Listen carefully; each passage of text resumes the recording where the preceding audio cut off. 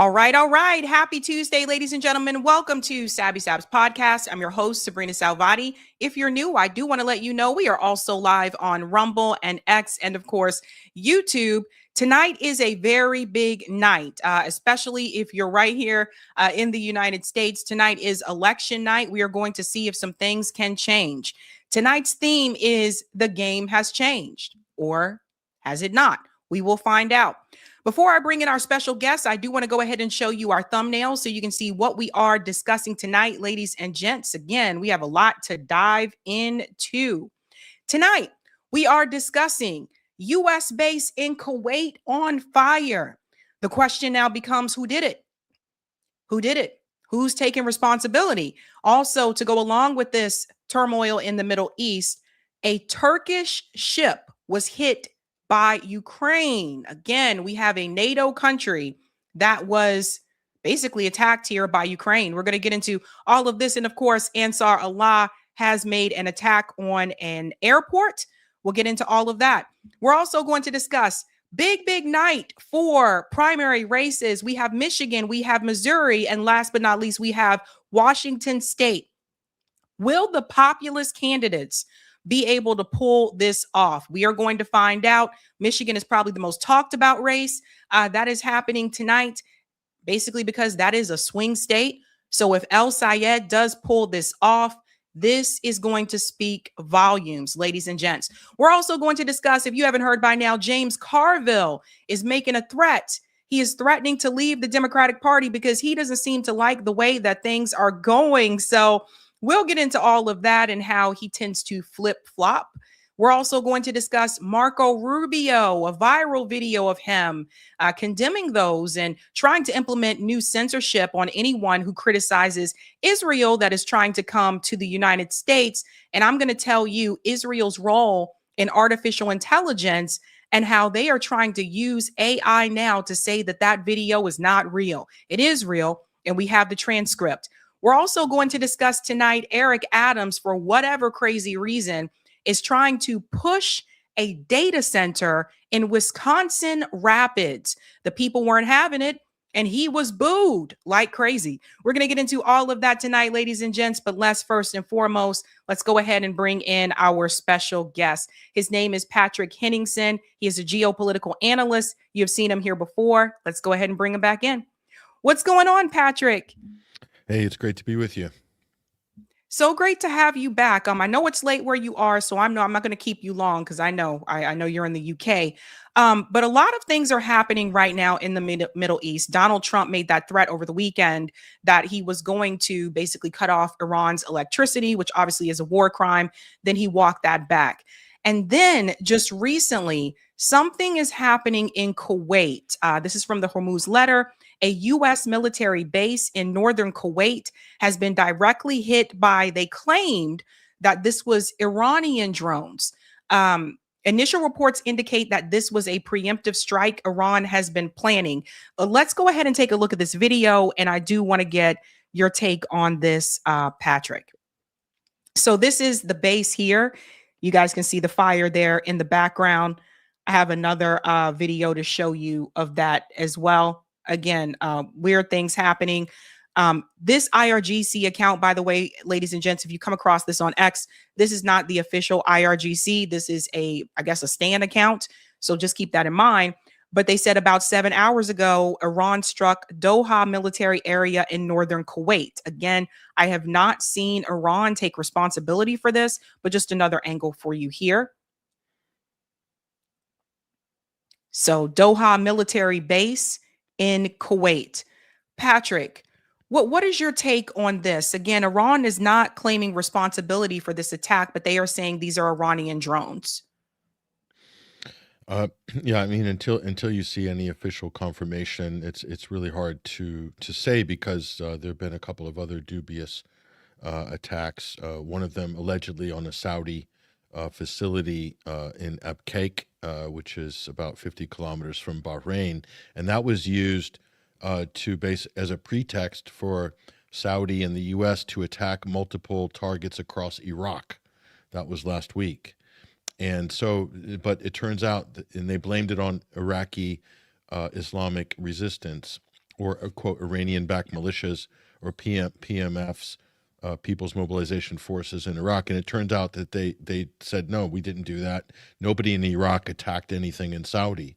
So, but it was used to hit Iraqi military positions from the actual Iraqi MOD.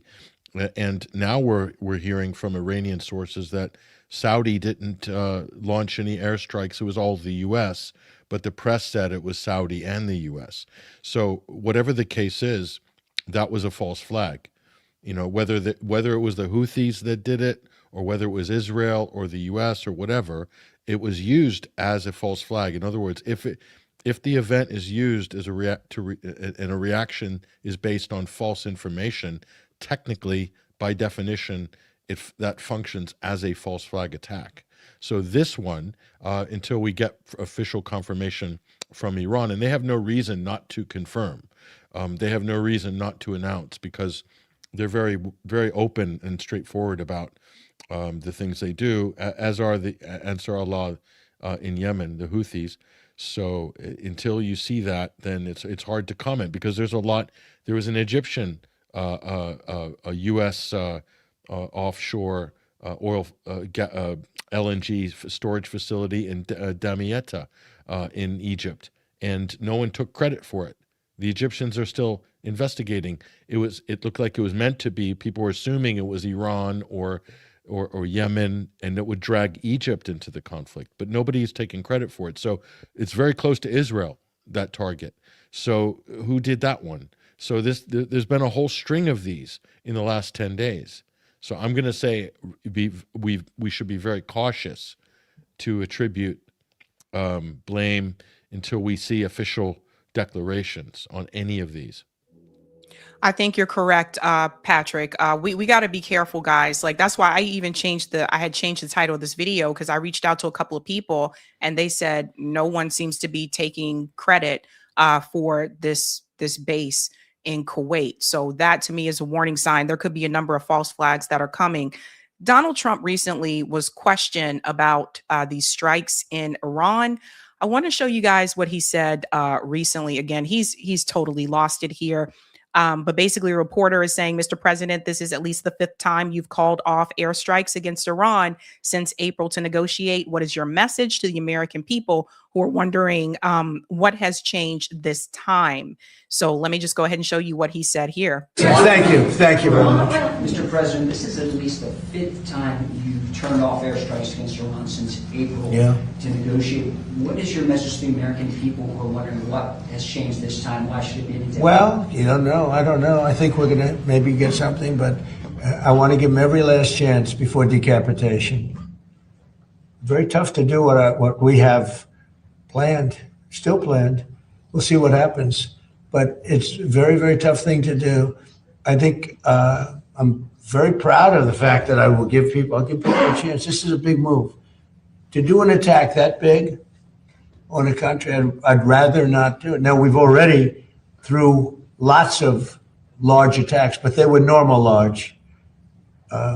Hopefully they'll come to their senses, because what happened cannot have a nuclear weapon, but hopefully they'll come to their senses. So they called me and they said, please don't attack. We'll make a deal. Let's just pause here, Patrick, and I'll continue the rest in a second. This idea that Iran called him and said, please, let's make a deal. You want to comment on that? Yeah, that didn't happen. That's impossible. The U.S. has no direct communication with the Iranians. They do speak through intermediaries, and the Iranians have announced that they're not communicating through intermediaries with Washington. So who is Trump on the phone with? Could be some Iranian guy in New Jersey, for all we know. I mean, we don't. Could be Patrick Bet David, or the Shah's son Pahlavi. We just don't know. Who is he on the phone with? And he says they can't have a nuclear weapon. That's the straw man talking point he adds in there. He's all over the place, and he's wanting to sound like Brutus the Merciful there. No, nobody's seen an attack like this, but I really don't want to do it, but I feel like I have to. And it's just it's a joke at this point. You're talking about total annihilation If it's true and he had this strike was scheduled, it was against civilian targets and civilian infrastructure. For what? What has Iran done to the United States? Nothing, because they haven't surrendered, because they haven't totally capitulated to the U.S. Therefore, they need to be punished again more. I mean, we're well down the road of illegality here with this government, with the United States, and he wants to take it further, thinking that there's going to be some final hammer blow, and that Iran is going to raise the white flag. I'm sorry, it's not going to happen. Totally delusional, and one wonders if he knows whether he's coming or going. Yeah, I also want to add to people, because of course Donald Trump isn't going to tell you guys this, but there were reports that came down that said that the U.S. were the ones that stopped striking. And the reason why Donald Trump didn't go forward with that plan of I'm going to cut off all their electricity and we're going to like blow them up or whatever is because they were concerned about the threats in the region. Now, again, Donald Trump isn't going to tell you that. So let me go back into this video and let him finish here. That's the real truth. And everyone knows it. And who wouldn't call? And they found out through leaks and sleazebags, a lot of sleazebags, leakers. Leakers should be put in jail. They have to strengthen up the laws for leakers. But in this case, leakers helped because they said the severity of the attack, and Iran knew it. They knew what was coming. It was going to come last night, and it would have gone on for a long time, and there'd be essentially very little left. There'd be nothing left. And if I'm given a chance to let a lot of people live, I want to give that chance. So I'm under no time constraint. I don't happen to be running, but a lot of very good Republicans are running. And you have a sick ideology taking place right now that, hopefully they'll be defeated because they'll destroy the country if they ever take over. Well, we shall see. But he doesn't look good, does he, Patrick? No, he's a mess. He's an absolute mess. He's looking more slovenly than ever before. He is, confabulating all sorts of different things at once. He's completely incoherent. And he's saying, this is the real truth. And, they probably leaked, if anything, the leaks that he's probably, the Gulf reports are that the Gulf states begged him not to do it because they were going to get hammered. The Iranians already said what they're going to do. That's the one thing. The U.S. military, we're telling him it's not a good idea because they've run out of PAC-3 interceptors for Patriot missiles and things like this, and they have no way to defend any U.S. or Gulf positions or Israel, for that matter. So, and the Israelis probably, they managed to get, the Israelis managed in the last round of U.S. escalation, the Israelis managed to sit that out. Did you notice? Yep. Nothing came their way. They loved it. They absolutely loved it. The U.S. took a beating, the Gulf took a beating, and nothing came and dropped on their heads. And so for them, that's a viable model for Israel. So they're very happy. They really don't care what happens to the Gulf states, quite frankly. I mean, they lost a lot of their defense with the U.S. bases in Jordan being damaged, and the other ones in the Erbil and Iraqi Kurdistan. Iran's been hitting those hard. So the hand that the U.S. has to play and the protection for Israel is being degraded by the day.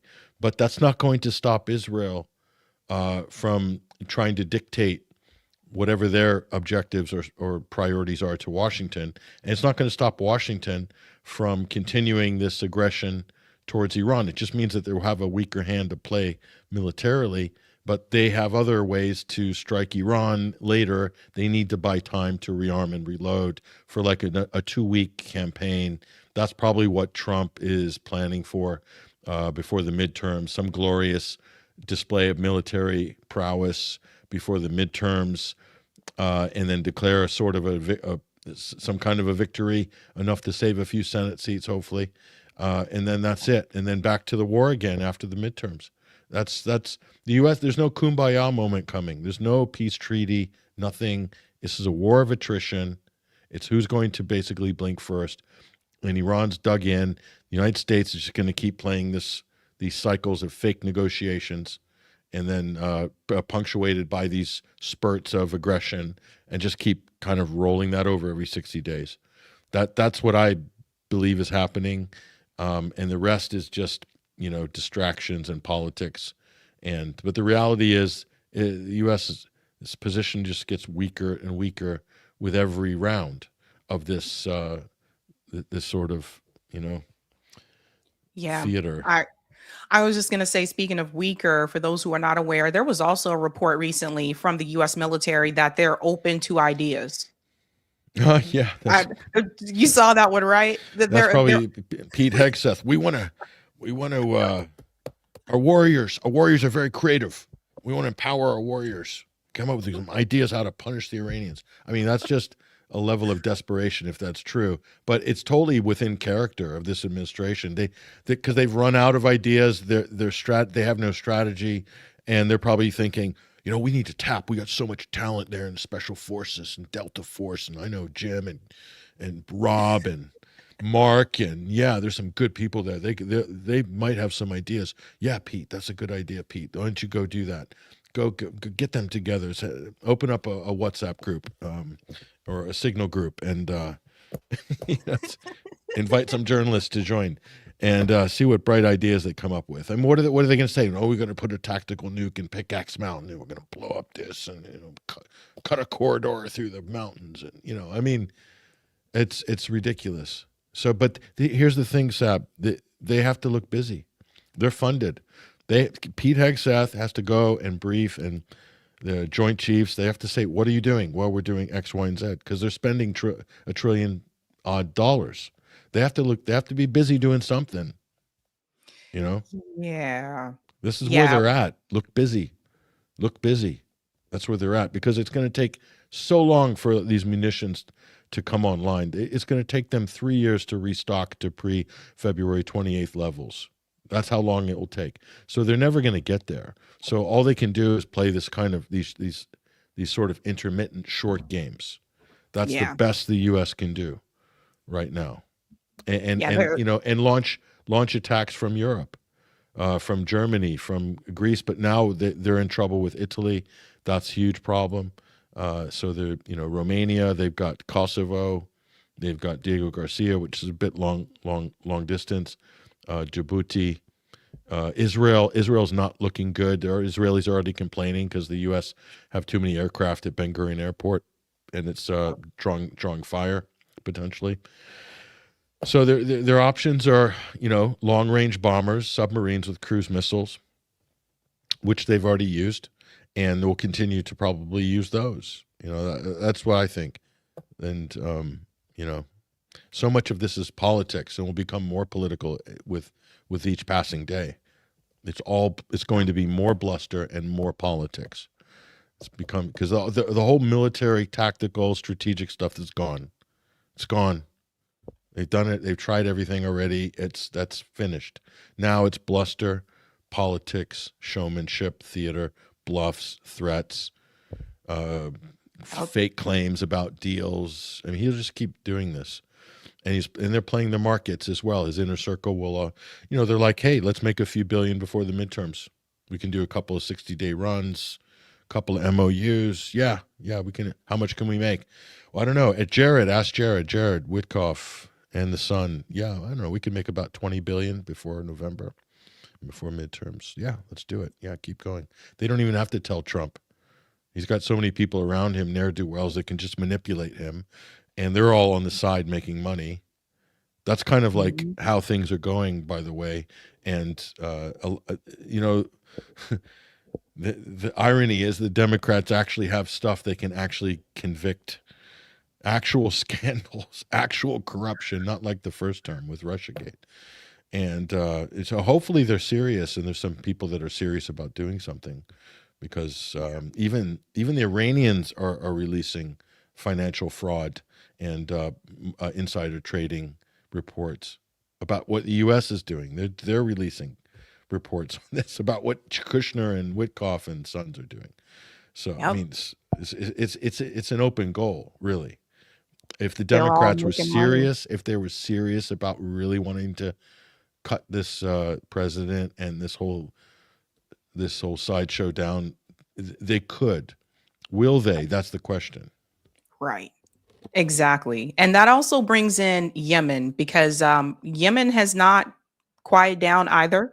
This just came through recently. The Yemeni armed forces announced they struck a sensitive target at Najran International Airport in Saudi Arabia with drones. The operation was carried out in response to an airspace violation. So there's also this issue, which again could have completely been avoided, and we warned people that it could escalate to this point where Ansar Allah could get involved here. And we see what this has come to.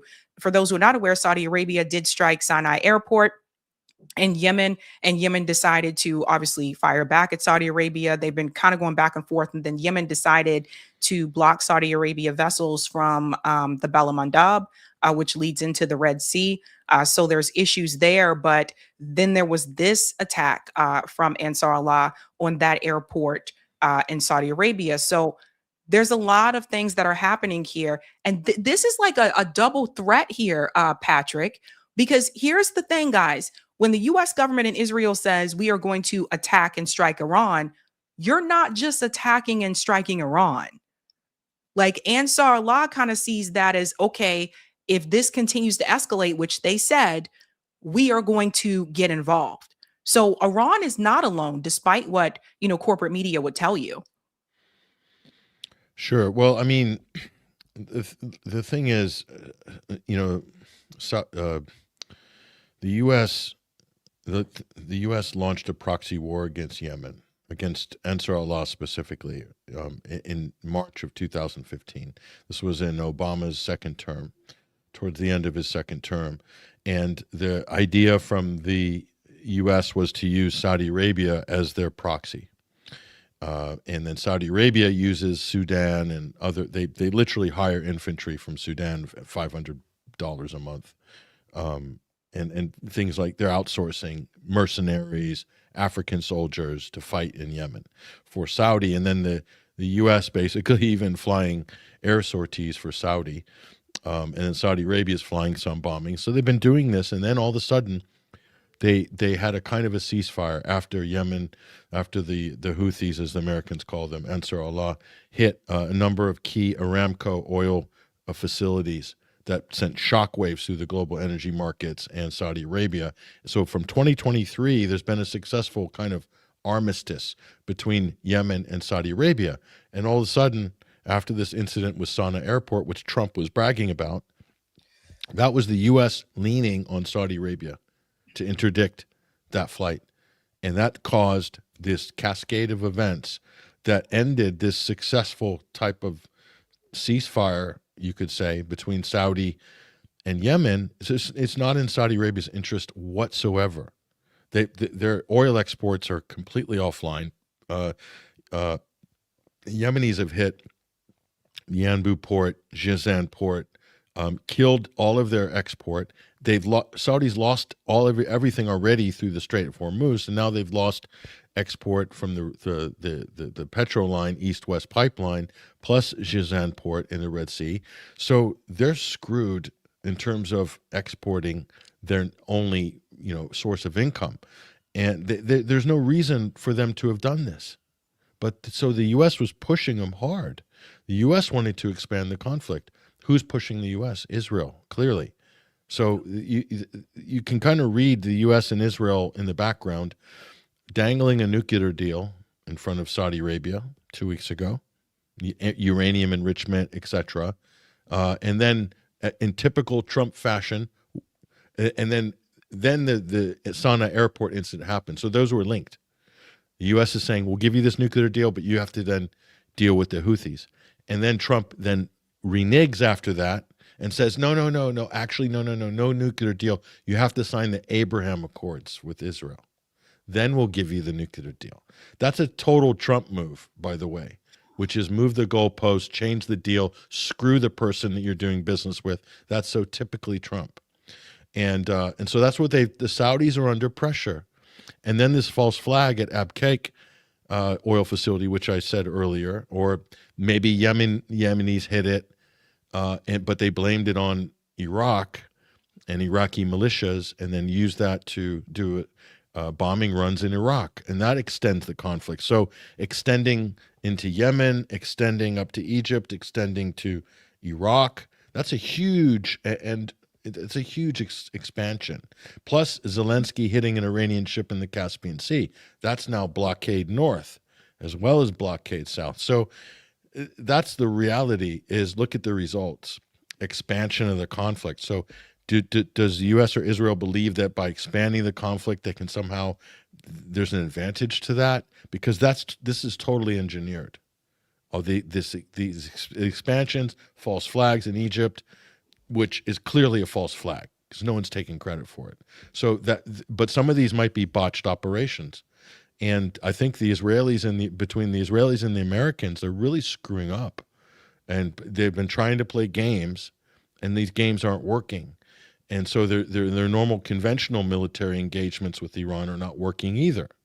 So I think this is probably a real crisis moment in Washington. But again, this is not going well, but it doesn't mean they're going to stop. They're going to keep going. The question is, how are they going to keep going and how often? But they're not going to, there's no peace deal coming with these people. I can tell you it's not happening. So, but it's a disaster. It is a disaster. It's a disaster for the Gulf, for the U.S., for Israel. It's really bad. And it's going to be bad for the Iranians because the U.S. are eventually going to want to punish them because they're winning, basically. Right. And speaking of escalation, again, Turkey, from what I understand, is a part of NATO. This is a big one today, guys.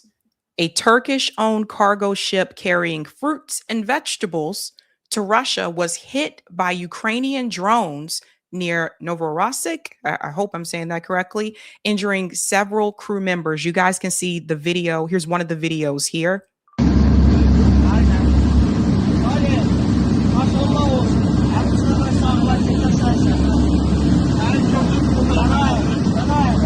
Все, уходим, всем держаться. Ты тоже давай с носа.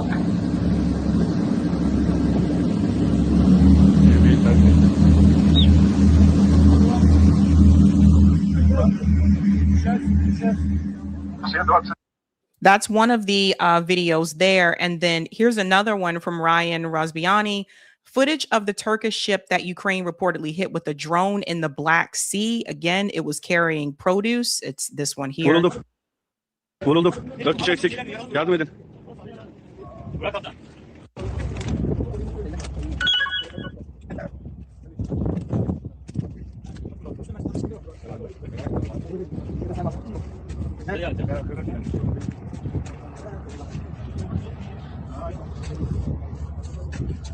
Şarjım bitiyor. Right here. Herkese tek tek konuşamıyorum. Yardım bekliyoruz. Eksik kişi yok. Herkes sağ. Yaralılarımız var. Bekliyoruz. Hiçbir müdahalede bulunamıyoruz şu an. Now, here's the thing. It was carrying fruits. It was carrying produce to Russia. What is the reasoning for this, Patrick? I'm carrying produce. It's a terrorist attack. Yeah, Ukraine also killed slaughtered a bunch of Russian tourists on the beach just in the last 24 hours. And that's a terrorist attack as well. I mean, that's how it should be reported, right? But it's not. In the Western media, whatever Ukraine does just kind of gets washed under the headlines a little bit in the West. But anything Russia does, it's just, oh my God, the Russians have done this, that, and the other. So what this is going to do is drive Russia and Turkey closer together. And they've always had a tenuous, ambiguous relationship for different reasons, because Turkey's NATO, of course, and other reasons. But it's going to drive their interests together because Turkey wants to safeguard shipping in the Black Sea for obvious reasons. So does Russia, but Ukraine doesn't. They don't want to safeguard. But Russia's running a blockade on Odessa, and really the vice grip on that is tightening up now. And if Russia takes Odessa, which is a Russian-speaking region, and historically Russian, then that's game over for NATO. That's their southern flank gone. There's nothing they'll be able to do after that. It's finished. NATO will have basically had a leg cut off permanently, and that's, to me, that's the end of NATO. So Odessa is where the war, the whole NATO expansion project dies there. It does, and so I think you're seeing a lot of desperation from Ukraine. They're desperate to either get Russia to react in a irrational and violent way, or thinking that somehow they can, create stress between Turkey and Russia by doing this. It doesn't make any sense. Honestly, I really don't know how this works for Ukraine at all. I don't know. It's almost like they're trying to create a global war. That's the impression that I'm getting. But I have that video to show people so you guys can see. Again, this is what Patrick was talking about. Russian officials say a Ukrainian drone attack on a Black Sea beach. And it said it killed 7 people and 40 others injured. Here's that video. Again, why isn't this all over, corporate media? Why? So? Why?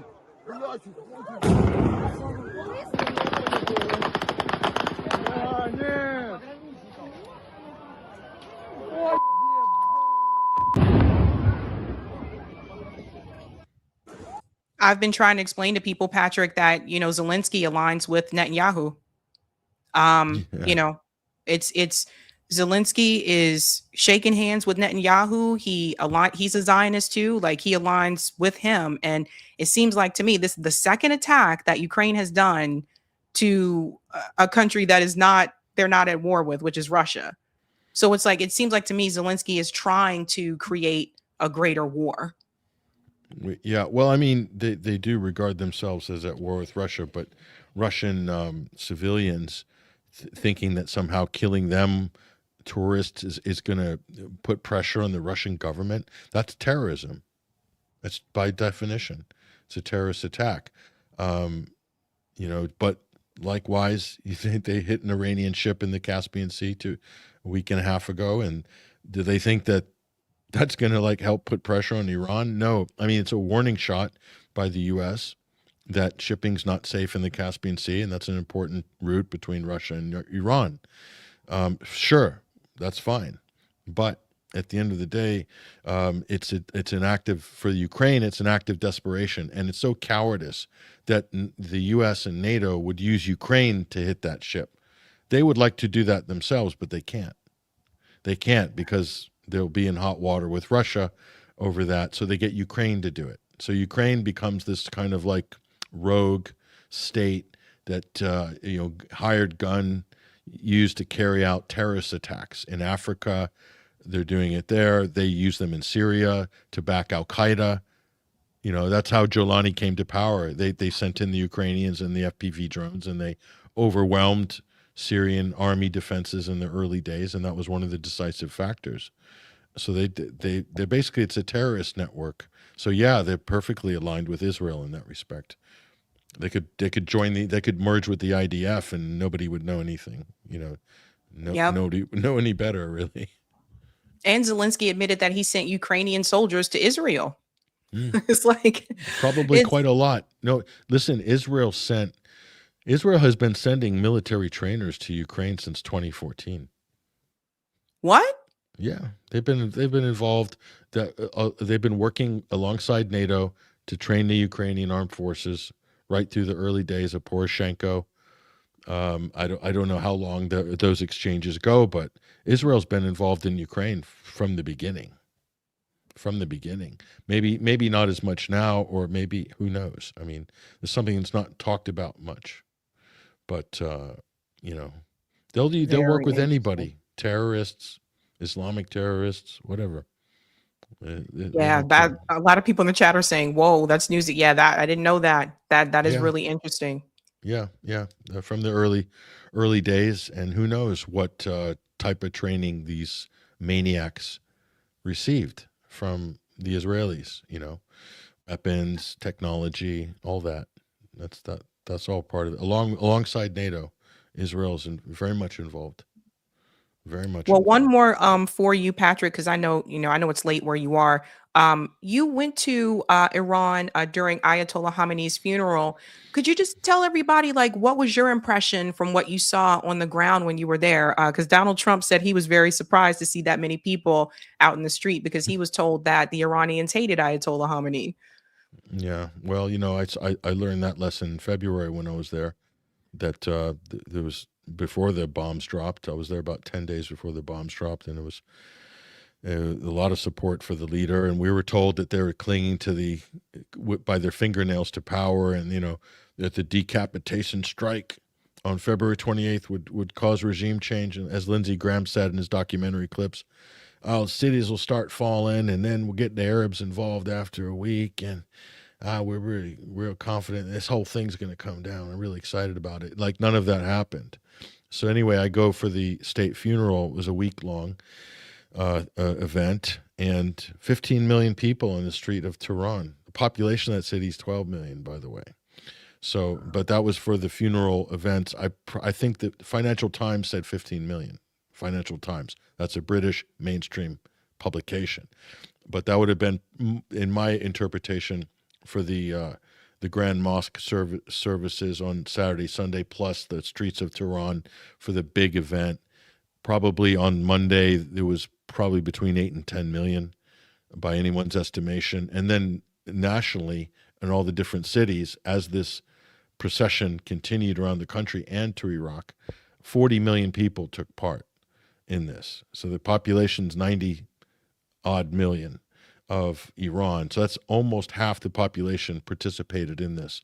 So, and total solidarity, total national cohesion, the likes of which I've never seen before, and I may never see again. It was intense. It was emotional. I'm an American. There was only a couple of us there. I even had a little American flag on my press ID badge, and there's millions of Iranians chanting "Death to America," but I was totally safe. There was no one was aggressive towards me. When they say "Death to America," the government doesn't say "Death to America." You see people chanting, and on the street, sure, and maybe even at a mosque sometimes, but they mean the American regime. They mean the imperialist American system. That's what they're saying. But it's translated in the West to trigger people in the West, to make them scared, thinking the mullahs want to kill everybody with nuclear weapons, which is a complete ridiculous assertion. But that's kind of the fuel that keeps Trump and the Israeli lobby going with this agenda, is just lying, mischaracterizing, demonizing, dehumanizing the entire Iranian society. Their supreme leader casting him as a terror mastermind when he was, the most, probably, it's like the Pope combined with a philosopher, combined with a literary scholar, combined with a counselor, combined with a school teacher. That's the role of the supreme leader in Iran. Iran is not sending terrorists. So I don't want to. I mean, we can go down that conversation, but that mischaracterization is essential to create the backdrop for Western foreign policy, and of course Israel, which everything is a construct of lies stitched together regarding Iran, and they've hugely underestimated the Iranians, their society, their government, their leadership, so much so that the new leader hasn't even shown his face in public because he's marked for assassination by the U.S. and Israel. And so even without him being in public, you still have that incredible cohesion. What does that tell you? It's not just about the leader. That's how the society is woven together. It's a very strong system. It's a very strong culture. And they have 5,000 years of history. They're a civilizational state. So, Americans and Europeans need to think, maybe there's something there. Maybe there's some inherent qualities in Iranians in this country, in their country, their government, their republic, Islamic Republic, that are significant and give them quite a lot of advantage and resilience because they've been around for 5,000 years, like China, like Russia, like Japan, like India, other civilizational states. We could name off many others, but that's something that we don't acknowledge in the West, and they call them liars, cheaters, everything that we are in the West, we project onto the Iranians. I mean, it's ridiculous. You can't negotiate with them. That's what the Fox News crowd will say every 5 minutes. No, you can't negotiate with America. It's obviously, you try to assassinate the negotiators, the Americans and the Israelis. They try to kill the people they're negotiating with during negotiations. Nobody else does that in the world but the U.S. and Israel. So, I mean, Iran has been very disciplined, very pragmatic. The people are amazing. I was treated so well when I was there. And I have the utmost respect for their culture, their society, and they've handled themselves tremendously considering what they're up against and who they're up against that doesn't play by any rules, by the way. So among that, they still maintain their dignity. They still maintain their integrity. They still follow international law. What does that tell you? They're trying to position themselves to be a normative power, and I think it's happened. I think they've already graduated. They've gone up to the normative power tier, and the U.S. has descended down to the rogue state, failing empire, and Israel. Well, that's another discussion altogether. But Yeah. So I don't know. There's a lot of things I could say. I released a couple of videos, shorts as well on Instagram, plus some longer videos on YouTube when I was there, and some other reports on other networks that I filed for other channels and stuff like that. But it was definitely an incredible experience, and it completely transformed I had an understanding before of a lot of things of Iran, but this gave me a much deeper, it was a much more insightful, and also I understood the religious component of the Shia Islam is so central to everything there. And, their entire politics and political economy is built around that. And you can't take it apart. You can't separate the different, it's one big package: politics, religion, culture, society there, for, the values, ethics, morals, history. It's one package. And that's how that's the system that they wanted. That's the system they have. And, we've tried to pick at it. We've tried to chisel at it, tried to create cracks and separate and division and agent provocateurs causing, insurrections there. And it's only, the result is a more cohesive Iran society. In fact, I would say the last thing is that, they should do FIFA should do a little trophy for Trump to go next to his peace prize from FIFA, and should give him a medal to recognize that Donald Trump dismantled the Iranian opposition and any Western-leaning liberal opposition. He totally destroyed it and dismantled it thoroughly from all of his actions. So he should get a prize for that, and he can give participation medals to J.D. Vance and some of the others there. Rubio, they can get little participation medals for that. And Scott Bessent should get one too, because Scott Bessent bragged at the Doha Forum or one of these international forums. Do you remember? He said, "Oh, we attacked their currency, and that drove the people on the streets, and they're having trouble getting food." And before that, people were making criticisms of the government that they're mismanaging the economy. But Scott Bessent, because he had to brag, because he needed to get his social media soundbite, like they all do these days, political narcissism in America, by doing that, he gave the government the perfect case to put on heavy rotation on the national broadcaster of the U.S. Treasury Secretary bragging about destroying the Iranian currency. So again, should get a trophy for that. What do you think? All right, Patrick. Thank you so much. Patrick, where can people follow your work? Well, definitely help us out. Visit our YouTube channel. We're heavily suppressed. We don't have many friends at Alphabet, but so our 21st Century Wire YouTube, plus I have a Substack presence as well. And if you can support us in any way you can, just visit, share, watch, like, maybe subscribe. Fantastic. We appreciate it. All right, Patrick. Thank you so much. All right. Thank you. All righty, ladies and gentlemen, that was Patrick Henningsen. So nice for him to, join us. Is a different time zone there in the UK. So it is late for him. So, ladies and gentlemen, we have quite a bit to get into tonight. Tonight is a big night. It is election night. We're going to be looking at Michigan, of course, Missouri, and I'll explain about Washington State because their polls close really, really, really late. But I'll explain the plan for that. Tonight's theme is the game has changed, ladies and gentlemen. The game has definitely changed. You just saw that, obviously, with the foreign policy conversation there. The U.S. is blasted on the world stage that, guess what? You're not the dominant power anymore, and you can't just bully every country. And now we're going to get into some of the other stories that also kind of show that the game has changed. So if you have not done so, do me a solid and smash that like button for me.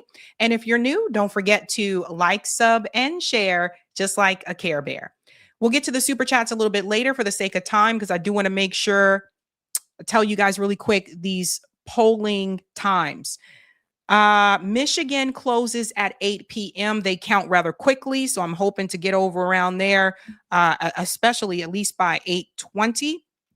So we're going to move rather quickly here. The Upper Peninsula of Michigan closes at 9 p.m. That's when that poll closes. I don't know why I split like that. It just is.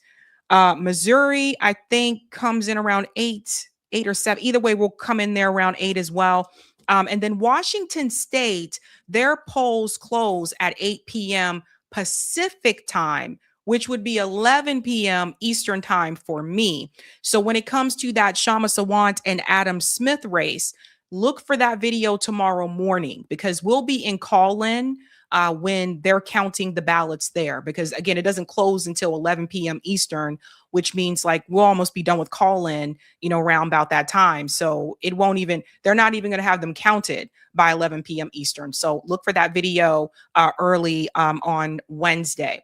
So without further ado, let's get to the next story, ladies and gents, because this is also kind of connected as well.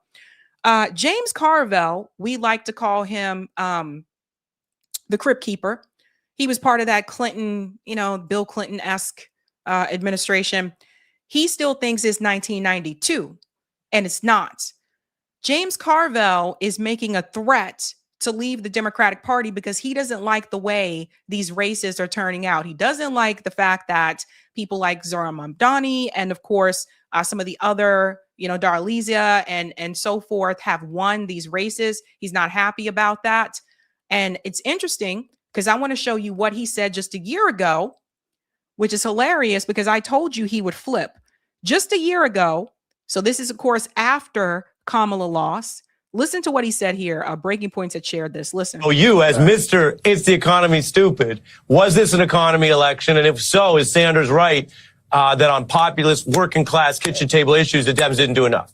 Well, what he is not right about it, Democrats have done a number of things for working people. I mean, Obamacare expanded health care for 23 million more people than had it before. A lot of things in President Biden's Build Back Better program created millions of jobs for working people. But I think Senator Sanders has some of a point here. And that is, there were things we could have run on harder that have effect. The minimum wage. It passes everywhere by 70%. I mean, I know that President Biden was for it and Harris was for it, but we need to put it front and center.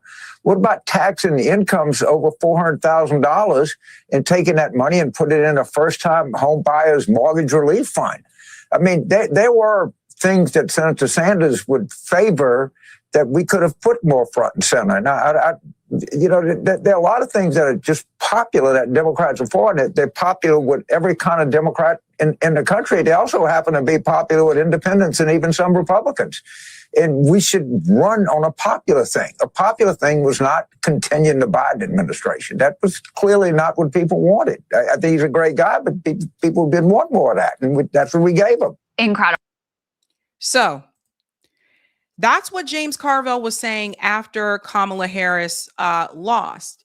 So this is the same guy who was against all these types of policies when Bernie ran in 2016 and in 2020. He was heavily against it. Again, you got to remember where he comes from, that Bill Clinton-esque era, right? Bill Clinton actually moved the Democratic Party further right wing.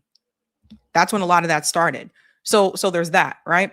Okay. So then he comes in after Kamala Harris lost and says, hey, maybe those folks with those populist policies might have had a point there. Maybe Kamala should have focused more on the economy. Maybe she should have had like increasing the minimum wage or something on there. But when he said this back then, I told you guys, like, this dude is going to flip. Wait till the midterms, wait till the presidential election, and he's going to flip. And so now what we see happening, let's go ahead and move him off the screen here. Again, we call him the Crypt Keeper, but now what we see happening is Carville, he is going on to Fox News, and now he is saying the exact opposite of what he just said on MS Now over a year ago. So check this out. See, he's crawled on over to Fox News now, ladies and gents, just like John Fetterman. You creepy crawler. Let me crawl over there to the Fox people, brother. So listen to what he says about those policies now. So where should Democrats draw the line on this stuff?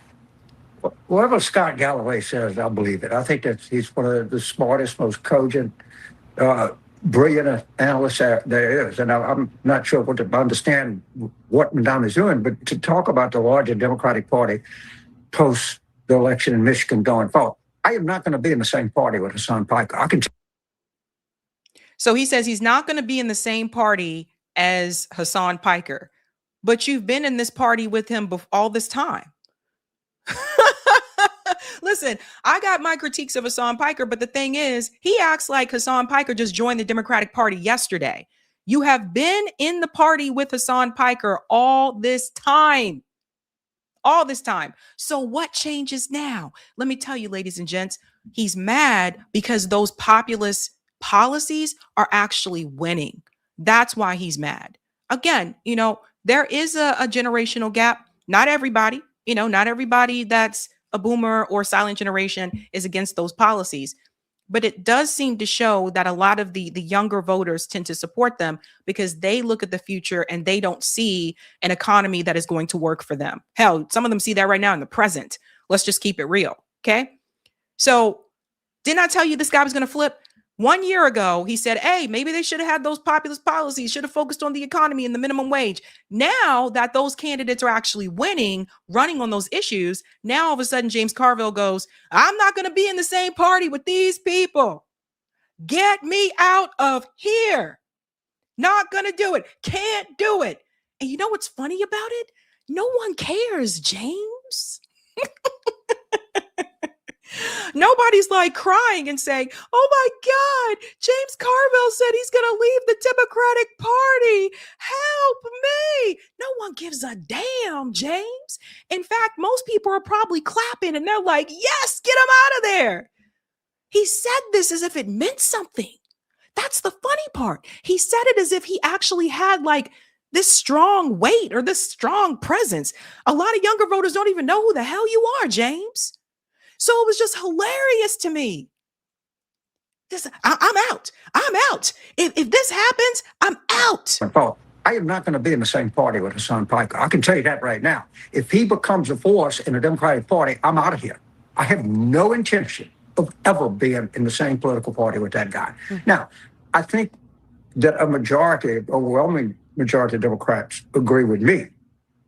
But this idea that we're going to seize the means of production and just go look at the DSA platform. You don't have to look any further than that. And, Jackie, it may be that the two-party system is just going to be under tremendous stress. here in the coming months. I mean, you see it in with Tucker and Martin Taylor Greene, and on the Republican side, you see it going on right now.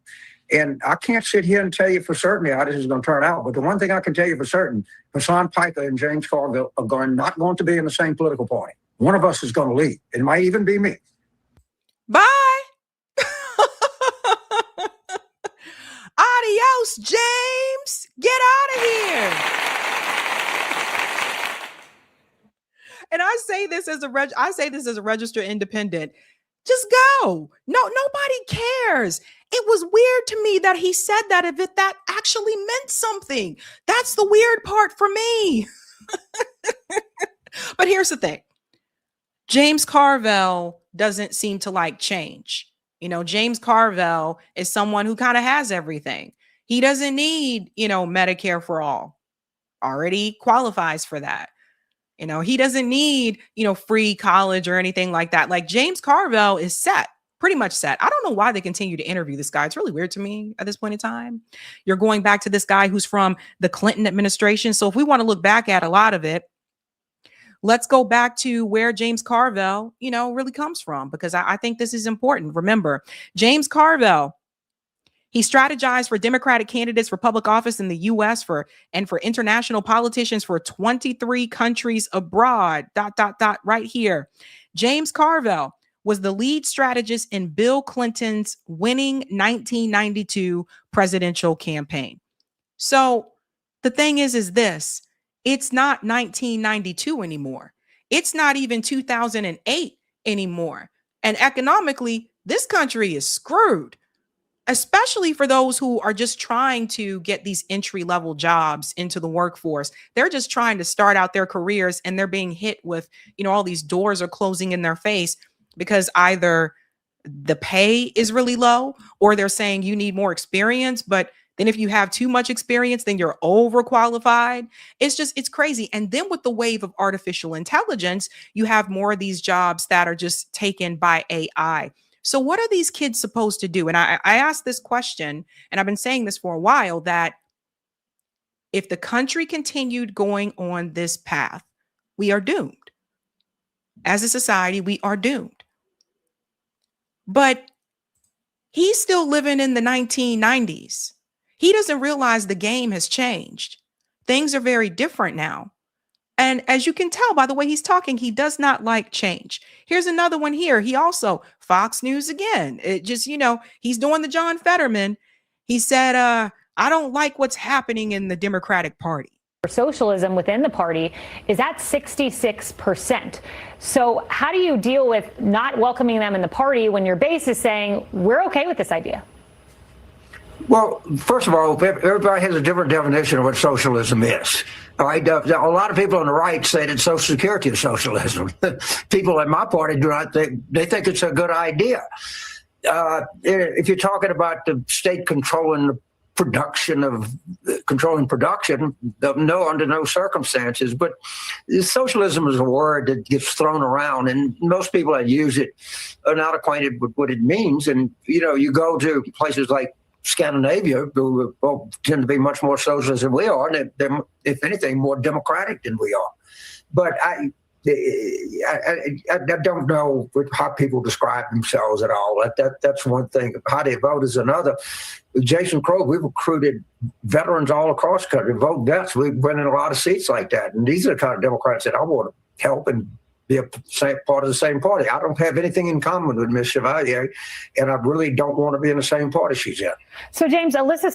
So it's not just Hassan Piker. It's also, of course, Daraliza. He's like, I don't have anything in common with her, and I don't want to be in the same party as them. I will be voting for Joe. Yes. He was on my show. I will be voting for Joe. Yep. He's running against Ed Markey. Yeah, I'll be voting for him. But this is what I'm talking about here. Okay. So notice how he frames it. He says that it's his party. That doesn't sound like a team to me.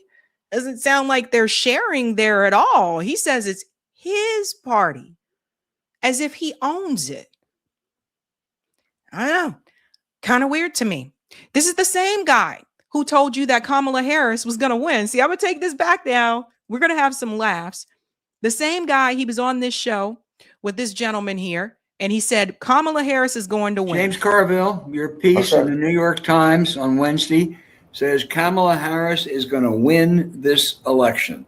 Tell us why.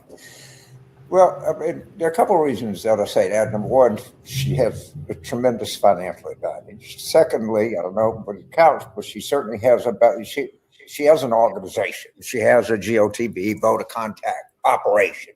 He has none. It's got to be worth something. Another reason that you just cannot ignore is the Democrats have not lost an election in the last 2.5 years. I mean, right. And I think that the issues that she also has, if they use them and deploy them correctly, they have the surrogate battle won 98-2. And not just political surrogates, not just President Obama or President Clinton, but cultural surrogates, entertainment surrogates, athletic surrogates. I mean, she's got, and I think she's got to create a sense of all of this coming together. I think that you're going to see more and more, I hope they do, have a lot of other kind of national security, right-leaning, kind of types coming out more and coming out harder and giving harder definition on this race. And, hopefully, and I think they have a pretty good closing plan. At least I certainly hope they do. But on some of the underlying stuff, I think people's attitudes are changing about the economy a little bit. They should have changed a long time ago, but that's just where we are. And above all, you're never any better than you think you are. And Democrats, it's kind of a tie race, and they were lapsed into profound depression. And a depressed party is not a winning party. So anything that I can do to address that kind of depression, I'm glad to do it. And I'm glad the Times gave me a platform, and I was happy to write it. And I think all the things I said in there are valid and true. And, hopefully they'll all come to fruition. So this is when James Carville said that Kamala Harris was going to go on to win the presidential election. So I don't understand, why are people continuing to listen to this guy? So let me explain what's happening now, ladies and gents. Again, I said the game has changed. For people like James Carville that have been a part of this for a long time, obviously, working with different politicians within the Democratic Party, they became accustomed to things being done a certain way. And now that things are starting to move in a direction that they're not familiar with, they become uncomfortable. To that, I say this: what are we as a population if we don't have change? What are we as a society if we don't have movement? That is a question I think people need to really seriously ask. And two, maybe you just need to retire, James. I mean, I'm sitting there and, I'm watching this guy just pop up on corporate media every now and then around election time, and everybody, points to him and they're like, oh, he knows so much. Let's go to James. James knows everything, yada, yada. And it's really weird to me because this is someone who is out of touch. The world is changing, including the world that James Carville is a part of. And I think the best thing that James Carville could do, he's talking about leaving the party, whatever it is, what it is. I think James Carville just needs to retire, go sit on the beach somewhere, have a pina colada, and just chill. And just don't come back on corporate media. We don't care to see you. And just be bad about it. Just let that go. Just let it go. Because it just seems like to me like he taking it personal, as if he actually owns a political party. And that's really weird to me. But as I've come to, get older in life, I start to realize like some people just don't like change. They just don't. And James Carville is one of those people. So James, if you want to leave, you can. No one is going to miss you. Bye.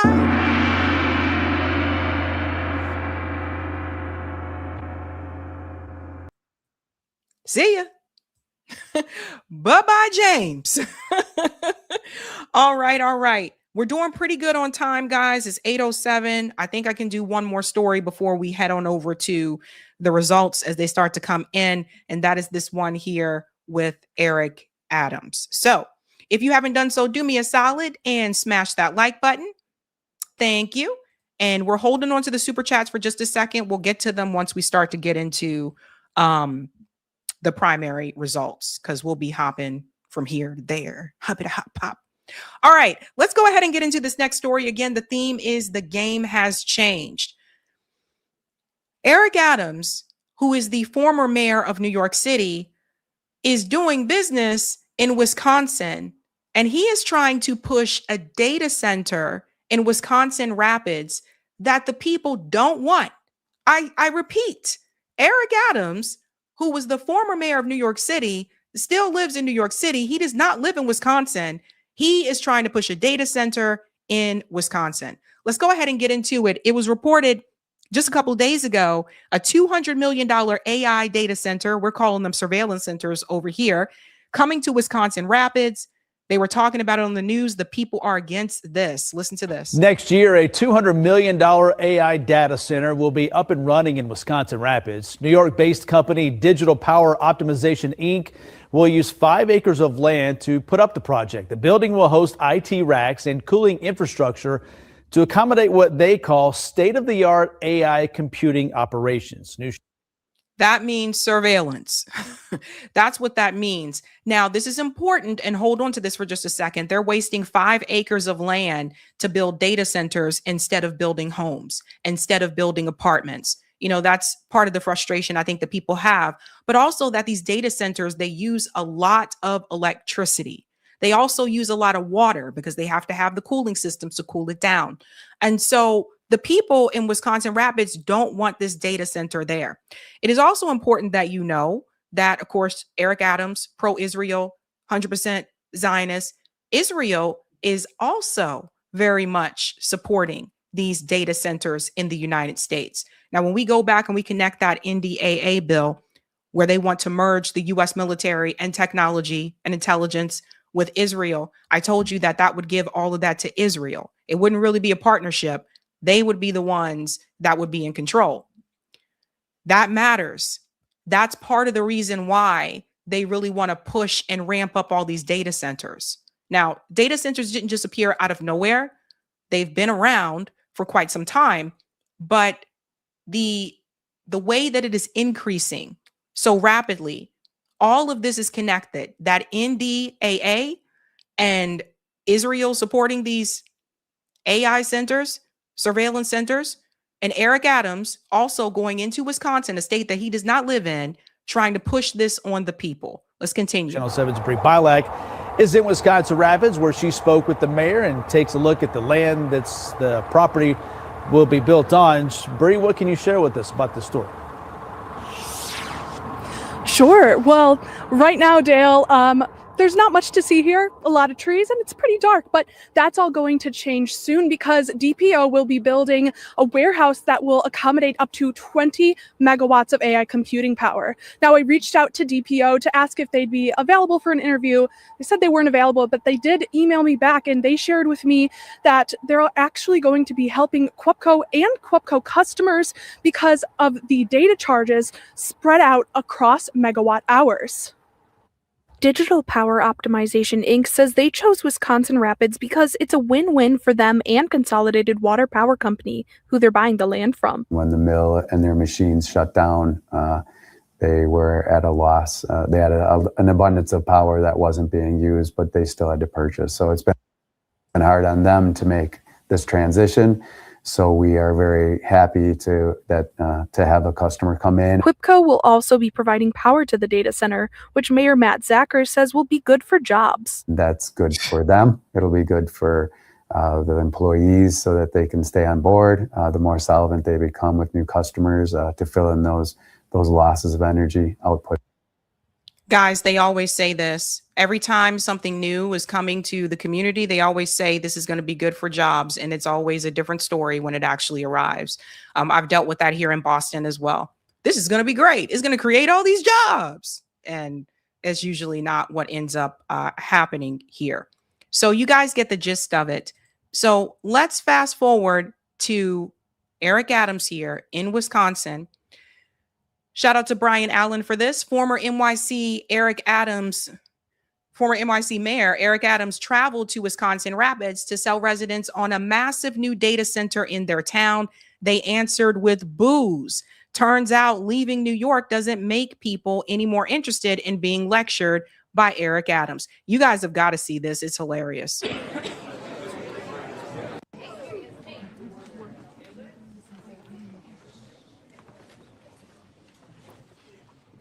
And as I look around the room and see the signs, you clearly have let me make this up. Your thoughts around this issue.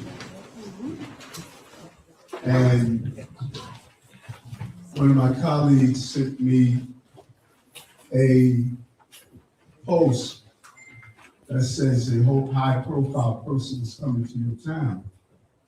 And I said, who's that? Let me tell you something. My name is Eric Adams. I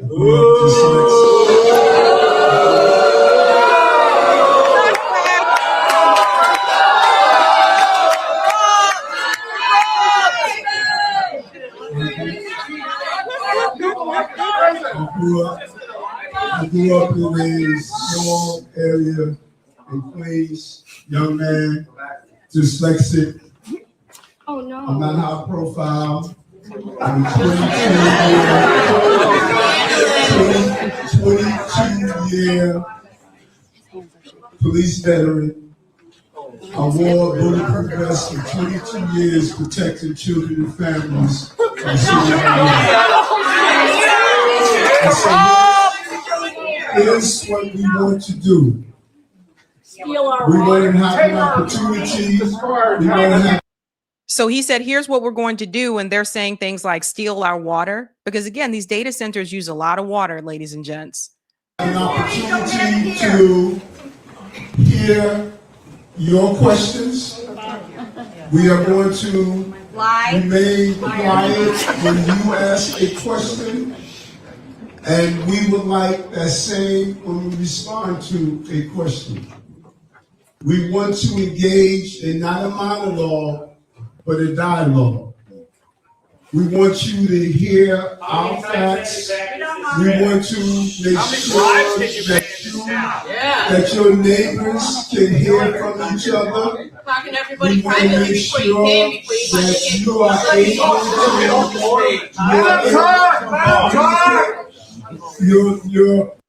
The woman standing up was cracking me up. The woman just stands up and she's like, yo. We want to make sure that you're able to communicate. We are going to respectfully listen to your questions. We're not going to cut you off. We're not going to heckle you. We're not going to yell at you.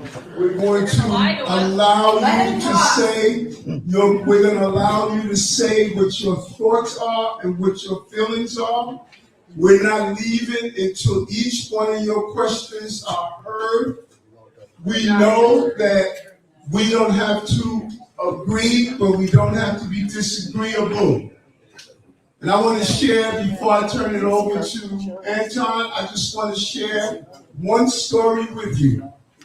Again, he does not live there. So Eric Adams is basically being paid to do this. This is not something that he does for free, of course.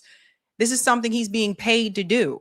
How do you come to someone else's state and someone else's town and say, hey, we're going to put this data center here and it's actually going to be great for you guys. And then you don't even live there. It's just really weird and bizarre, right? But this is who Eric Adams actually is. People see it now. People really understand. They booing. They don't want him there. The people already spoke up and they said they don't want the data center there. They don't want data centers stealing their water. They don't want it taking their land. They have $200 million to build a data/surveillance center, but they don't have, 200 million. They don't have $200 million to build more homes. They don't have $200 million to build more schools, parks, apartments, anything. $200 to build more data centers. This is what it's coming to. And a lot of people who live in rural America are being hit the hardest by this. You know, they're putting them in the cities too, in the dense areas, urban areas as well, but not as many of them because we don't have as much space. The rural areas, rural America is going to be hit the hardest by this. And this is something everybody need to pay attention to, because just when you think it's not coming to your town, boop, here it is. From what I also understand, these data centers are loud. They're noisy. So a lot of people that live out in these rural towns and stuff like that, like they don't live there to hear like these loud noises and things like that. But also, when do the people have a say? When do the people who live in a town or a community actually have a say-so about what goes into their town and their community? I think everybody should have a say-so. We got to push back on the developers. We got to push back on these data centers, not just data centers, but all of it. All these greedy developers that come into these communities and tear them apart by putting in data centers, putting in these luxury condos, which causes everybody's rent to increase as well. The property taxes go up. They have been focusing on urban areas for years, and now they have made their way out to rural America. So the gentrification is going to be coming to you too, folks. This is where we're at now.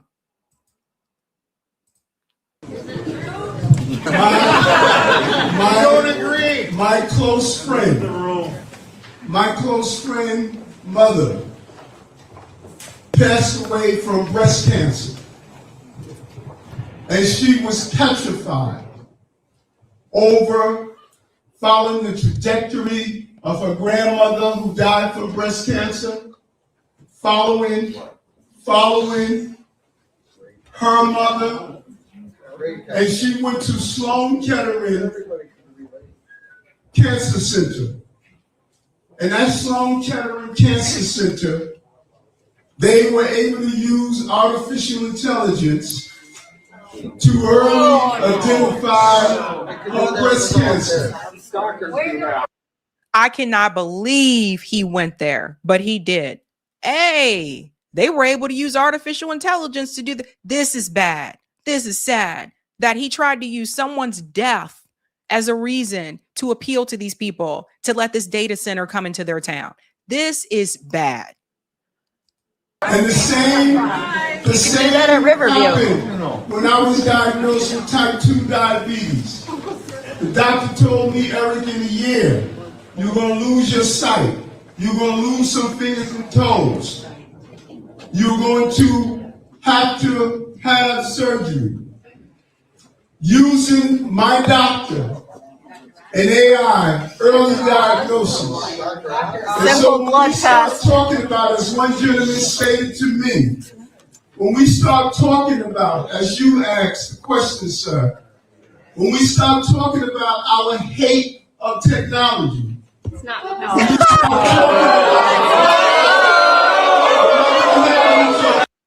Boo this man! It's not about a hate of technology. It is about infringing on people's space and their environment, and they don't want it there. It's not about the hate of technology. It's about a hate of technology. People wouldn't even be using cell phones. That's not what this is about. Oof. When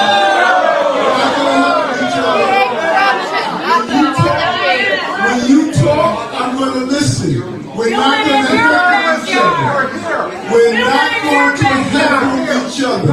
When you talk, I'm going to listen. When you talk, I'm going to listen. We are not here to heckle each other. We're here to have a dialogue. When you talk, I'm going to listen. I'm going to listen when you talk. When you talk, I'm going to listen. When you talk. And so, what we want to do is to show you that when we heard how other companies did not produce the right product We said that we wanted to hear the concerns across the country, and we wanted to produce a product that you can look at and examine so that we know if we like it or not. If we like it or not, folks, data centers are going to be here.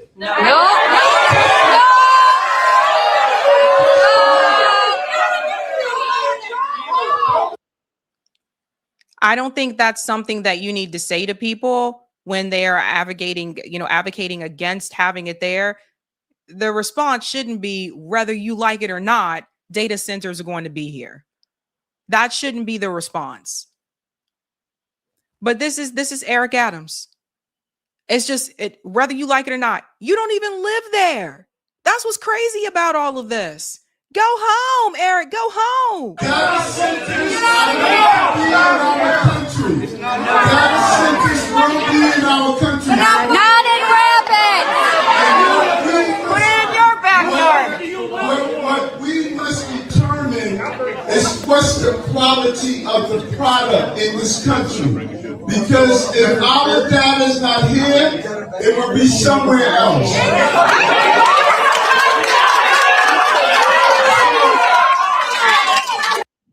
When people say stuff like that, it's like, listen, you got a choice. You can either get hit by my car or you can get hit by someone else's car.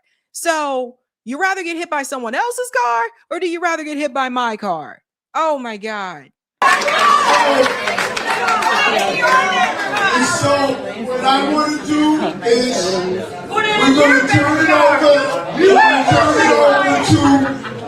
You live next door to it. Folks, anyone can heckle, but not everybody can communicate. Give them the mic. I'm going to turn it over to explain. I'm going to turn it over to explain our project. And we're going to open the floor. We're going to open the floor for your questions. Did you hear how he said our project? So do you see, like I said, he's being paid to, this is just more money for Eric Adams. And all I ask is while your neighbor asks a question, let them ask the question so we can answer the question. That is our ask. As your neighbor asks a question, give us the opportunity to answer the question that is presented by your neighbor. So again, I'm going to turn it over to Anton, who will explain the project, and then you guys get the point. They're not having it. Some of the phrases I heard were put it in your backyard. You're stealing our water. Of course, people have been very vocal and loud, and rightfully so, against these surveillance centers popping up in their communities. And for Eric Adams to show up to a state that he doesn't even live in and tell them, we're putting this here, whether you like it or not. And so let's just have a discussion. It's rude, it's disrespectful, especially considering you're going to hop on a plane and go back to New York after this is all said and done. You're not going to have to live there and deal with it.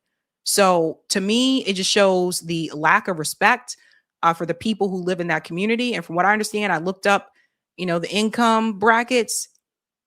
Obviously not a wealthy area. And that's another thing I noticed too. They don't tend to be putting these in wealthy areas. But for you to show up there and to disrespect the people like that, it's absolutely ridiculous. But the game has changed. And I think Eric Adams is not used to that because, again, he was used to being like the top cop and, he was the mayor of New York City, and he basically got pushed out of his own re-election campaign, and now he's getting booed in Wisconsin. You got booed in New York, and now you're getting booed in Wisconsin. Maybe it's just you, Eric. Maybe it's just you. But I thought you guys should see that as to the different players in this game that are choosing to get involved in these data centers. Different players, some former politicians. It's not just people who are rich, like the Shark Tank guy that we talked about. You got people who are former politicians now trying to make money in this business. Pay attention, folks. Pay attention. All right, let me go ahead and just check really quick on the race here. It looks like Michigan is going to be closing in just about Hop, skip, and a dump. A jump, not a dump, sorry. Polls close in 32 minutes in Michigan, but we'll dive into it before that. We'll dive into it in about 15 minutes. I already peeked at some of the results, but again, they still got a little bit of ways to go. We do have another quick story I do want to cover. This is a big warning to people. You guys ride with me here, okay? I am getting very concerned about what they're trying to do here with artificial intelligence. And the first warning is this one.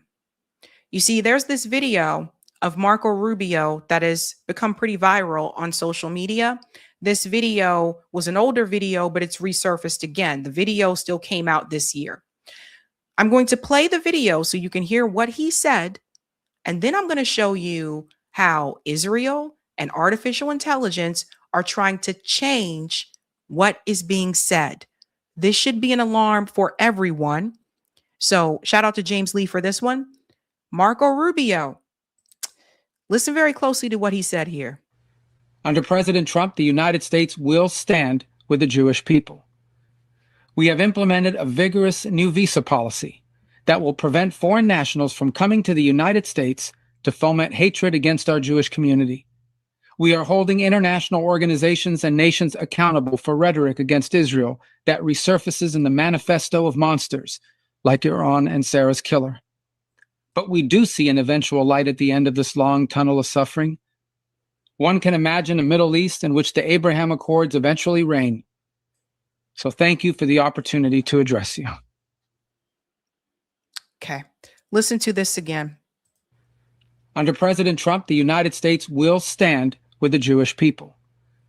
We have implemented a vigorous new visa policy that will prevent foreign nationals from coming to the United States to foment hatred against our Jewish community.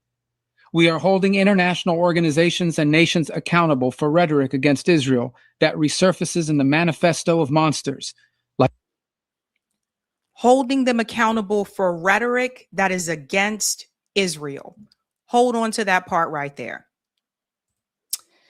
Because now, according to AI and fact checkers, they are telling you that video is not real. Check this out. James Lee was the first that caught it. Zionist fact checkers on Instagram are now claiming this video of Marco Rubio saying that he will be revoking visas of anyone who criticizes Israel is AI, except it's 100% real. This is one of the goals of artificial intelligence, to sow doubt, to change reality into whatever they want it to be. So James Lee has the image here where you guys can see it on Instagram, that same video that I just played for you. There's a note there that says, people added a community note. This video is AI. Marco Rubio did not say this. It even has a link here, yahoo.com. The context was written by someone on Instagram and is shown because enough people rate it helpful. Okay. So we're going to go ahead and debunk this, first of all. But I want you to think about what James Lee just said. This is the goal, one of the goals with AI, to sow doubt, to change reality into whatever they want it to be. We'll come back to that. So hold on to that for just a second. Don't believe your eyes. The transcript of the speech can be found on the official State Department's website. Now let's go to this before they try to scrub this, okay? It was May 28th, 2025. Secretary of State Marco Rubio at the Israeli Ministerial Conference on Combating Anti-Semitism. I'm going to go right down here to the bottom just to show you that you're not imagining things. Because you see, transcripts do exist. Here it is. Under President Trump, the United States will stand with the Jewish people. We have implemented a vigorous new visa policy that will prevent foreign nationals from coming to the United States to foment hatred against our Jewish community. We are holding international organizations and nations accountable for rhetoric against Israel. Right here. Rhetoric against Israel. Rhetoric against Israel. Does everybody see the problem here? This is censorship on a whole other level, ladies and gentlemen. How are you going to hold people accountable for criticizing Israel? It doesn't say for rhetoric against Jewish people. It says rhetoric against Israel. Somehow I think, this kind of snuck by a lot of us. But this should have been blasted everywhere. It doesn't even say rhetoric against the United States. It says rhetoric against Israel. Free speech going right out the door. You see this? Okay. Now let's go back to what James Lee said. One of the goals of AI is to sow doubt, to change reality into whatever they want it to be. Yes, this is the dangerous part here, ladies and gents.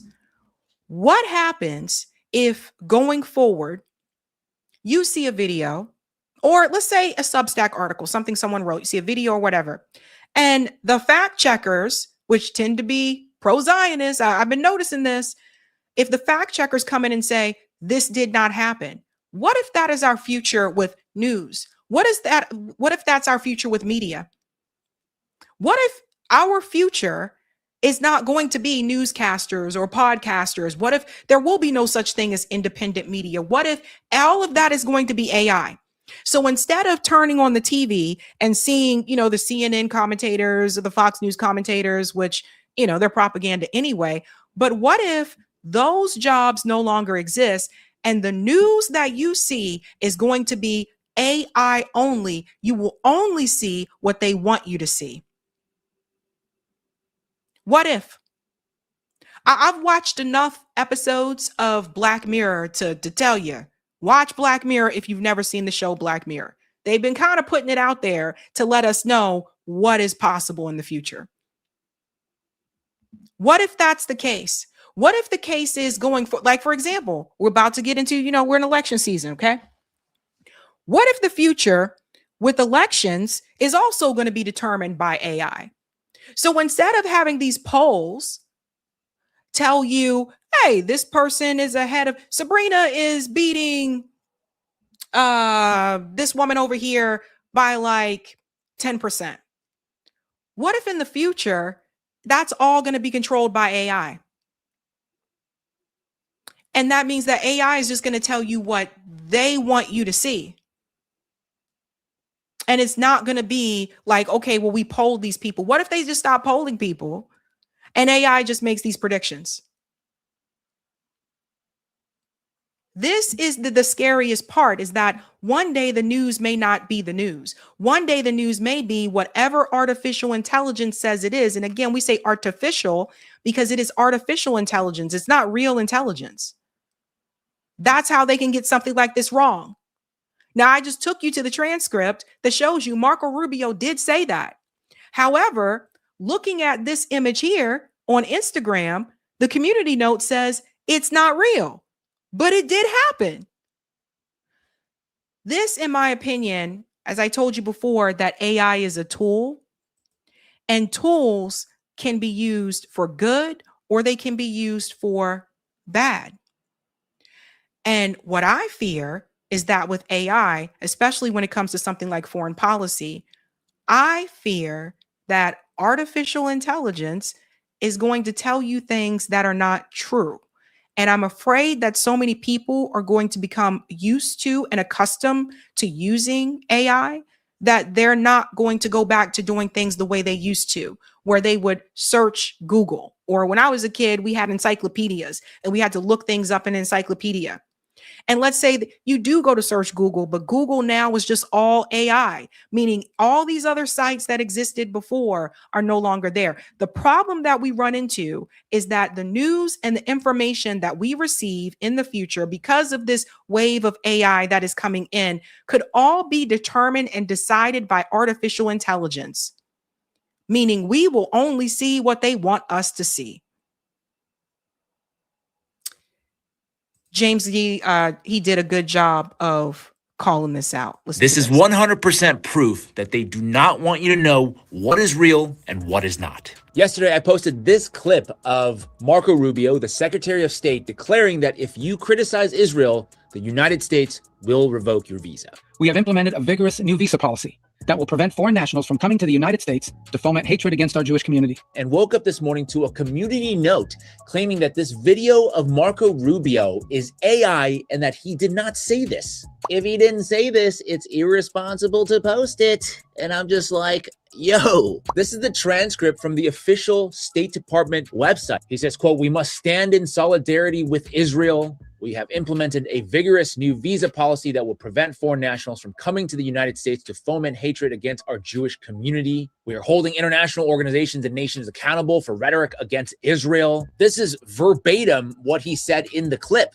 It's all right there, 100% not AI. So I started to do a little digging to try to figure out what the heck is going on here. Remember this lady, the Israeli AI policy expert, talking about how they can use AI to quote unquote correct the digital world. Which means that instead of trying to control the whole world and trying to somehow manage what's happening in this big blob of Wikipedia and social media, we can go directly to the companies with clear technical and advocacy solutions. For the first time, there's a path to correcting the digital world. They really don't beat the stereotypes, do they? Anyway, the way Community Notes works is that it allows everyday users, quote unquote, to go in and say, add helpful context, facts, or corrections to posts.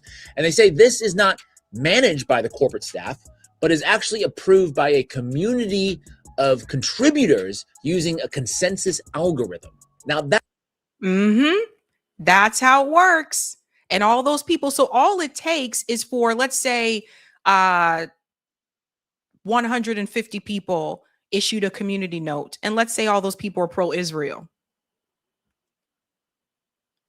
Okay, the community note, boom, is implemented just like that. But that doesn't mean they're telling the truth. This is where it gets tricky, guys. That sounds like something that you can bot. In fact, Netanyahu and his allies have been caught using armies of bots to influence social media discourse, as reported in the Times of Israel. So you can imagine one account writes the community note claiming that the very real video that I posted of Marco Rubio is AI, and then a bunch of bots swarm in and create this consensus to say, yep, thank you so much, super helpful. You see, AI is now becoming a tool for them to muddy the waters, because guess what? The entire campaign against Israel isn't coming from the fact that we don't like Jews or we don't like Israel. It's coming from all of us collectively viewing these horrific videos, tens, if not hundreds of thousands of people being blown up, a genocide broadcast in 4K, and then political leaders saying the most dystopian shit. And then all of a sudden now they can go, nope, that didn't happen. We didn't say that. Yep. It was AI. They can do this for anything. It's literally 1984. The party told you to reject the evidence of your eyes and ears. It was their final and most essential command. You know, James hit the nail on the head there. And my biggest concern is, again, like, how far are they going to take this? For example, this was just recently stated by Netanyahu. Benjamin Netanyahu announces that Israel is on the verge of becoming the world's superpower in artificial intelligence and that no power on earth can stop them. Hello? That's why Israel supports the data centers. Is it all starting to click now, ladies and gentlemen? All right. Here's another one, just to remind you. I don't know if everybody remembers this. Israel paid $46.5 million to influence AI chat bot responses. Everybody see this? This is how they are going to try to change the narrative. Now, you can't undo a genocide. We saw what we saw. But they can try to change the narrative about anything else that's going forward. So when you look up information, you will only see what artificial intelligence wants you to see. And that's what I'm afraid of. That's why it's really important that we continue to encourage people to write things down, to, you know, even if you have to go back to the old school way of doing things, to have raw footage. these things I think could actually happen. So I am worrisome about that, especially considering I knew damn well I saw Marco Rubio make that announcement. And for AI to say that for the fact checkers to say that that wasn't real, this is what we're up against. The game has changed. So kudos to James Lee for catching that, because I'm not on Instagram as much. So shout out to him for catching that one. Okay. All right, ladies and gents, we are going to head on over to the election info. Let's go ahead to the super chats, and some of the numbers are already coming in, so I have quite a bit to say. All right. Will we drop the beat tonight? Am I going to drop the beat? Will there be good news for me to drop the beat? Do the people want the beat? Maybe we'll do the beat. Thank you, Ira. Munitions depleted. Good. We can't go to war. Bad. We can't defend ourselves. Was it intentional? Oh, that's a good question. Thank you, Roger. Sabrina, 4 amendments have been placed on the ballot in Missouri today. First, 2 not important, but the second 2, well, 1 makes it harder to get amendments ratified, saying it requires a majority of voters from each congressional district to approve initiative petitions to amend Missouri Constitution, prohibit foreign nationals from contributing to CBI campaigns, among other provisions. So instead of statewide majority vote, you have to win every congressional district. The other phase out of individual income tax. Interesting. Also, thank you for this one. For the first one, Missouri legislator is not even requiring the same for legislative amendments, only CBI amendments. Coupling with no foreign money and CBI campaigns is sneaky. That's interesting. Thank you, Logically. Makes me wonder if Israel managed the 2014 coup. Well, now, maybe we might have to look into that. Thank you, Roger. Always remember, no matter what is happening out there, never take your eye off of what the state government is trying to sneak right past you. People control lives at the state level. That is true. All politics is local. Thank you, Logically. Carville is the crypt keeper and Ernest love child. Oh, my God. Shout out to Professor Zinka, says another. And Hassan Piker is already a force in the Democratic Party right now, talking about James Carville. Thank you, Kinman. James Carville is a senile, decrepit old mummy. Thank you, New York Varsity. All Carville showed is that the only thing the DNC hates more than Trump is you. Thank you, Logically. Drop the banjo for a Carville. Thank you, Roger. If Hong becomes governor, this is getting shut down. All right. Thank you, Measured Man. He talking at people, not to them. Shut the F up, Adams. Thank you, Roger, for this one. Hong is who paid for him to come to Wisconsin, ensuring her a win. Interesting. Shout out to Chubb for becoming a Sabby member. Let's give Chubb a big whoop, whoop. Yeah. And thank you, Logically. AI chat box will be used to destroy info sharing and camaraderie online. Causing division is not enough. They demand compliance with their narrative. Yep. There's already some of them on X too. I keep seeing people fall for it, and I'm watching people argue with accounts that are obviously fake accounts. And I'm like, why are you guys arguing with these fake accounts? It's all over the place, all over the place. All right, ladies and gents, let's go ahead and get into these numbers, fam. Let's get into these numbers. All right. Smash the like if you haven't done so. And we're going to keep it moving and grooving. The game has changed. Has it? Has it changed electorally? We will find out. Let's go ahead and take a look at some of these betting odds as we get into the live numbers. We have Michigan, we have Missouri. Kalshi predicted, this is a trader forecast. So again, this is not a poll, trading forecast. They predicted these numbers for Michigan. Check this out. They said the odds for El Sayed to win is 98%. For William Lawrence, who is this guy here in the middle, 91%. And for Donovan McKinney, they said the odds are 86%. Let me just pause here. If all 3 of them win tonight, that's a sweep. If all 3 of them win, they're all running on populist platforms. That is going to be, I guess, upsetting for Donald Trump. for the GOP, but all in all, upsetting for the establishment because these are the people running on the populist policies.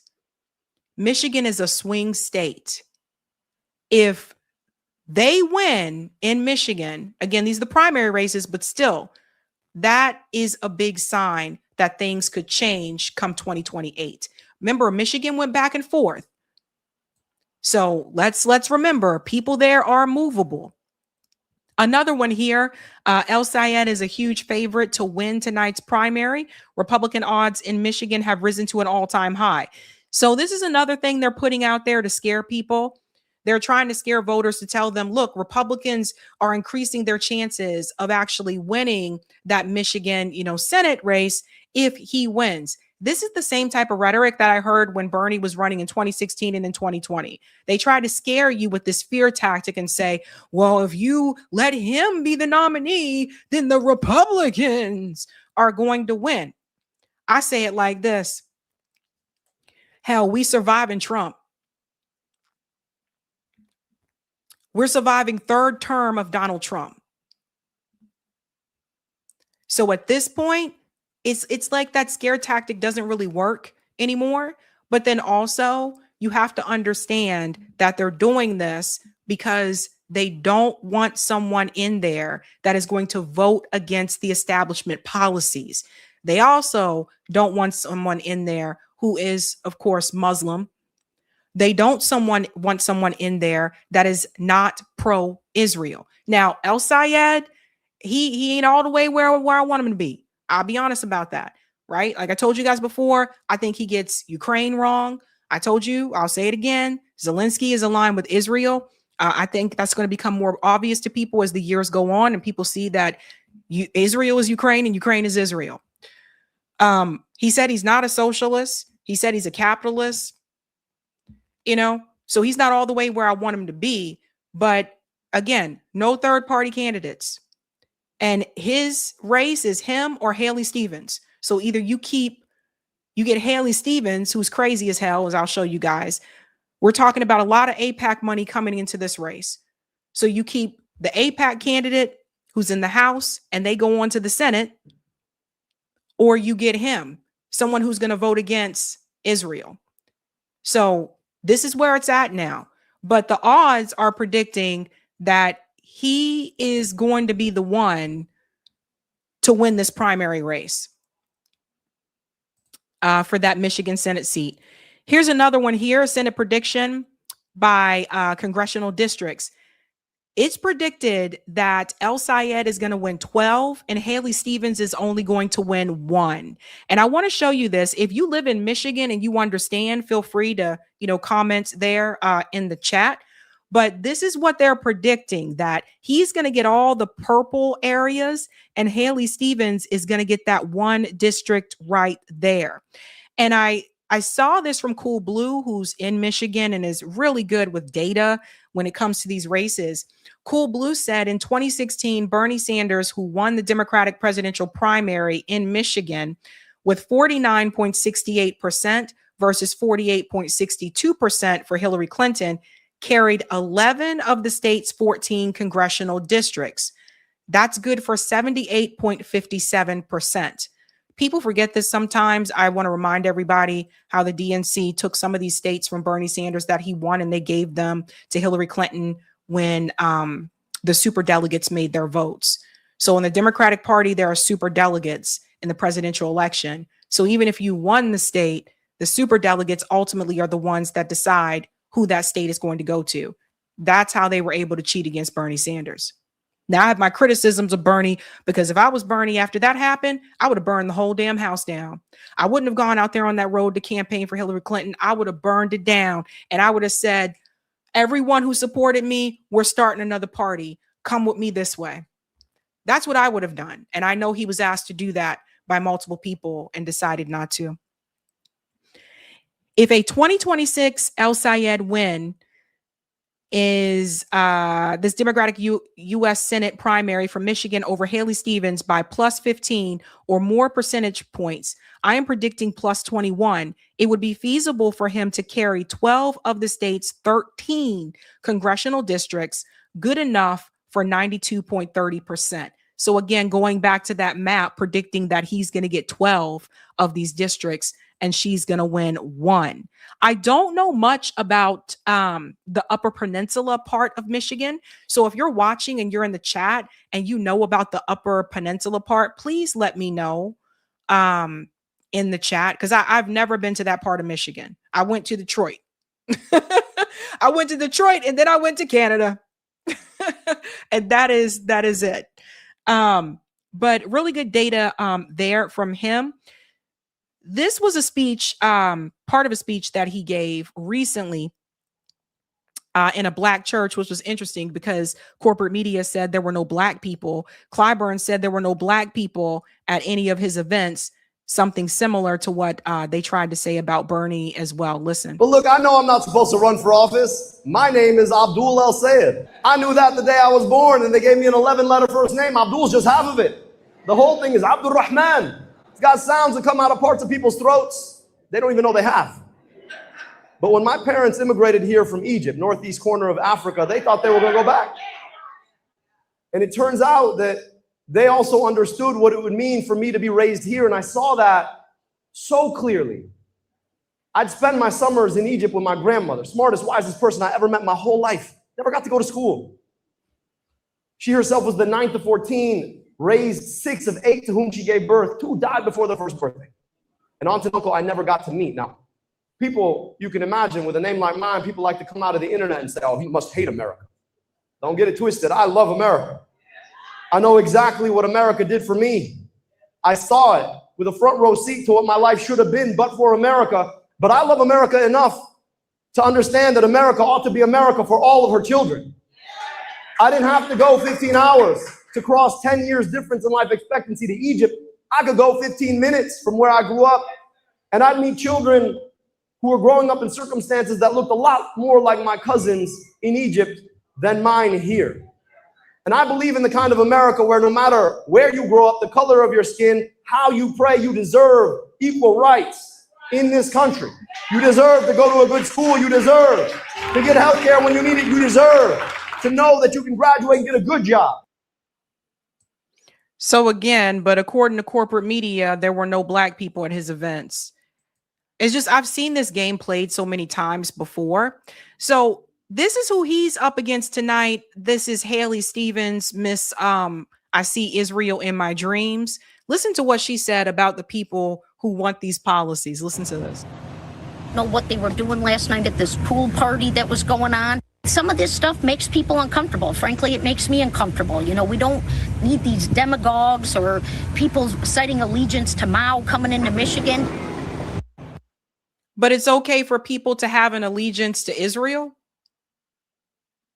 So this woman has taken, if you haven't heard, she's taken a lot of money from AIPAC. From what I understand, there's been like $60 million that have been poured into this race. I remember it gave me flashbacks of what happened with Thomas Massey in Kentucky. So they're really trying to buy this race, ladies and gentlemen. We'll take a look at the results right now, and then we'll come back to this part, and then we're going to get into Missouri as well. So let's go ahead and take a look here at Michigan, and let's see how things are going. Let me just refresh it really quick. Oh, it is not looking good for Haley Stevens. Okay, hold on. I mean, it's still early, guys. It's 6.2% expected votes in. So just keep in mind, there's still a lot remaining. But we're looking at this early start right now where he has 59.6% and she has 36.9%. And then Mallory McMorrow, who dropped out, but I guess her name is still on the ballot. So some people were still voting for her as well. So she's at 3.5%, but again, she dropped out.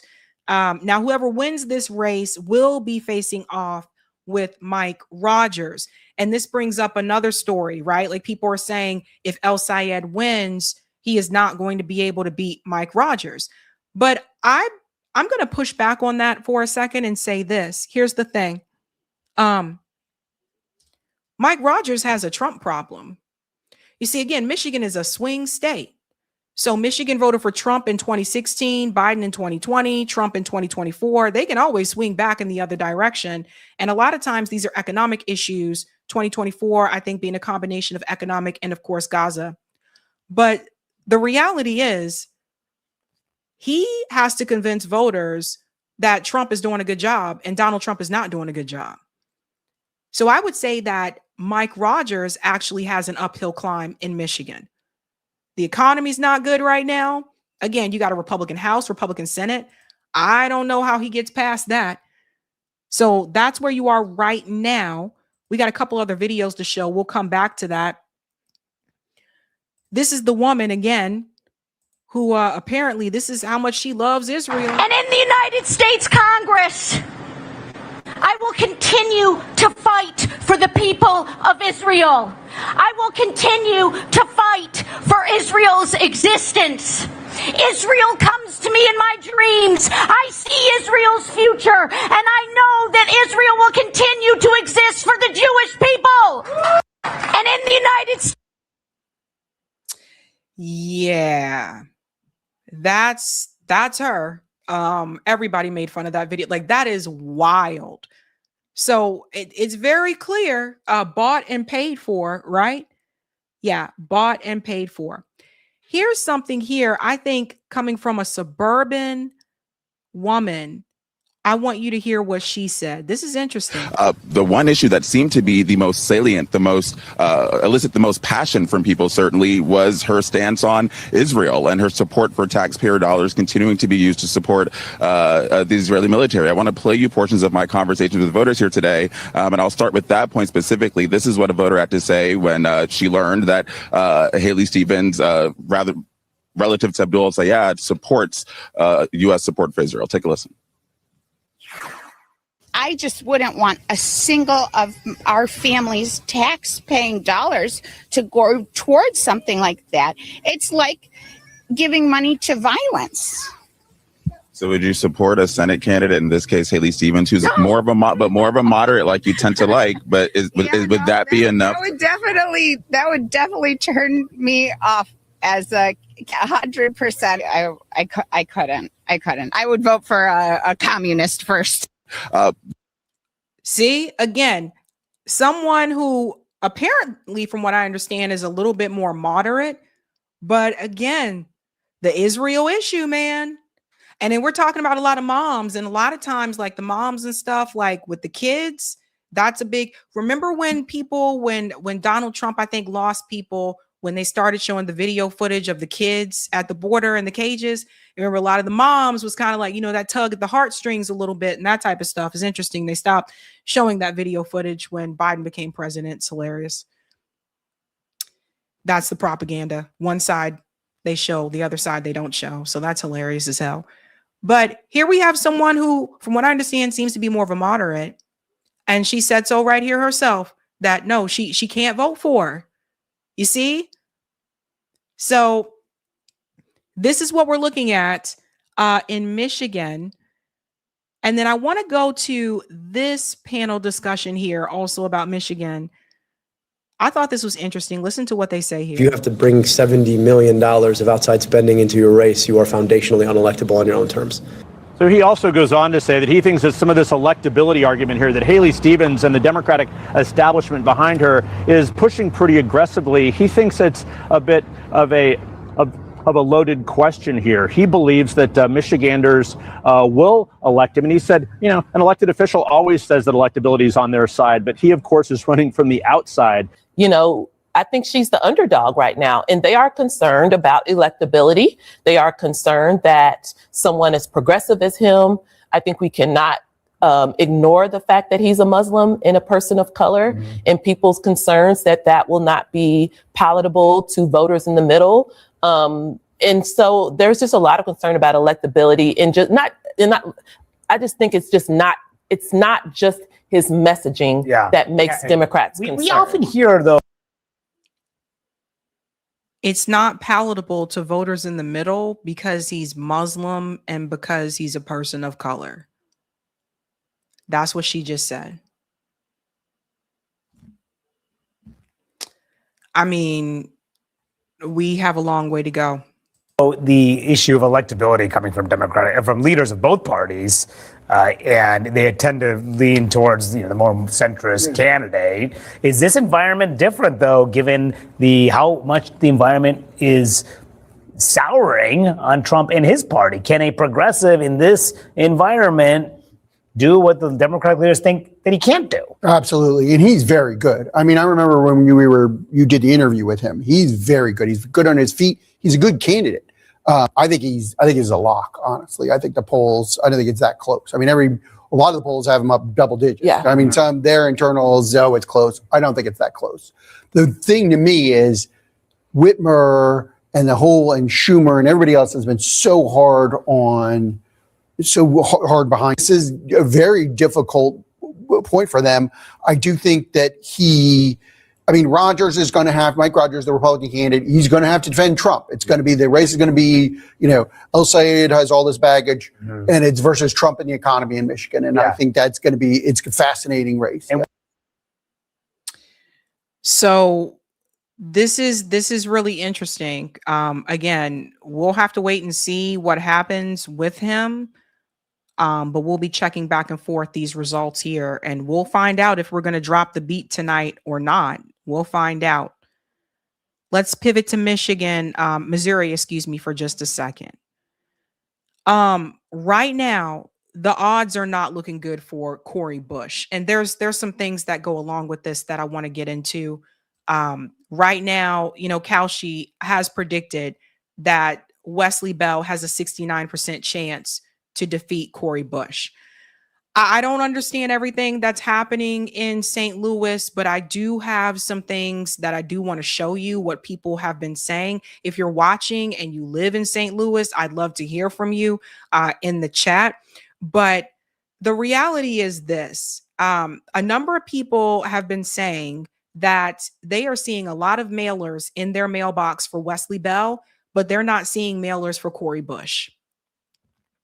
I think a number of things may have happened. I think one of them being that there was so much attention focused on this Michigan race that it I feel like this Bell-Bush race has been overshadowed by the Michigan race because, again, that's a swing state. The other issue that you run into here is the money. Wesley Bell is another AIPAC puppet. He's received millions of dollars from AIPAC. That's how he was able to unseat her the first time. That and another thing, it appears like people are saying online that Cori Bush's district is not too favorable of her because the first time that she was elected and that her reelection, they felt as though she didn't do much for her district. This is what people have been saying, like online. Now, I remember she decided not to force the vote for Medicare for All against Nancy Pelosi because she said she got something for her district out of that. But from what I've been hearing from people in that district, they have been saying that she didn't do much for her district. And that's why they moved in that direction of Wesley Bell. I mean, I would hope by now that people see Wesley Bell for what he really is.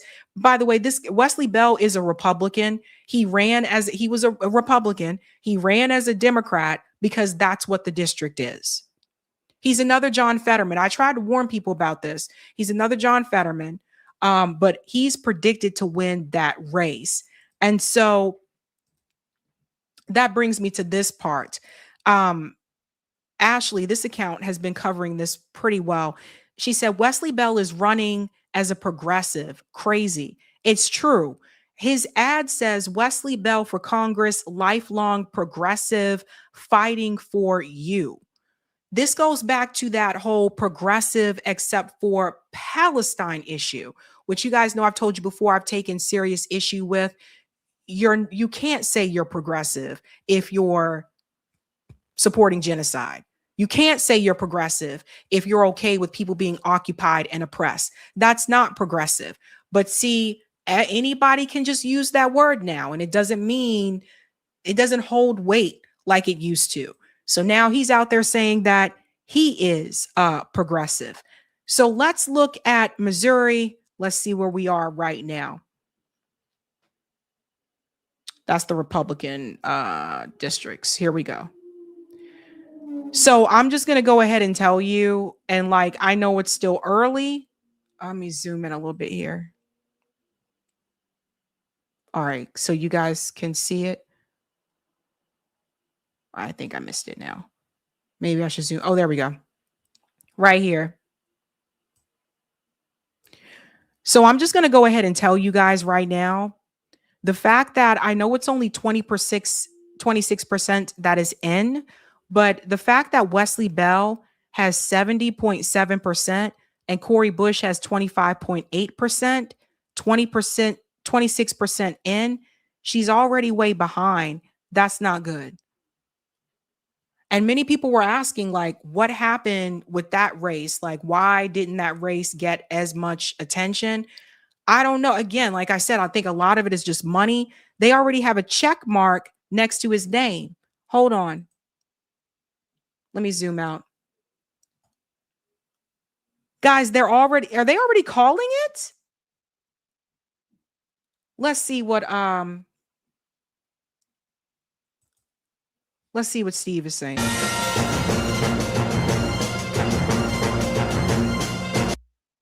I'll mute it here. He'll probably come back. Oh, here we go. All right, that's Michigan. Let's get to Missouri. I bet you most of the focus is going to be on Michigan tonight. How much you guys want to bet? Anything about Missouri? Here we go. Let's see what he's saying here. I bet you they already calling it. Is there vote by mail that's going to boost this number and put it somewhere between the 38 and 52? That's where Stevens would want to land here. So put a pin in this one here. That's a if you're El Sayed, that's a good start for you. But you can see a scenario here where Stevens could get into a range here that's a little bit more comfortable for her. That's Livingston right now. Adam says we've got a little bit of Missouri 1. Let's go and take a look here. Okay, now the key. So the district here is split sort of in half. All right. This is the city of St. Louis on this side. This is the inner suburbs of St. Louis County on this side. That's where we're getting the vote from. Bell here, and what you're seeing, 30%, that is their early vote. That's being released in one batch. So we said two things coming into this, that we expected that Bell was going to do better, much better in St. Louis County, and he was going to do much better with the early vote. So this is as good as it can get for Bell, just in terms of the type of vote we're talking about. We're talking about early vote in St. Louis County, but we're talking about nearly a 60-point margin over Cori Bush. That is significantly better than Bell was able to get out of the St. Louis County port. He won this narrowly by a couple points over Bush. Yeah, this is true. Last time it was closer, right? But it seems like he has increased his support, at least in that area. He's increased that support. And so I guess my big question is, Notori said, I'm not shocked if Bush loses. If you don't help your people, they are not going to vote for you. And guys, this is what people have been saying online. That's why I'm saying, if you're watching and you live in St. Louis, or if you want to call into the call-in show after this tonight, tell me what is the realio, okay? Tell me what is happening, because this is worse than it was last time. And so that tells me, Richard, Cori would rather turn up the music than answer questions about a rent moratorium. See, those were things that we had pointed out at that time, but I see you. No, this tells me something, I don't know. Like that does not look good. But Notori's right. If you're not doing for the people are not going to come out and support you. So Wesley Bell, with all his, Israel ass kissing and all that he has with them, he must have been doing something for people in St. Louis. Because it seems like to me, that's why people have been coming out. Some people are asking, well, mail-in ballots, can you trust it and all that kind of thing? I don't know. I vote in person. I don't do the mail-in ballot thing. But what I'm saying is, guys, it was already predicted that he was going to win. Like, this was before. And so I'm wondering what is happening in St. Louis. Skylar said, my question is, what did Bell do to help people in St. Louis that Bush hasn't done? The woman literally slept on the steps of Congress to extend eviction protections and got it. I don't know. Let me play this a little bit more. In 2024, that is significantly better than what he was able to win the county by in the primary in 2024. So that is initially, and what that basically takes us to, 30% of the vote. That's the early vote from St. Louis County, gets us to about a sixth of the vote in now district wide. That's an awfully good start if you're Wesley Bell. That's an awfully good start. Now, obviously, it raises the question, since we know there is a county-city divide in these results, and Bush did much better on the city side, looks, at least from this vantage point, well, it looks like Bell might be doing significantly better in St. Louis County than he did last time against Bush. Can Bush do significantly better in the city of St. Louis than she did last time against Bell? Also, again, we want to start to see what the election day vote looks like, because there have been some wild differences between how the early in the election day vote looks in these Democratic primaries with these candidates on the left. So is the remaining vote, does it really change dramatically there to bring that county? So anyway, if you're Bell, obviously, that's about as much as you could expect to get out of that first batch there. But those are the questions that remain after seeing that first batch there in the first district of Missouri. So, Adam, thank you for keeping me honest. If we get more there.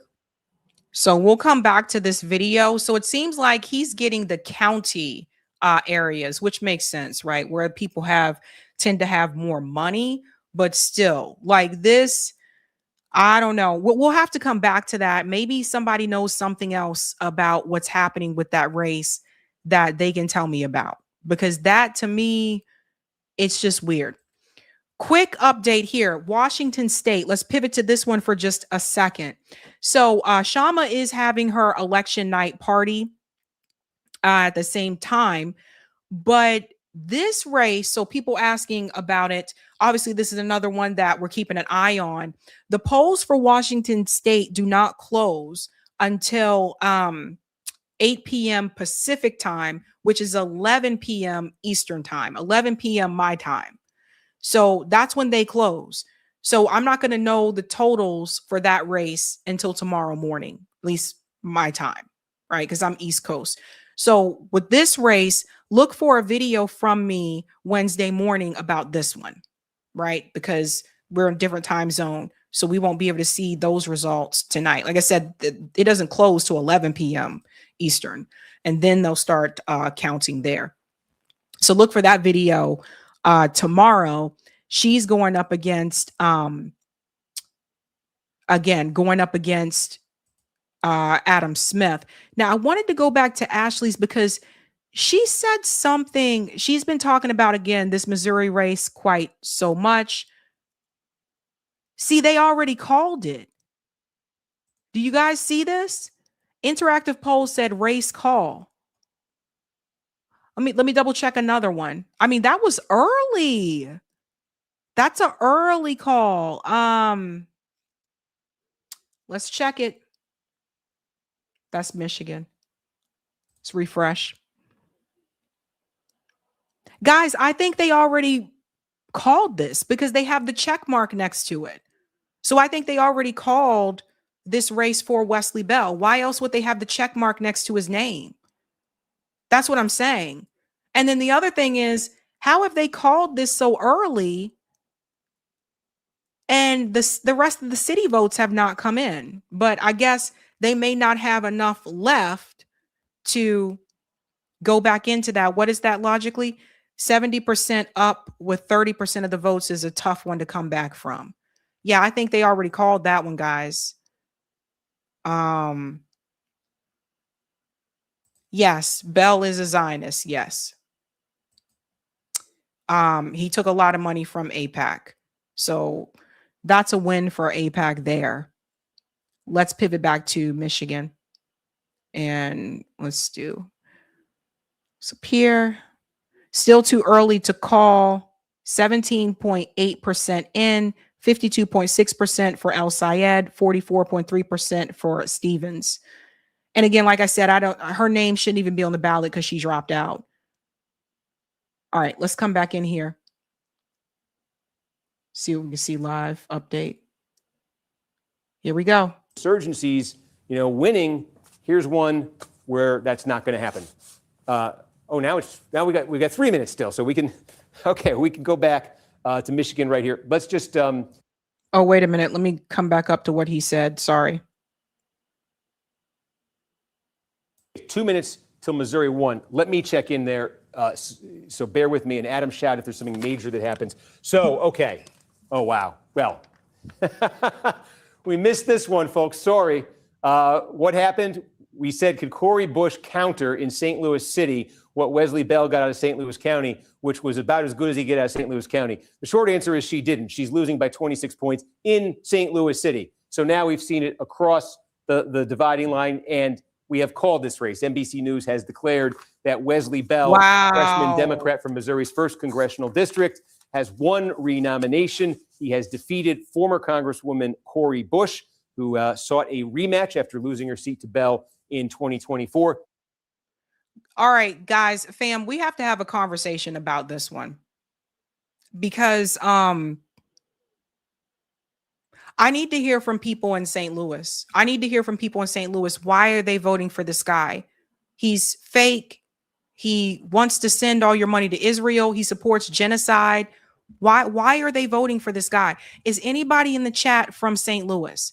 Anybody watching? If you're from St. Louis, please reach out to me, email me. I want to know.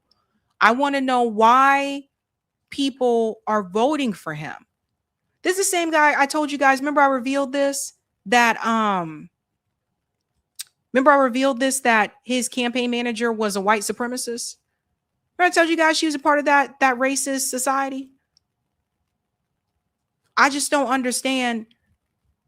Notori said, was Bush on any independent media? I haven't seen her nowhere. That's a good question. I didn't see him on independent media either, but I guess he didn't have to do it because he had all that money. I'm just looking to see if anybody else, anyone knew anybody reasons why they did not support her. Measured Man said, look up St. Louis Griffins and the mayor and her connection to Tiffany Henyard. Interesting. That could be it. That could be it right there. Soto said maybe they voted for the couch. That could be it. Skylar said Bush was on breaking points. That's all I can think of. Jimmy says it's rigged.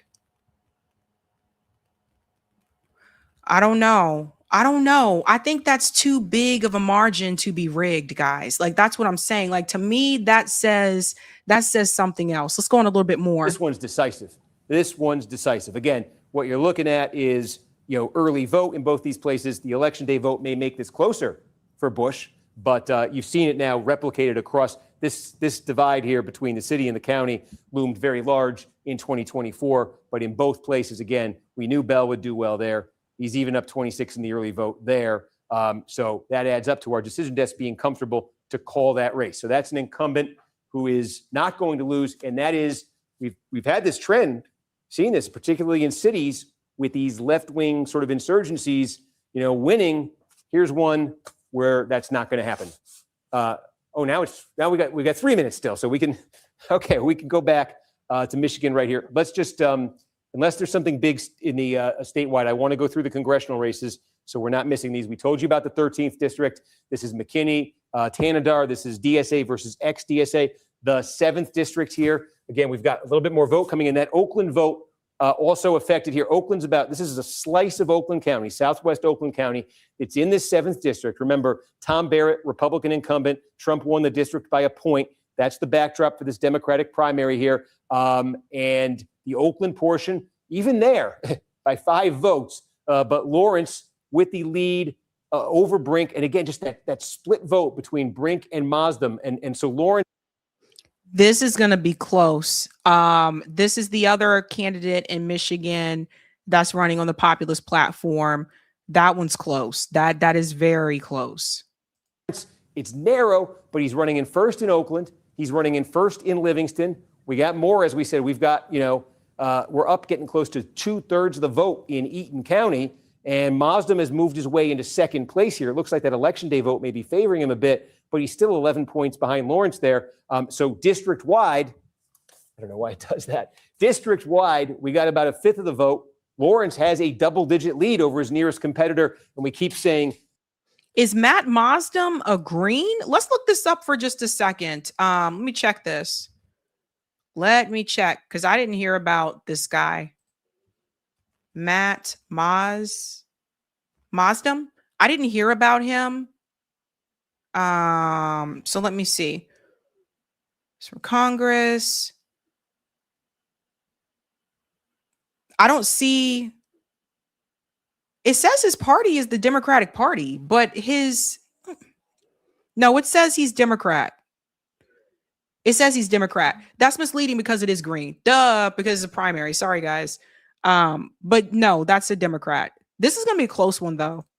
Ingham. That's where I think the expectation has been Lawrence would do best. So if he can survive the way he is outside of Ingham and then get to Ingham, I think that's certainly what he wants to see. Let's take a look at the 11th district here. We don't have any results yet to talk about. Let's take a look here. It's Missouri's first, excuse me. And I wanted to look at the 10th district here. Can we get the, let's see if we can get the 10th. All right, let's fast There's forward. a lot here. We'll zoom in on Wayne County. So Wayne County, where Detroit is, you'll hear me say this a lot tonight. A fifth of the vote statewide is coming out of Wayne. We only have 2% of the vote right now. So there's not much to be read into that. What there is from Detroit, largely from Detroit, what you're looking at right now. But Wayne, keep in mind, is not just Detroit. Okay, there are inner suburbs in here. There's also, this is where Dearborn is. Dearborn is the first majority Arab American city in the United States. There's 110,000 residents in Dearborn. Abdul Sayed ran for governor in 2018. He won Dearborn big. Dearborn Heights, very similar demographically. Yeah. That's in here. Hamtramck, that's a majority Muslim city. That's a place where Al Sayed did very well in 2018. They are all also in Wayne County. There's also a lot of other places in here too. So there's a diversity in here. In some of those cities, I expect Al Sayed to do very well tonight. But the opportunity, and this may take a while for us to see, and we'll see how it shakes out in other places around the state if it comes to it. But the opportunity for Stevens, we're saying, is in the city of Detroit, because the polling has been indicating that black support is very strong for her. And we said Detroit is 3/4 black. And this is an opportunity. If she can run up the score in Detroit among black voters, she could get a big number out of there. She could get a big number out of Wayne County. That could carry her a long way. In terms, This is what I was saying before a couple days ago, that if she got the black vote, like that could pivot things into her direction, right? So I'm noticing again, like it's just, there seems to be this, again, the Obama factor with her apparently did deceive some people, that they did think that she won this endorsement from Obama, but she actually didn't. Now, Obama could have came in and could have corrected that, but he chose not to. So that tells you something about him. But using Barack Obama in her ad, that was deceptive. But there were many people that believed that and fell for that. Without Obama, it makes you wonder, like, what does she really have? So it's just, I just tell you. Then, of course, Jim Clyburn came out there to support her as well. So there you go. Looking at where black support really can swing, a primary, or at least loom large in a primary. There aren't a ton of counties where there's a very significant black population. Another place we'll look tonight, though, that does have a pretty large black population is Genesee County. This is where the city of Flint is. We don't have any votes coming in right there yet. There is a substantial black population in Saginaw, too. We don't have many votes coming in right there. So from Stevens' standpoint, we'll be looking at those places, but really going to be looking at Detroit as the night progresses, because I do think it's been interesting in some of these counties, the degree to which we're seeing this difference between the election day vote and how overwhelming it's going for Al Sayed and that vote by mail, and how strong that's going for Stevens. In a place like this, I'm just checking in because we're slowly getting more and more updates here. What's been happening? Let's pause here for a second. The reality is, it seems like most people that voted for El Sayed voted on election day in person, probably because they don't really trust the system. I mean, I don't do mail-in voting. I vote in person. That's just me. And it seems like they're saying that, some of the mail-in votes were going in her direction. I don't know. But I personally just don't trust mail-in voting. Happening in this county. This is sort of the suburbs of Lansing here, outside of Lansing. A little bit of Lansing's in here too, but it's largely outside Lansing. This number for Stevens has been ticking up all night because basically what happened was they counted the election day vote. Al Sayed got a huge number on here. Now, as the vote by mail has been coming in, as this percent in has been ticking up, so has Stevens' number. And so what we were looking at the start of the night here were numbers for Stevens that were like, whoa, these are, I don't see how she could win with these numbers. But if this number can continue to tick up for her, that could get interesting out of a place like Eaton County. Also, same thing here. The same thing has been happening in Livingston County. This is the fastest growing, one of the fastest growing counties in Michigan. It's big. There's like 200,000 people here. This is like the exurbs of Detroit right here. Okay. It's very high income too. We expected Stevens, to have maybe an opportunity here to do well. Well, she looked like she was getting clobbered early, because we got the election day vote was counted right away. Al Sayed went way ahead, but as the vote by mail has been coming in, getting more vote in, and that Stevens number has been ticking up more and more, where it's not looking as much for her like the disaster it initially did. And so to the extent that can continue in places like that, and another place we're looking here is around Grand Rapids, I say Saginaw, to the extent that can continue, that's a huge question. It heightens the stakes for what I just outlined in Detroit. So one of the things that I did notice when there were multiple reporters that were interviewing people on the ground in Michigan that were supporting Haley Stevens, I noticed a lot of those people said that they had already voted. So it seems like many of them they voted early. I want to go to some of the comments here for just a second, because I think David brought up something really interesting. Bell secured support from the Congressional Black Caucus and significant organized labor and Democratic institutional networks. So the labor organizations backed him, it seems like. Let's get into, and also this one. Bell's campaign repeatedly returned to several criticisms. Bush's vote against the final 2021 bipartisan infrastructure bill and complaints about constituent services. See, this is what I was saying, that people were saying online that she wasn't doing things for people in the district. And I'm kind of like, what things? Like, people weren't going into detail. So I wasn't quite sure, what they were talking about. So I found that pretty interesting. Another one here, maybe Bell's messaging was more deceitful, promising affordable housing, healthcare, and groceries, the same old talking points. Could have been. Thank you, Roger. With only 16% of Missouri votes for Amendment 4 and 5, making it harder to ratify the CBI amendments, where you'd have to win all 8 congressional districts and abolish income tax, voters said no. Let me see if I can find that one. Thank you, Roger, for that one. And thank you, Marvin.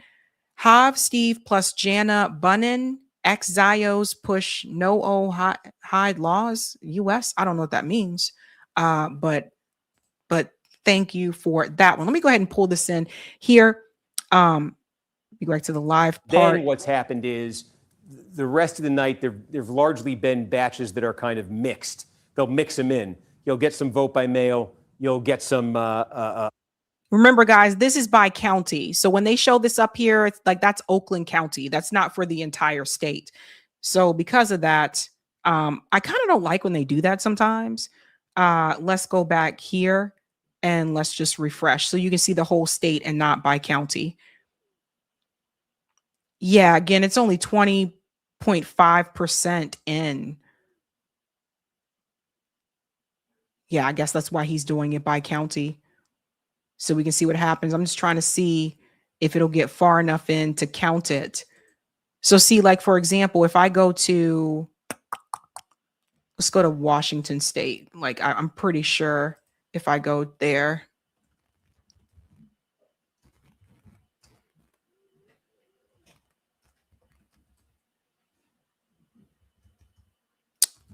They're probably not going to have anything just yet. Let's see. Because, yeah, so see, guys, this is what I was showing you, because for the Shama thing, because nothing has, their polls don't, Yeah, 11 p.m. Yeah. So sorry guys. I'll have to cover that one tomorrow. This is just wild to me. Let me go back to this one here, and I'm gonna pull up Election another day, one. you'll get them both at once. You'll get them, in quick succession. So it's the pattern is very difficult in a county like this. In other places, it's very, think of a state like Florida, a state like Georgia, a state like Kansas, Missouri, if you're watching these, where you get all the early vote reported out at once, and then everything else that comes in the rest of the way is election day vote. There are places in Oakland County where it's like that. There are places in Michigan where it's like that. There are places in Michigan where you get the election day vote, then you get the vote by mail. And there are places where they just kind of, end up, it's almost like staggered. And that's, I think, what Oakland is. So that's making this a little confusing. And that's why I'm asking Adam to take a minute there to crunch that. But again, we've set these benchmarks here. And I think if you're Stevens, you want this number to be popping into the, you want to be into the 50s here. Whitmer was able to get this thing into the mid 50s, in Oakland County. Sanders was able to get this thing into the mid 50s. Clinton, right? He had her number here. I should remember this. What was Clinton's number in Oakland County? Okay. Clinton was able to get 51%. We got some updates here. See, something is going on. Let me go ahead and add this here as well. More people are talking about it when we look at Missouri, you guys. See, here's Blakely. Can someone explain why outside progressive groups did not help Cori Bush? Look at the spending differentials. So let's see what happened here. Ad support from Wesley Bell, $4.3 million. Cori Bush, $185,000. There was over $804,000 spent attacking Cori Bush. This is the highest spending advertisers in the race. The highest spending advertisers in the race are the Bell campaign and the United Democracy Project. So I think what Blakely is asking, what many people, it seems like the money just was not there. Logically Dashing says, wow, Cori has practically no funding. Is what I was telling you guys. Like, people were telling me that they weren't seeing any ads for her. Like, they just weren't seeing the ads. And that's why I was like, or they weren't getting mailers for her, but they were getting them for Wesley Bell. And that's what I found. I was like, okay, that's interesting. Like, what is going on there? Another one here. Let's look at some of the comments to see what people said. I know we have so much less in resources and can't be everywhere, but Cori deserves better. Unwinnable, and Bush is unfortunately a weak candidate. They were spread thin. Wow. Listen to this one. St. Louis is just a very moderate to conservative city. Easier for them to focus on Michigan and a much more gettable seat. Is that true? I've never been to St. Louis. Let's go back here. See what's happening. Oh, there's me. I didn't mean to look at me.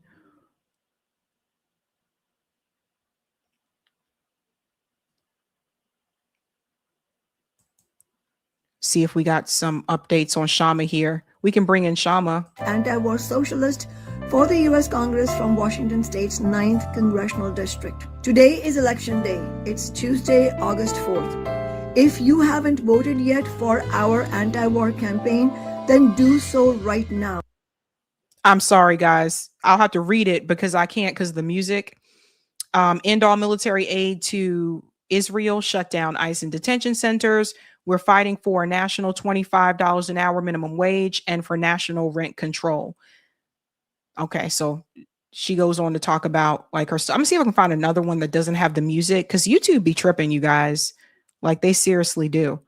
We can show some of this while we wait. On the you guys. approach of trying to sweet talk the billionaire class, trying to make deals, as you said, Crystal, cutting a deal. I don't subscribe to the approach of cutting deals. I subscribe to the approach of using elected office to build mass movement. So his campaign itself, and I've been very clear about this, his campaign itself was very much, the approach he used was very much something that I have used in my campaigns, which is to mobilize thousands of people into action, literally having door knocking throughout the city and running on very concrete demands and being emphatic about repeating those demands everywhere you go in your stump speeches. All of that is very, very crucial, which is how much. Yeah, that's Shama Sawant there. So again, I'll give you an update on her race tomorrow. Bryce said, yes, it's true about St. Louis, Sabs. I grew up there. It's very conservative. That explains a lot. But I mean, then how did she win the first time? Like, not the first time, the second time, because she didn't win the first time, but the second time that she ran, she did win. So how did she win the first time? I guess that's my question. Or the second time that she ran. What was different? Seriously, like I'm trying to, I really want to talk to someone in St. Louis because I want to know.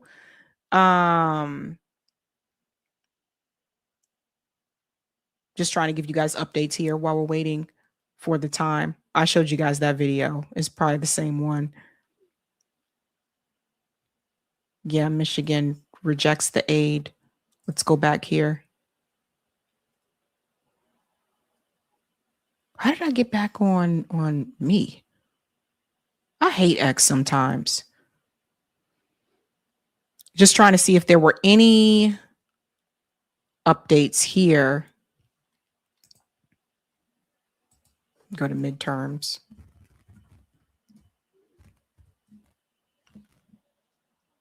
Because who knows how long.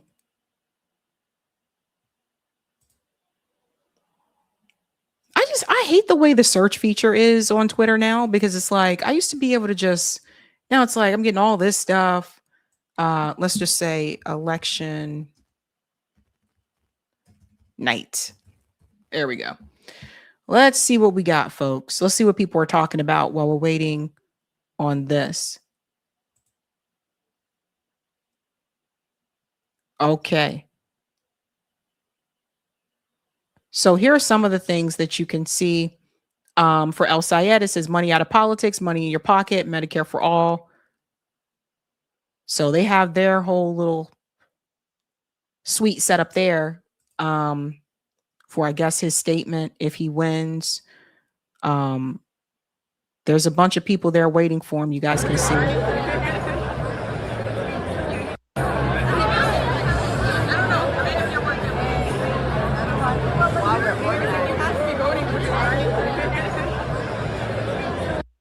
Yeah, that's for El Sayed. So you can see some of the things that are there.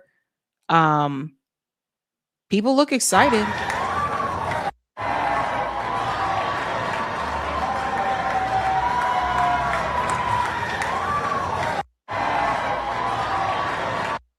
The random Anna said, hang on, does Haley have a chance? Apparently so. I mean, we'll have to wait and see again. Like, I swear to God, like it'll take them. They usually, from what I saw, Michigan usually counts pretty quickly, I thought, but you guys know how it is. Let's go back to it now and let's catch up. I'll say it. Sorry. And that's the smallest of these. Yep. Yep. The mail vote is the smallest of these. Or yes, I understand. Sorry, I saw what you're saying.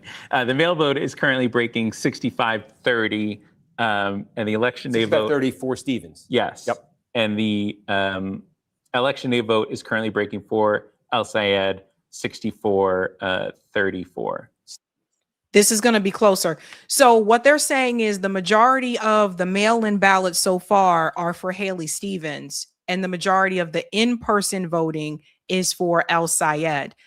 I would imagine a lot of the older voters voted for Haley Stevens too. And that makes sense. Like again, in those interviews, when they were questioned about who they were supporting, they said they had already voted. So I did notice that with a lot of the older voters. And then with, I'm assuming a lot of the younger voters are voting in person, but about 64-ish mail-in, about 63-ish like in person, swapping out, for each side there. It may be closer than people thought. 64th. So they're basically, this is interesting. So El Sayed is winning the election day vote by 30. And you said Stevens is winning the vote by mail by how much? 30? I clicked out of it. I'm sorry. Okay. I think I would love to just kind of run through this for a second because I think it's interesting. Yeah. So the mail vote, is that what you're asking about? Yes. 65, 29. 36. Okay. Roughly, how many election day votes do we think are left in Macomb County? 37,000. Okay. And roughly, how many vote by mail do we think are left out of Macomb County? 59,000. 59,000. Okay. Right. So at that rate, and you think we basically have the early vote done? Have about 4,000 remaining early votes. Okay. So at the rate that this is coming in, there's more here for Stevens than there is for Al Sayed, but there needs to be more for Stevens than for Al Sayed. Needs to be much more for Stevens.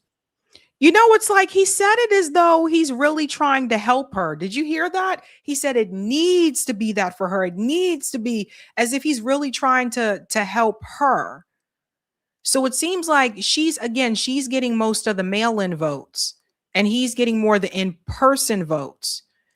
I don't know, guys. Like that was it was really weird, like the way he said that.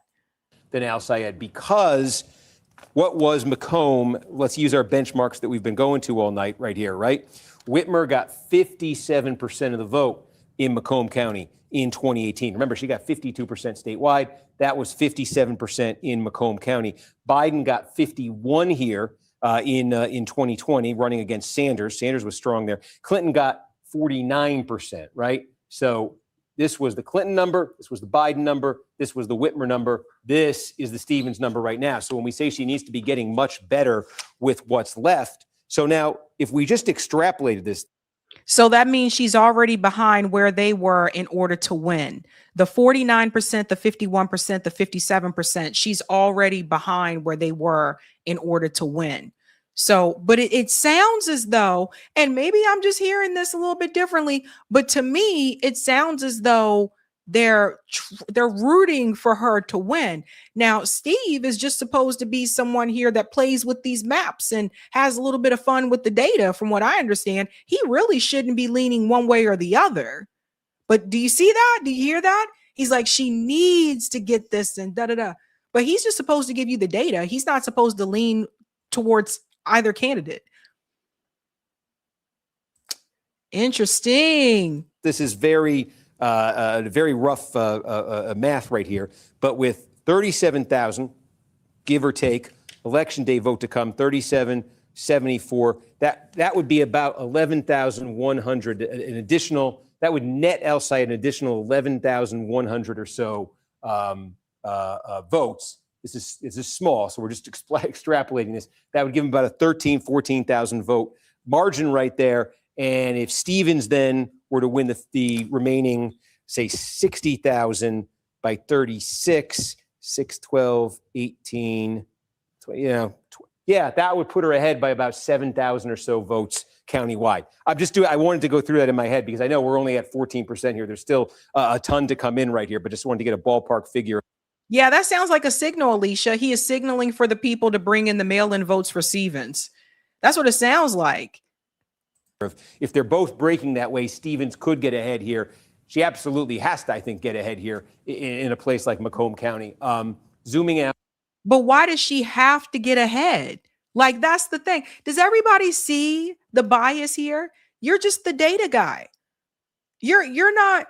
You really ain't leaning in on political commentary. You're just supposed to present the data. Why does she have to get ahead, Steve? Again, just with some more trickling in, I think. Still just at 22%. Looking for, I'm just going to quickly go through this. I promise I won't get bogged down. I just want to see if there's anything in these small counties that is like close to complete. Delta, well, okay. Again, Delta's so I wouldn't get bogged down. Now I'm going to get bogged down. Delta, this was actually one of the let's see, 56, 56, 43 are the sort of establishment numbers. But again, if that's same day, that can come back up. Looking for something complete. I won't. Luce County, we're at 3/4 here.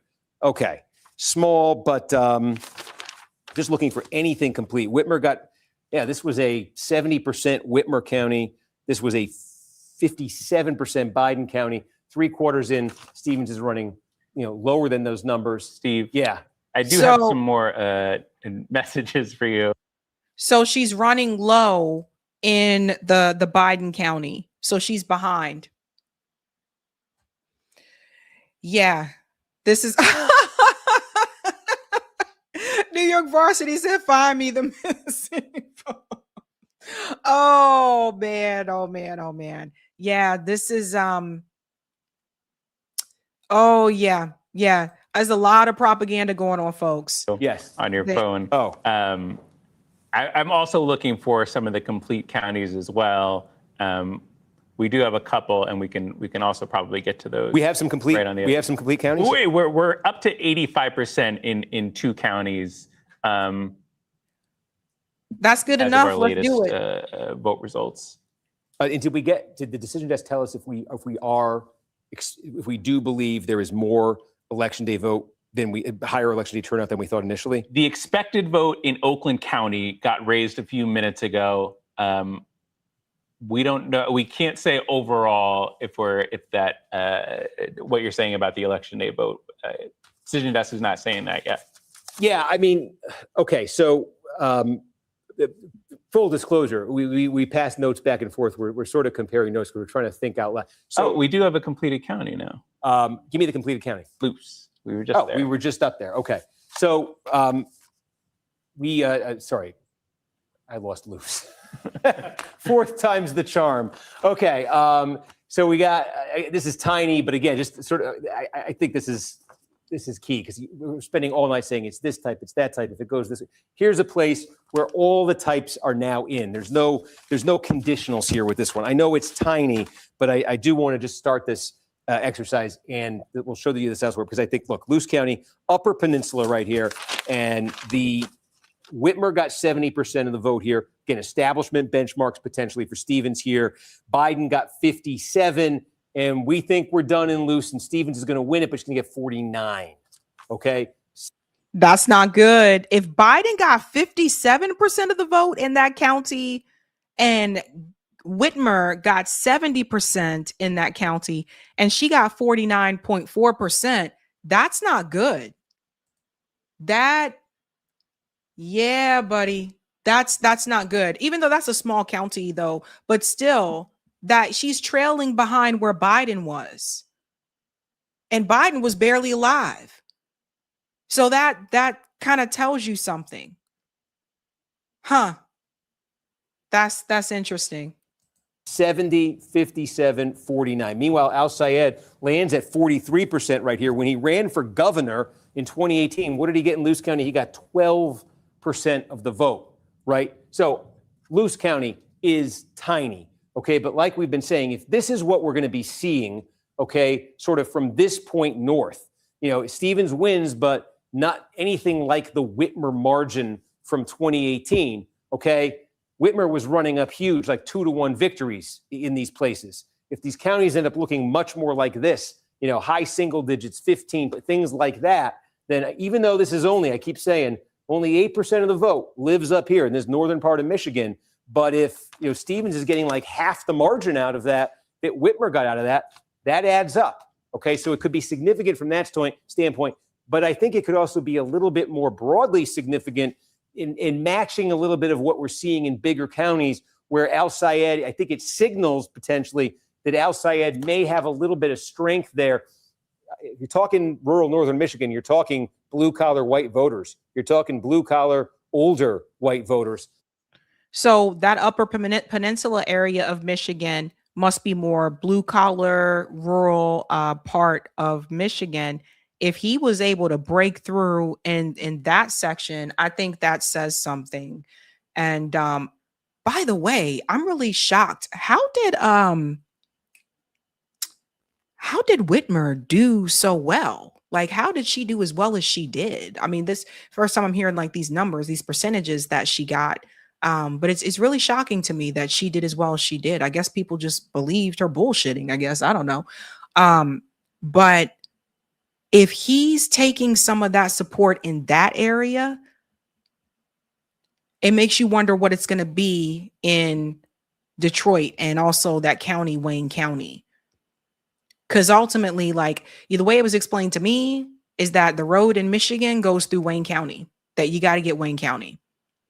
So I don't know, man, but this is like, wow. It shows that she's not as likable. Also, I want to point to something, okay? Mallory McMorrow is still on the ballot. Remember, I told you she dropped out. So she dropped out, but I guess her name was not removed from the ballot, and she didn't endorse either candidate in the race. So you got 7.9% that is still going to her in that county. Interesting. And Al Sayed I don't, this is all from loose, but we're seeing little hints of this elsewhere in northern Michigan. That's why I'm sort of leaning on loose here. So it might be a sign of some broader strength for Al Sayed. And I think that's what we could say if we zoom out statewide here with only 22% counted. We see a number of big counties right here where, as I've been telling you, Al Sayed got a running start with that election day vote and got a huge lead. And, in places like Washtenaw, oh, look at this. I mean, he's still, we showed you, Stevens is still just under 33%. She probably wants to be getting into the 40s here. This is a real, even with Stevens ticking up, Al Sayed's, sitting in a good position in a place like Washtenaw County. But we've shown you like Eaton County, where that Stevens number, look, we're up to 84% in Eaton County. The Stevens number is sitting at 45.6%. Let's do our little game again with our benchmarks. Let's check in, because earlier it was a little bit of a different story. Well, before he finishes the benchmarks, let's go back to that prediction. I want to go back to that map that was here where it said El Sayed was going to win 12 counties and she was going to win 1. Now, I need to know what county. Let me come out this way. I wish they would have told me what county this is. And they didn't do that there.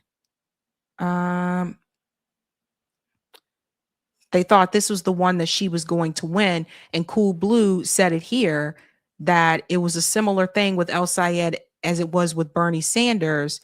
Then he would win most of the counties. But essentially, it also comes down to the number.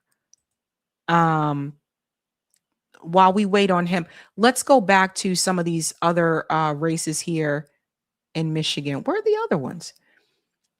Oh, that's the Senate one. Let's go to House. Okay, that's the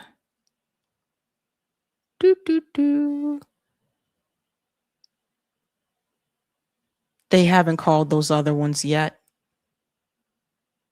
No, I don't think they called those other ones yet. Okay. I was curious to see. I try to stay up with you as long as I can, honey buns. Let's continue on. Here. 65% was the Whitmer number. We're in that zone of Michigan where Whitmer overperformed. So that's sort of an outlier number, but I put it up there.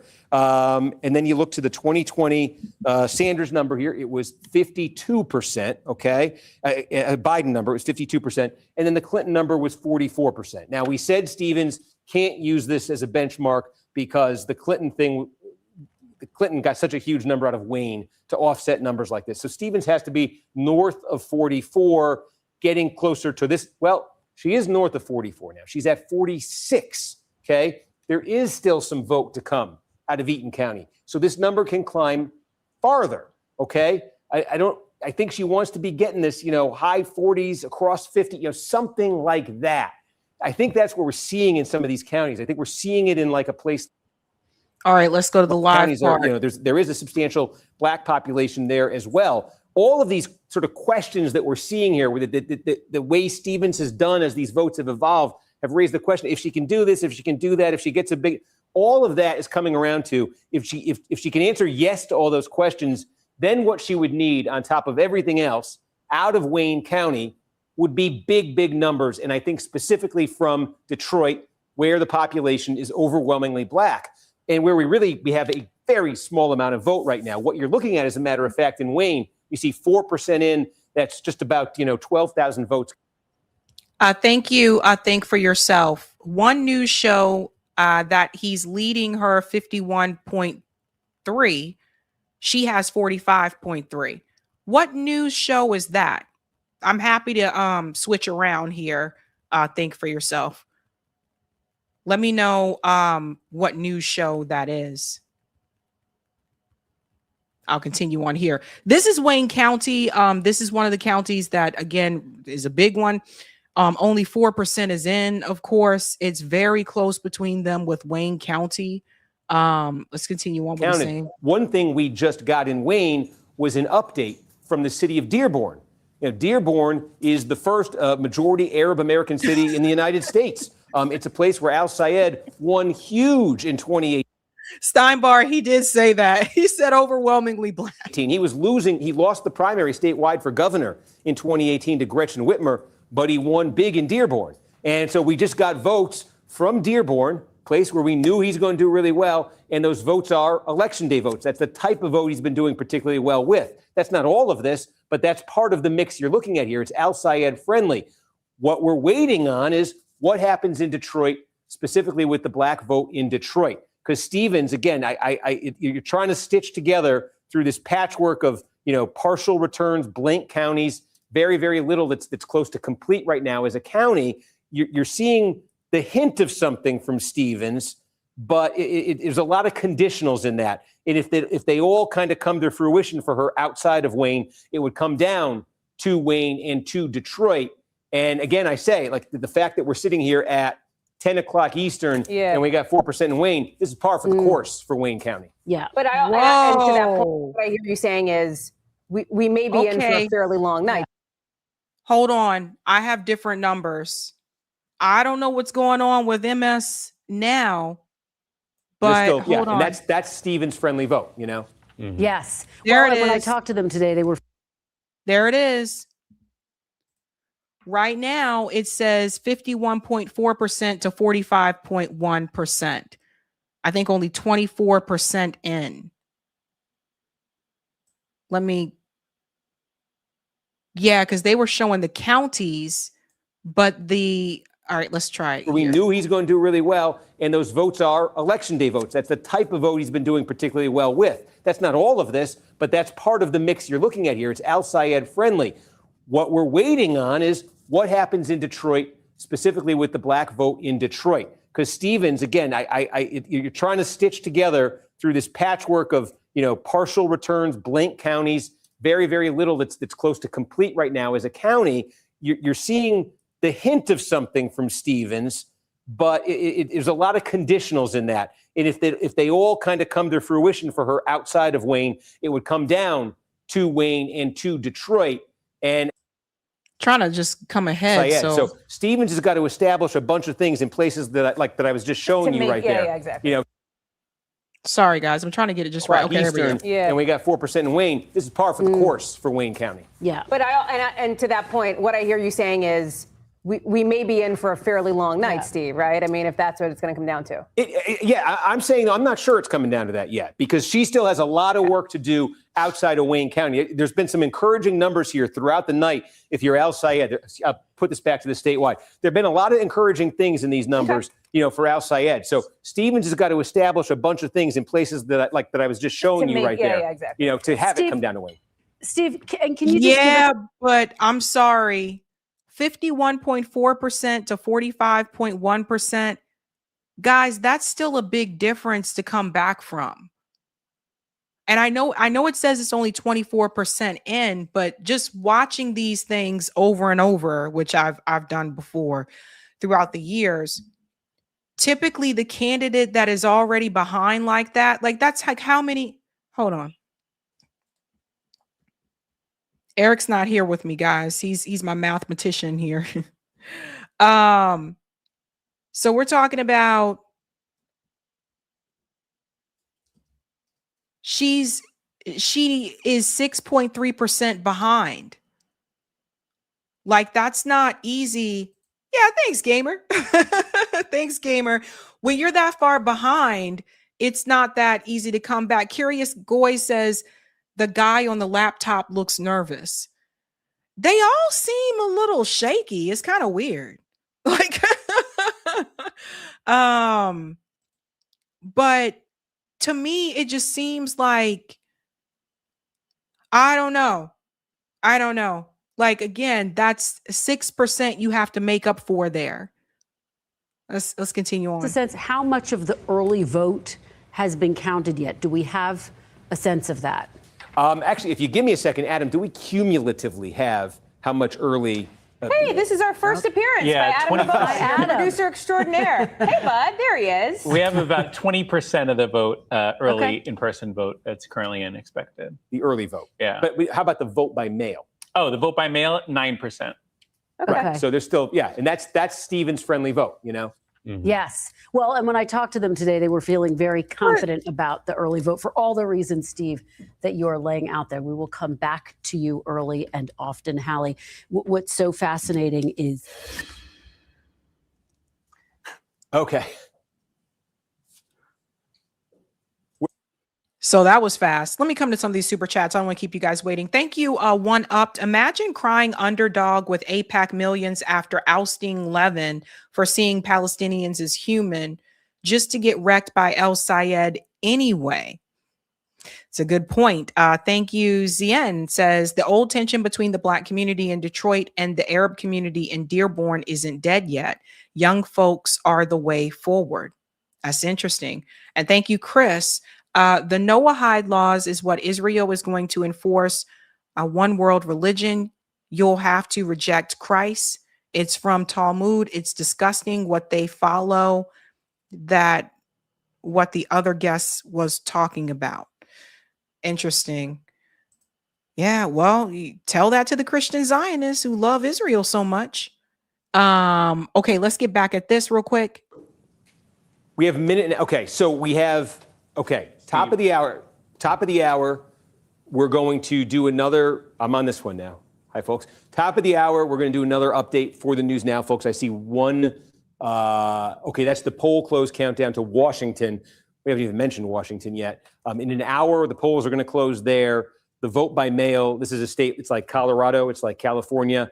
It's largely vote by mail. They get a ton of it counted up ahead. Okay.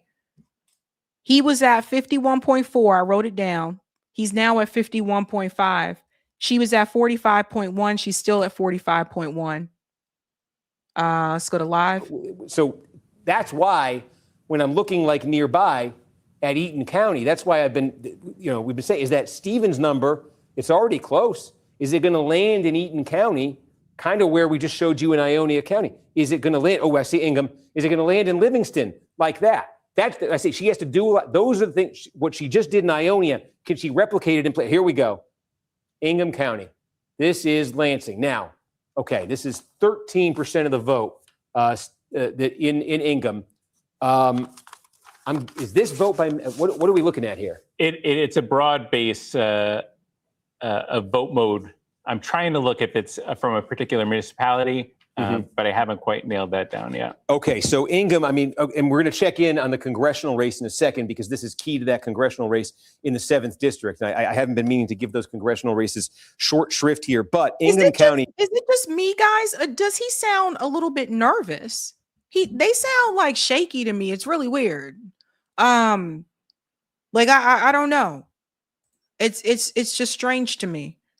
Again, this is, Gretchen Whitmer was the county prosecutor in Ingham County. So when I said she had the home field advantage, she really had it there. So as our benchmarks go for Stevens, Whitmer got 63, but put an X through it. That's her home county. Okay, realistically, though, when I say this is like a very liberal county, the number that Joe Biden got out of Ingham was 45. Number that Hillary Clinton got was 43. And Adam's trying to figure out what type of vote we're looking at, but the number Stevens is starting at here is 40. It doesn't look like it was from Lansing. It looks like it was from some of the perimeter townships and maybe Mason as well. And in a mix of vote type. Yes, exactly. Okay, so, what are we talking about? Sorry. Okay, we're doing a Michigan hit in how long? Okay, folks, we're going to do it. I don't know. Does he win with 51% of the vote? I don't know. It all depends. And then depending on how close this may be, I don't know, man. Another Michigan hit in a minute. We do have another update out of Oakland as well. Yeah. We got another 11,000 votes there. Yeah. Stevens wins this most recent batch 51-46. Okay, and again, this continues to be like a mix, huh? I think this continues to be a mix. That we have a little bit less transparency into what's going on in Oakland in our system here, so it's a little bit rougher. Okay, so we're going to go do this hit here in a second. I'll stop talking, but we're now inching up, past a quarter of the vote. Stevens has got this down to, you've seen the statewide margin, 8, 7, 6.5. It's sitting at 6 right now. Again, it's still, but he's now at 51.2 and she's at 45.2. It's like they're moving, but that 6% is still there. There's a lot of blank space on this map. We did get a little Genesee, but a little. County clerks, municipal clerks in Michigan, if you want to be like nationally famous, report out a ton of vote, and I will make you a star for the next time. I need a county to give us a ton of vote. All right, here we go. He's making me nervous. I know he's making me nervous too. He keeps he's fiddling with the paper. I don't know what's going on. I'm still.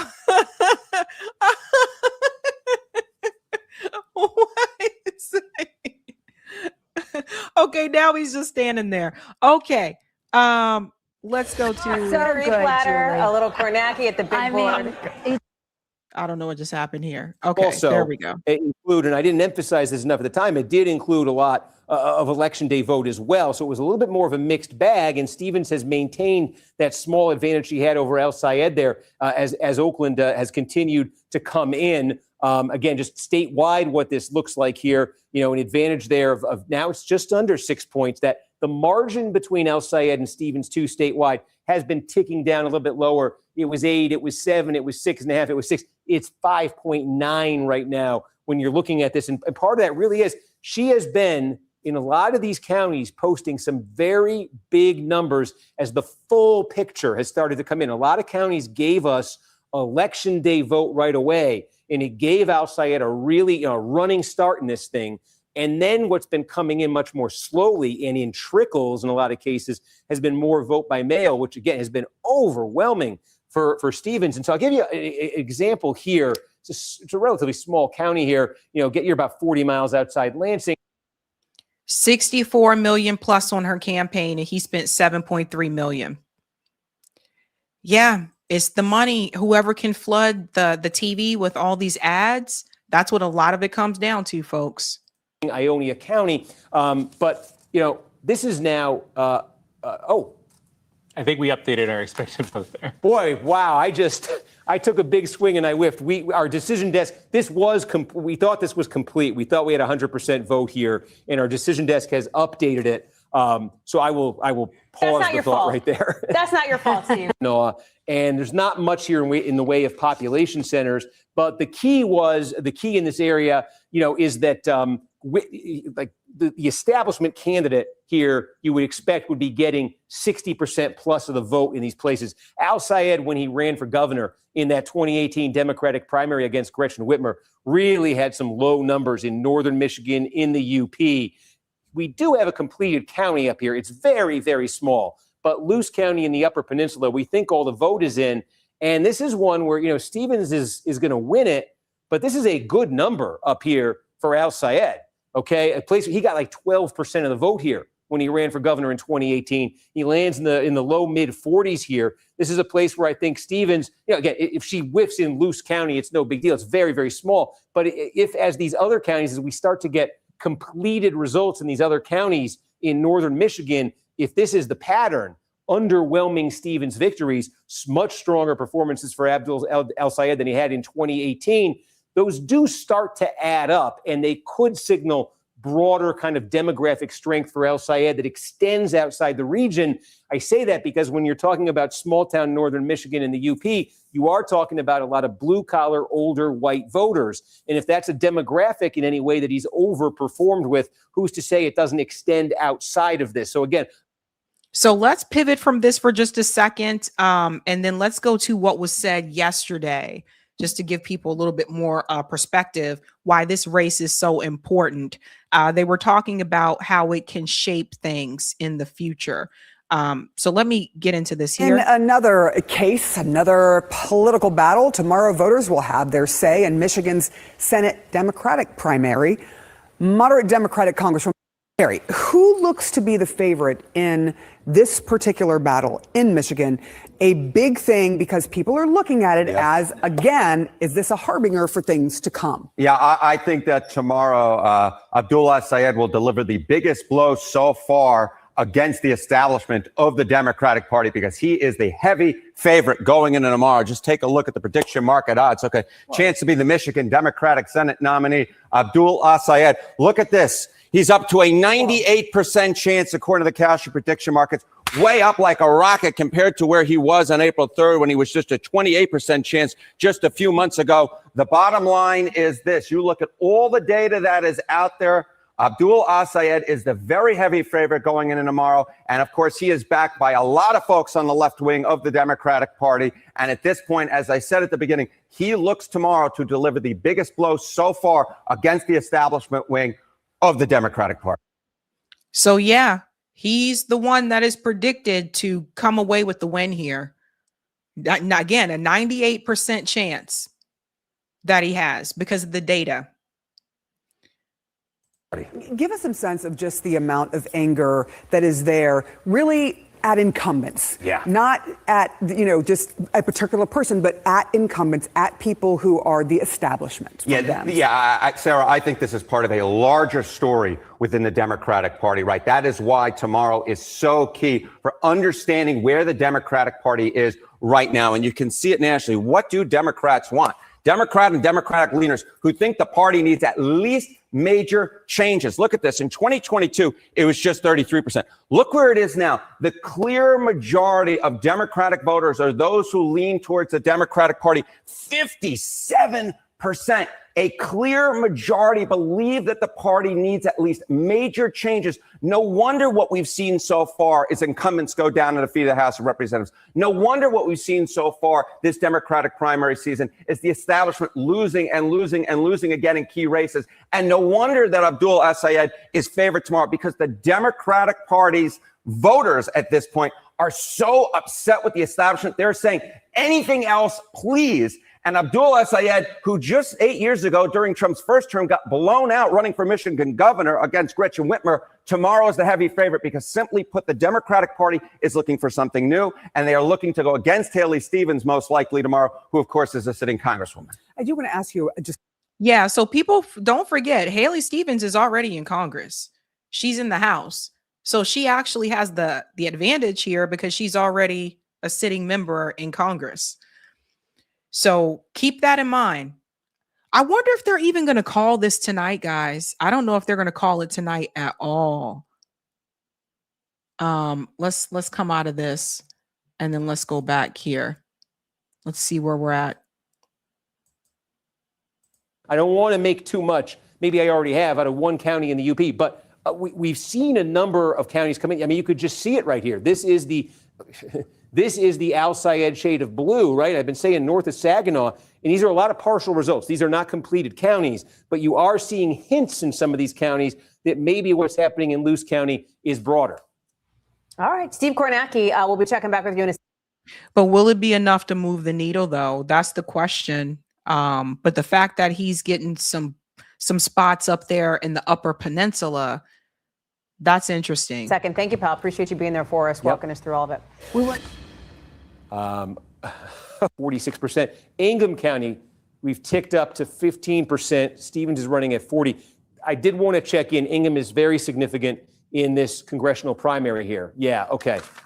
Let's take a closer look now, because what's been happening with Stevens, you can see has a spillover effect to this primary. I think it. Did we call it? Yes. Oh, hey folks, we got a call we're going to share with you. Call. Ingham.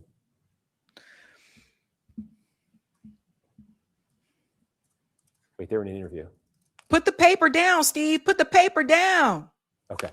Okay, folks, there is going to be another News Now hit. I don't know if you can hear the show or anything, but that's what I'm. Oh.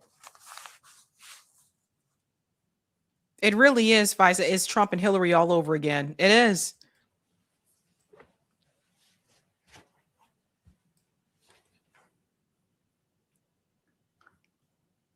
Yep. We're all waiting, Steve. What's the call? I thought you said you had a call.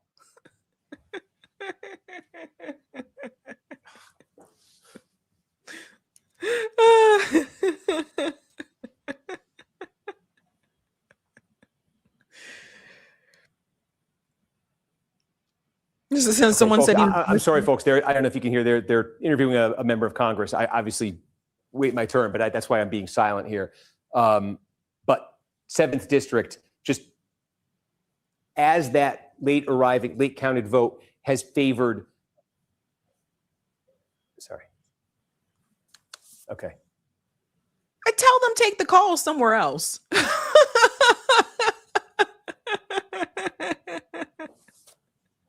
This mofo went to Kansas. Okay. Let's Okay, let's see. I mean, I don't care if you got a call. Okay, folks. I'm sorry, folks. They wanted to talk about the result in the Kansas Democratic primary. We've called Cindy Holscher the winner of the Democratic primary here. So it's going to be Cindy Holscher, the Democrat, against Ty Masterson, the Republican. Again, this is a term-limited Democrat. This will be the Trump-endorsed candidate. The candidate of Governor Laura Kelly loses. Okay, she had not endorsed the. Let's go back to Michigan. That's where we want to be. Okay, I was looking at Michigan 7 because what's been happening in the Senate race there. Okay, in that Senate primary. Where you've seen Stevens in. Are we? I'm gonna need for you guys to get it together for Steve. At the big board on what just happened in Kansas. Cindy Holscher will be the Democratic nominee for governor. Steve, how did it happen? Yeah, I mean, take a look. A very close race here. By the way, Kansas is very quick at counting their vote. We got more than 3/4 in. Holscher now opening up a very healthy advantage. I don't think people care about Kansas. Let's go. I'm sorry. I don't think people care about Kansas. Let's flash back here. I guess we can take Missouri out of the bucket now. And then let's see how things are going here. Let's just refresh the page. All right, here we go. This might go faster than him. You see, that's by county. All right, hold on. I don't like when it, okay, here we go. All right. This is what I'm looking at right now. 28.5%, 50.9 for El Sayed, 45.5 for Stevens. So it's getting closer. Let's see, 55.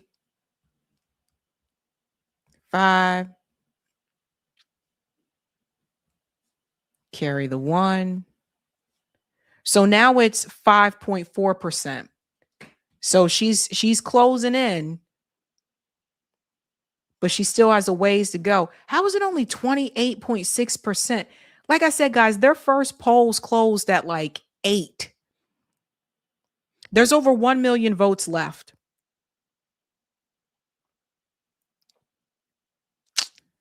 I don't know. Okay, let's see if we got more with Steve here. And had thrown that weight behind Ethan Corson, who was very happy to talk about that when he was on the campaign trail. The other piece of this, too. No one cares about Kansas. We'll go back to what they said here also about Michigan. How motivated Dems are. Where's the energy? How motivated are they to go out and vote? Because numbers matter. Yeah, numbers matter. Who in the Democratic Party is motivated to turn out and vote this election season? The energy right now is on the left wing of the Democratic Party where Abdul El-Sayed is. Just take a look here. Okay, Dems extremely motivated to vote. Look at this. 80%, 4 in 5 of those who identify as very liberal say they are extremely motivated to turn out and vote. Compare that to all others within the Democratic Party, a significantly lower chunk, just 3 in 5, 59%. Abdul El-Sayed kind of comes together, puts it all together as an outsider, comes from the populist progressive wing in the party. And that's why I think tomorrow he is the heavy favorite. If he does, as I said at the beginning of this segment, it would be the biggest blow against the Democratic establishment so far, sort of culmination of all the factors we've seen this primary season. If El-Sayed loses, this is gonna, Because the thing is, what people are waiting to see is if this can be replicated, right? If those policies can win in places outside of New York City. And so Michigan is a swing state, right? So if he does not win the Democratic primary, I can hear it all over the news tomorrow, whether it's, CNN, Fox News, MS Now, they're all going to say, see, we told you that was too far left. That was too radical. And that's the thing. That's the thing. So if Haley Stevens wins, that'd be another win for AIPAC, but they'll also say, see, we told you, you guys were too far radical. Those policies were too radical. And then from there, I think some people will pull back. I really do. I think from there, some people will start to pull back and may even change their rhetoric, or maybe some may consider, not running. That's why I said Michigan is the test, because it's a swing state. This is certainly bubbling up, and then you, of course, have the general, and that's a whole different thing. We will discuss that. We'll discuss that later. We'll discuss that later. Let's set the primary first. Got to get through the primary first. These are really interesting numbers. Wow. Yeah. Harry, thank you so much. Thank you. How do we expect it to shake out? Okay. So, can shake out of that. Let's get back to this one here. So, Kansas hasn't elected a Democratic senator. I think that there was a bit of a mirage early, I think, in that the election day vote in some places got reported out very quickly and huge for Al Sayed, and in a much longer process in not all. We haven't seen this in all counties, but we've seen this in a fair number of counties now where Stevens has chipped away at that early advantage that Al Sayed has had and has given herself numbers. Eaton County, she's getting close here to a number that I think coming into the night she would have wanted to have. It didn't start out that way. That's the same story next door here in Livingston County. We're looking for other counties on the map we can measure where we've got this much. So now it's at this point, guys, where he's dropping again. Oh, wait a minute. I'm sorry. That's a county. Nope. Sorry. Pardon me. Let me go back to where I was. That's a county. Statewide is what I wanted to see. How is it only 29% in? Guys, I don't know what to tell you. Quarter of the vote. Now we're getting close to 30%. One thing very. Okay. Thank you. These are the numbers I wanted to see. Okay. So he was at 50.9. He's now at 50.8. She's now at 45.6. He's dropping. She's gaining, but she's not gaining a lot. Yeah, this is going to be dragged out, guys. They're not going to I wonder, they're only at 29%. This is insane. Big picture that we're seeing, it continues to happen here, is that Stevens in that sort of bottom line number against El Sayed, it continues to tick down. 58, 45, 6. It's now 5.2. We said 8. We said 7, 6.5, 6, and inside of 5. Now we're getting down close to so this continues to shrink here. There is still a lot to come here. It's sort of uneven where the vote is coming from. I'm going to look here. I'll see some of these for the first time myself. I just want to see. We started to get vote in Lansing, state capital, big Democratic bastion. This is a place where Al Sayed wants to do very well tonight. I think he sort of depends on it. Livingston County next door. I will say, and to Grand Rapids, did we get anything more? No. I'm just checking these kind of for the first time here myself. Genesee County, Saginaw County, so not a ton more in those places.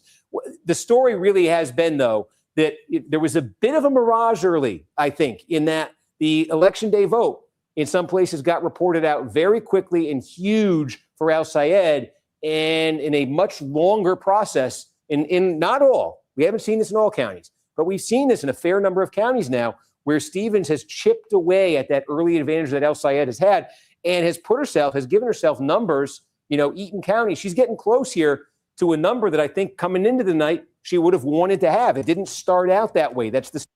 You guys have got to see, like, these Senate seats, again, we're talking about a 6-year term. So these Senate races are very competitive. And, I see some of the House people that are also running in Michigan. They're doing pretty well so far. But this Senate race is looking to be closer than they predicted that it would be.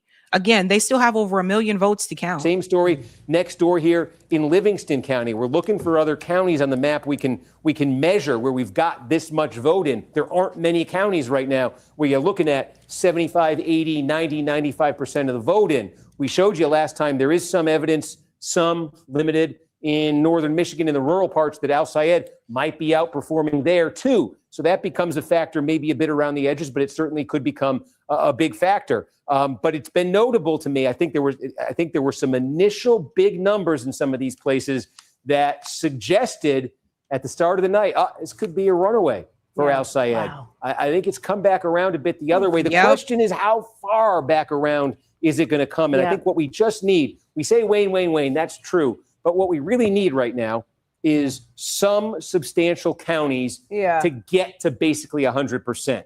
Because so much of what we're doing right now is, well, she's doing good with this vote. He's doing good with that type of vote. If it does this, if it does that. When I can see a couple of these actually get to 100%, I think it'll clear up fast before we get to Wayne.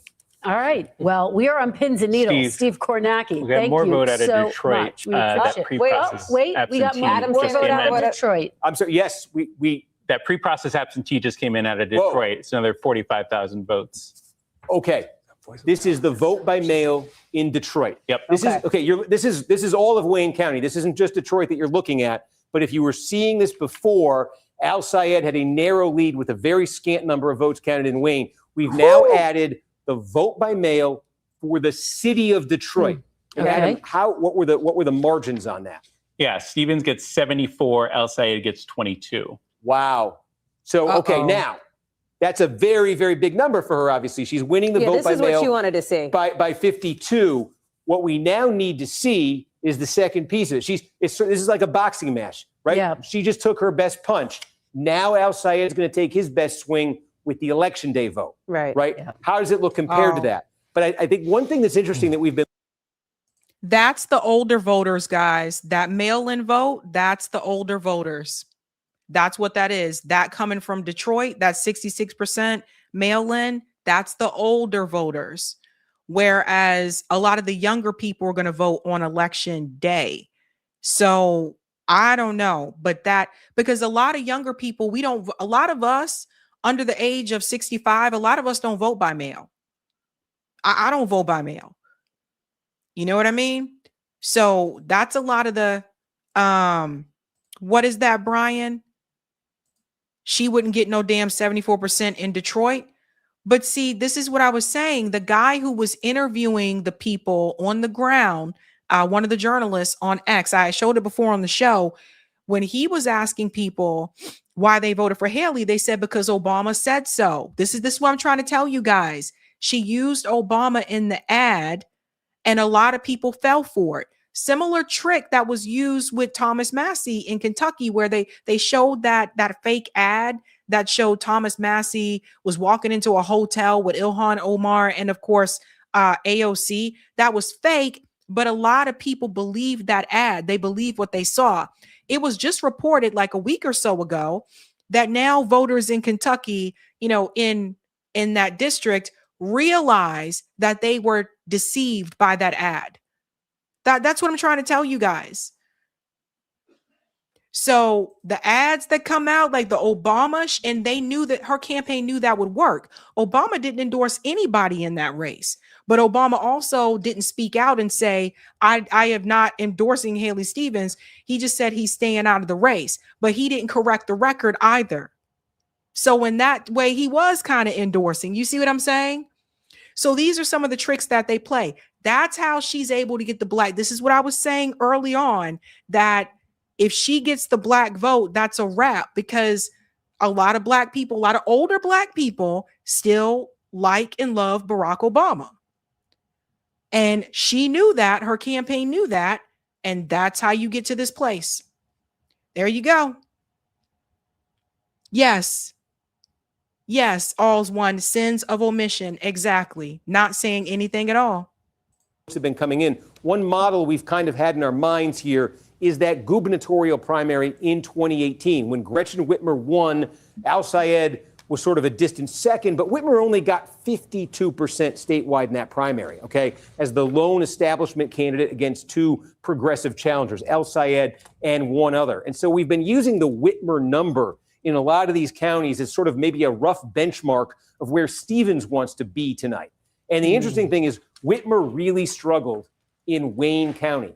She lost Detroit. She actually came in second place in Detroit. She got 36% of the vote in Detroit. She got 44% overall in Wayne County. And again, I keep saying how big Wayne is, 20% of the vote, statewide. So this was core to the chances Stevens has tonight, is getting a substantially better number out of Detroit and by extension out of Wayne County than Gretchen Whitmer did in 2018.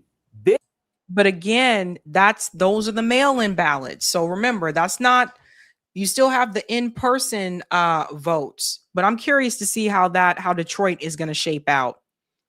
This is consistent with that. The question now is, as you start to get that election day vote, how much is El Sayed able to offset that?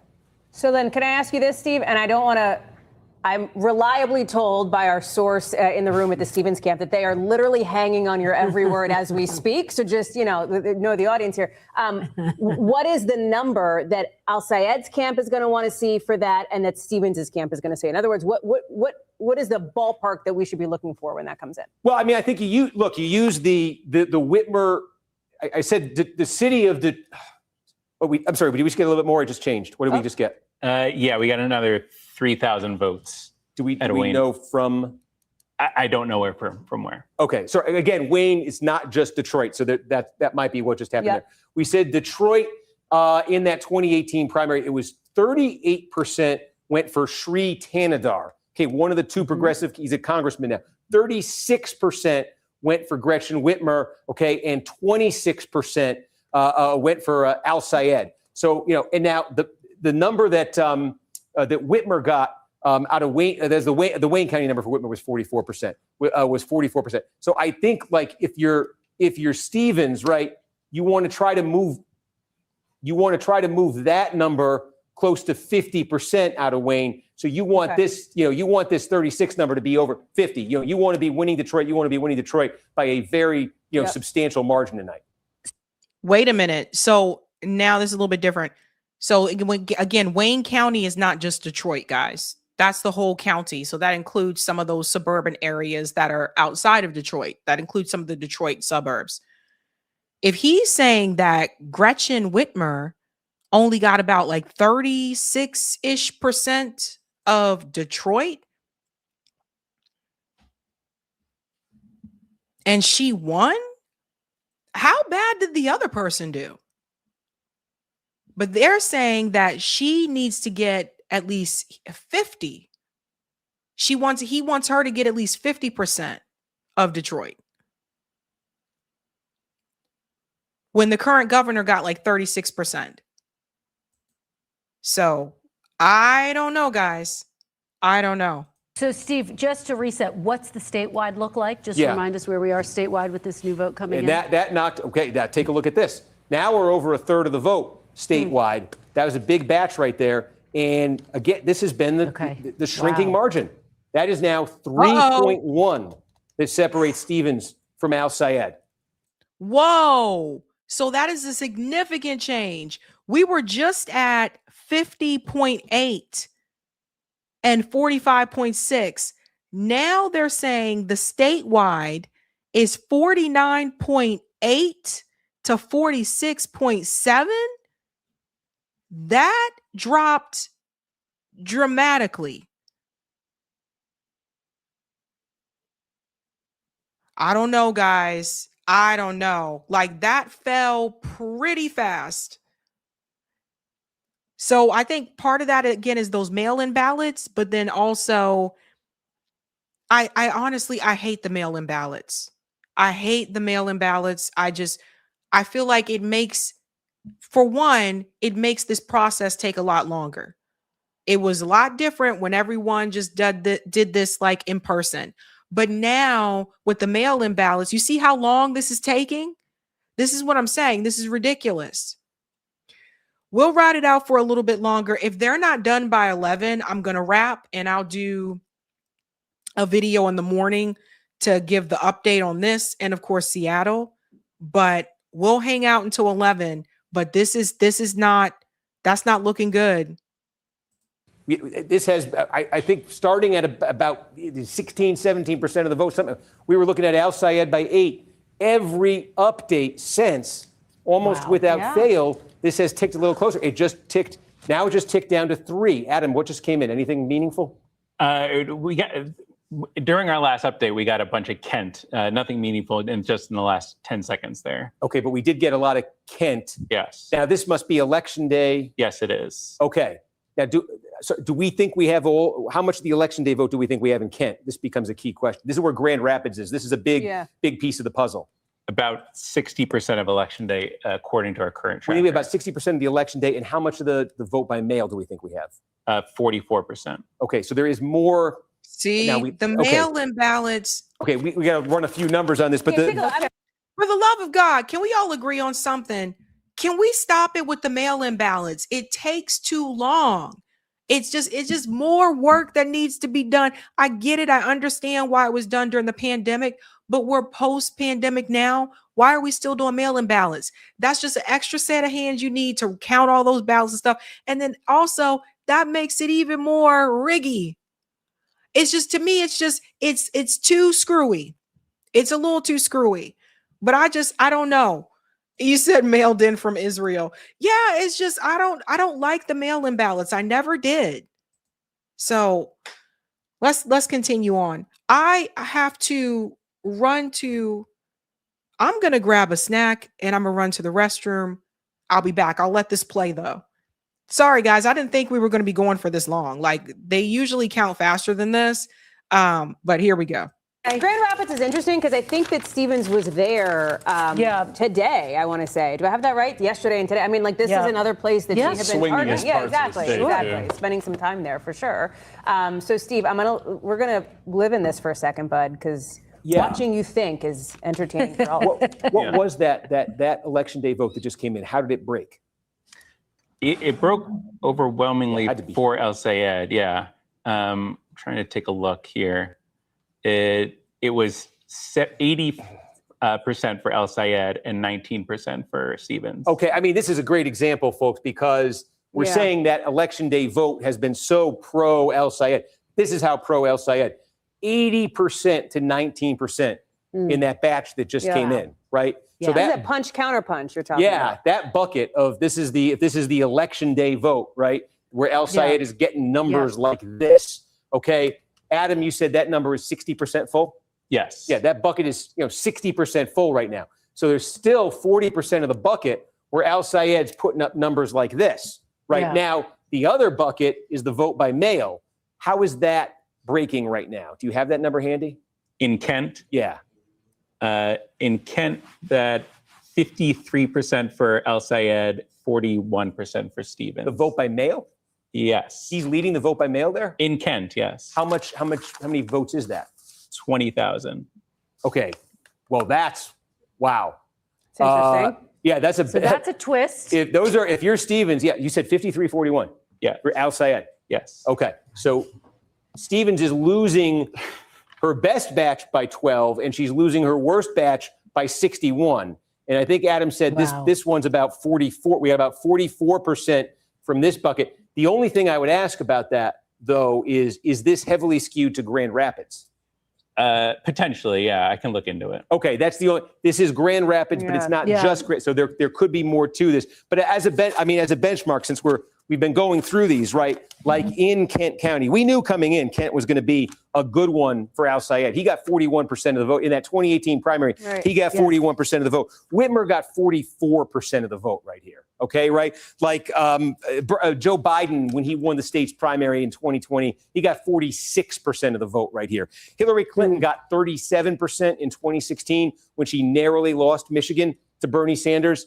And, again, I want to look more into that vote by mail number, but that vote by mail number has to, I think, turn around for Stevens here. She can't be getting 30 in a place like Kent. She's not going to win it, but I think for a candidate like her, given what we're seeing elsewhere, she needs to be in the 40s, in a place like that. I think she needs to be cracking that at least. That's what the other establishment wing candidates have been able to get here. And again, Whitmer only got 52% statewide, right? Yeah. Sanders got 53% statewide in 2020, and he got like 49% statewide in 2016. Clinton and Sanders both got like 49% in 2016. So mid 40s, low mid 40s for those candidates, high 30s even for Clinton, got them right to the kind of cusp of a majority. So Stevens at 30%. That's, and again, Grand Rapids, what is it? This is fast growing and it's young. So much of the Al-Sayed support correlates with age. This is one of the younger median ages you're going to find. So it's true next door as well. In Ottawa County, one of the younger median ages you're going to find in the state is right here. So it's part of the reason why we expected that to be a big number for him. And in fact, I just want to check in because it occurs to me, speaking of young voters, do we have more? We don't have. Washtenaw County is another one here where, again, we thought would be one of the best for Al-Sayed tonight. And again, where I think Stevens knows she's going to lose, but wants to be getting closer to something, 40 here or something. Yeah. It's one of those. So that's what I'm saying when I said to bring it around to Detroit for Stevens, she's got to do a bunch of other things. And those are the kinds of warning signs that exist on this map.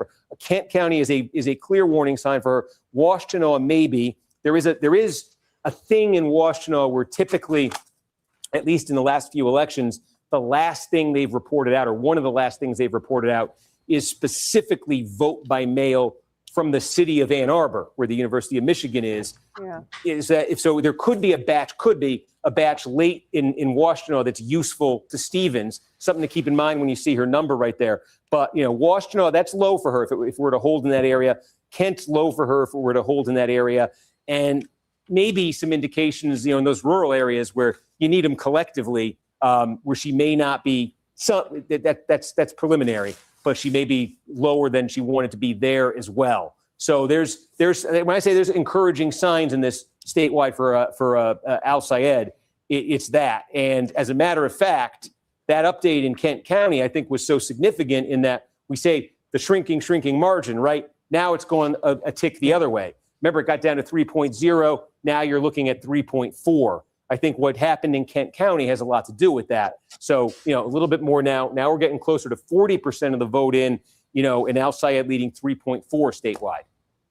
All right. Steve Kornacki, fascinating. It is coming in fast and furious. And this is a real race. My brain is still, it's I know. it's fascinating. It's fascinating. And Adam, the voice of God, was just incredible. Was just incredible. Steve, we're going to get back to you very soon. We're going to just unpack everything we learned quickly here. Okay. If anybody wants to join, I'm going to do something different tonight because Eric was at the game. So I'm just going to put this in here. If you want to hop on with me and give me your feelings about this, I put a link in the chat. That's the StreamYard link. That's how you can join the stream if you want to come on. New York Varsity, if you're watching and you want to hop on, I know you got a microphone and all that jazz, or this link right here, it's in the chat. If anyone wants to hop on and chat with me, give me your perspective about this. Roger, I see you join. Let's bring Roger in. Roger, what's your take on this, man? Well, you know how I feel. We should all feel about Democrats. I just don't feel that it's worth getting that much excited about, because at the end of the day, they're both Democrats. And I even doubt that, if he gets in there, is he really going to fight for the things that he said he's going to fight for? I mean, he already said he's a capitalist. Yeah. I think the thing is more so about getting rid of the AIPAC candidate. I think that's the thing about it, is getting rid of the AIPAC candidate. Barack Drama, what's going on? Yeah, how you doing? Can you hear me? Yeah. Yeah, I think they need to get rid of these AIPAC Democrats and get the ones that ain't signing up with them, that ain't agreeing with them. Here's the thing, though. I'm listening. I know. I think we might be in a bubble. because the thing is that this whole APAC thing and so on and so forth may not be a priority one for regular normie voters. It is for us because we're in it. We're all like, you know, all educated about it and astute about it. But the regular normie normal voters, they're more self-concerned about, okay, yeah, they're corrupt. Like if you say, for instance, right, oh, that politician is corrupt though. They're corrupted by AIPAC or whatever. They could come back and just say, well, they're all corrupt. But this corrupt guy does this for me. You see what I'm saying? So, you know, like I seen this happen when in 2016 when I was talking to my mother and she said I was just like, yeah, but Hillary Clinton lied. You know, I was like cheering for Bernie. But Hillary Clinton lied about this, that, and the other thing. And she said, well, they all lie. So it's like the same thing if you say, well, they're corrupt because this, that, that's, and the other thing. And the normal voter will just be like, well, yeah, they're all corrupt. But this corrupt person did this for me and did that for me. Am I being heard? Yeah, I hear you. I hear what you're saying, Roger. But I think the thing is, like, we're talking about legislation where they're trying to merge the United States military with Israel's military. We're talking about legislation that one of the things El Sayed has been telling people is that your money is going over there instead of being used here. And I think that does resonate with people. I want to bring in CBC voter for just a second because CBC, you have to unmute your mic, CBC. And Kieran, I'm going to have to mute you for just a second because I have background noise. CBC voter, you have to unmute your mic if you want to speak. Yeah, to unmute your mic. I can't unmute it for you, so you got to do it. Okay, I'll let you figure that out. So I think a big part of the thing is that the money, again, as we're seeing all this money that's being poured in, that's buying these races, this is a problem. We can't allow these people to continue passing legislation that is going against our very own interests. That's what I'm saying. Like all the money is being sent over there instead of being used right here. That's the problem I have. CBC, are you there? I see you in the chat. Okay, I don't know. I don't know if you can unmute yourself. I tried to unmute you, but it won't let me unmute you. Go ahead, Barack Drama. To elaborate on what you're saying, they always been doing that. They've been doing that forever. Which I don't understand. They all, both sides are sending money to other countries where here in America you can't get anything. You can't get if you're behind in your bills or you can't pay for your school or something like that, you can't get anything from anything. That's what I don't understand. But both parties do that. The Democrats, when Obama did the bailout, and I'm not anti-Obama, I'm just making a statement.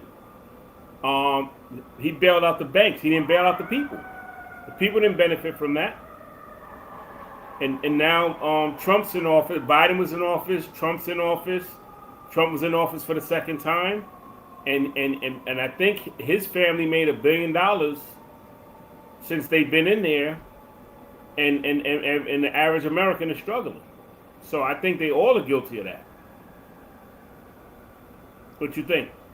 Well, I agree. I think it's ridiculous how many people forget that Barack Obama did that. That he bailed out Wall Street instead of bailing out the people.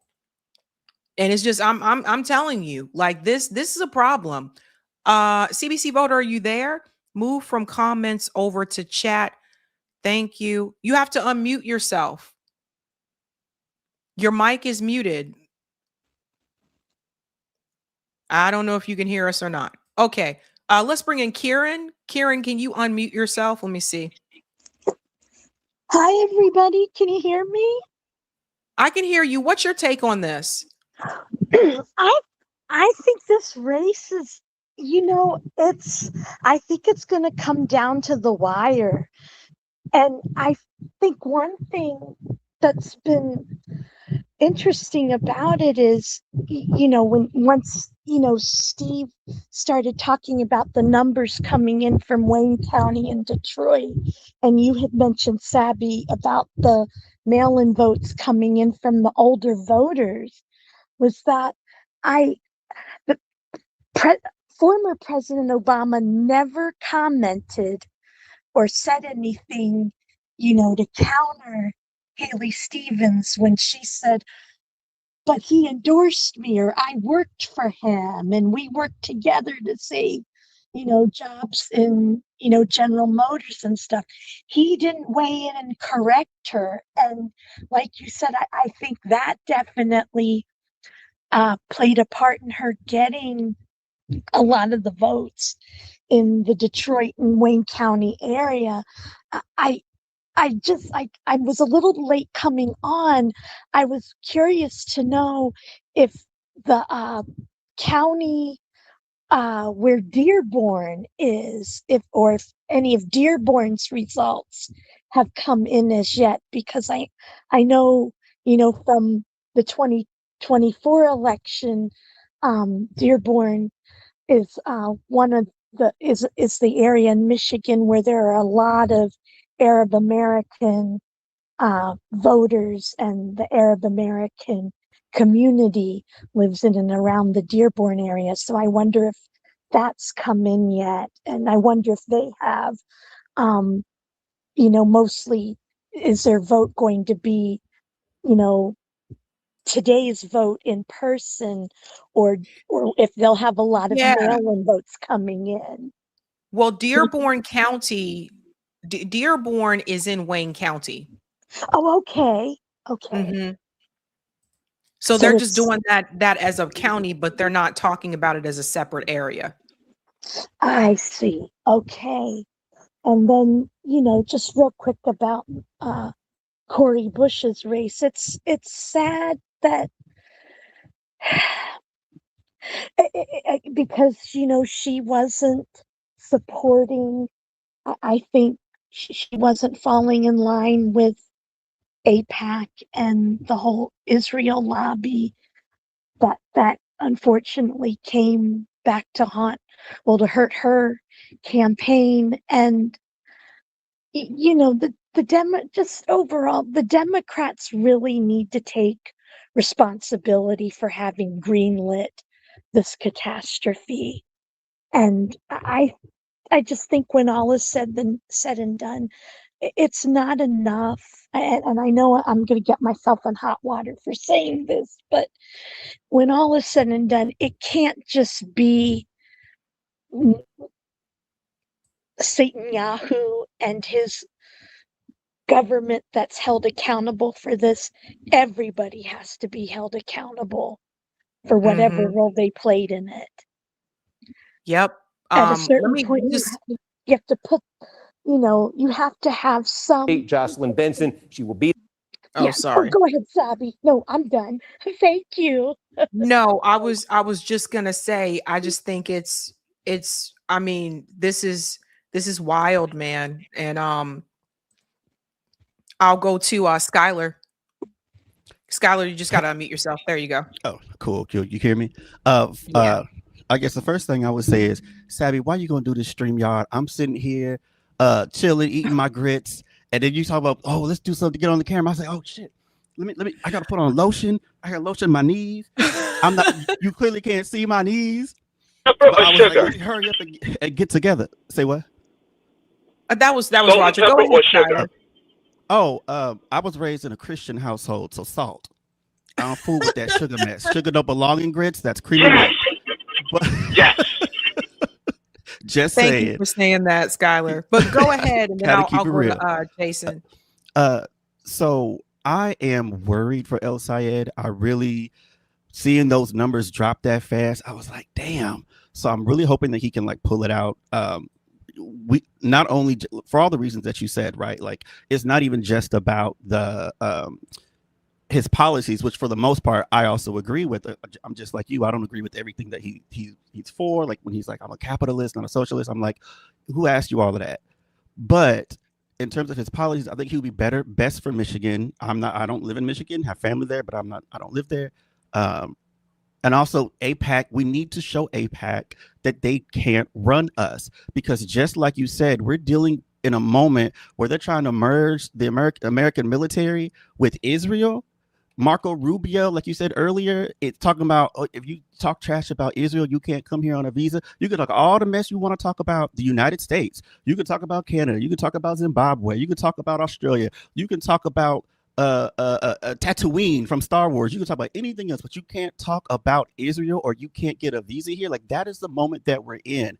And so I hate to say this about American voters, and this also ties into what happened with Cori Bush, but I'm all for getting money out of politics. I think we do need to get money out of politics. If you ask everybody individually, do you think we should get money out of politics? 9 times out of 10, they're going to say yes. But the thing that always irks me, and this might not be a popular thing to say, but money in politics, or one of the main reasons money in politics works at all, is because mofos don't read.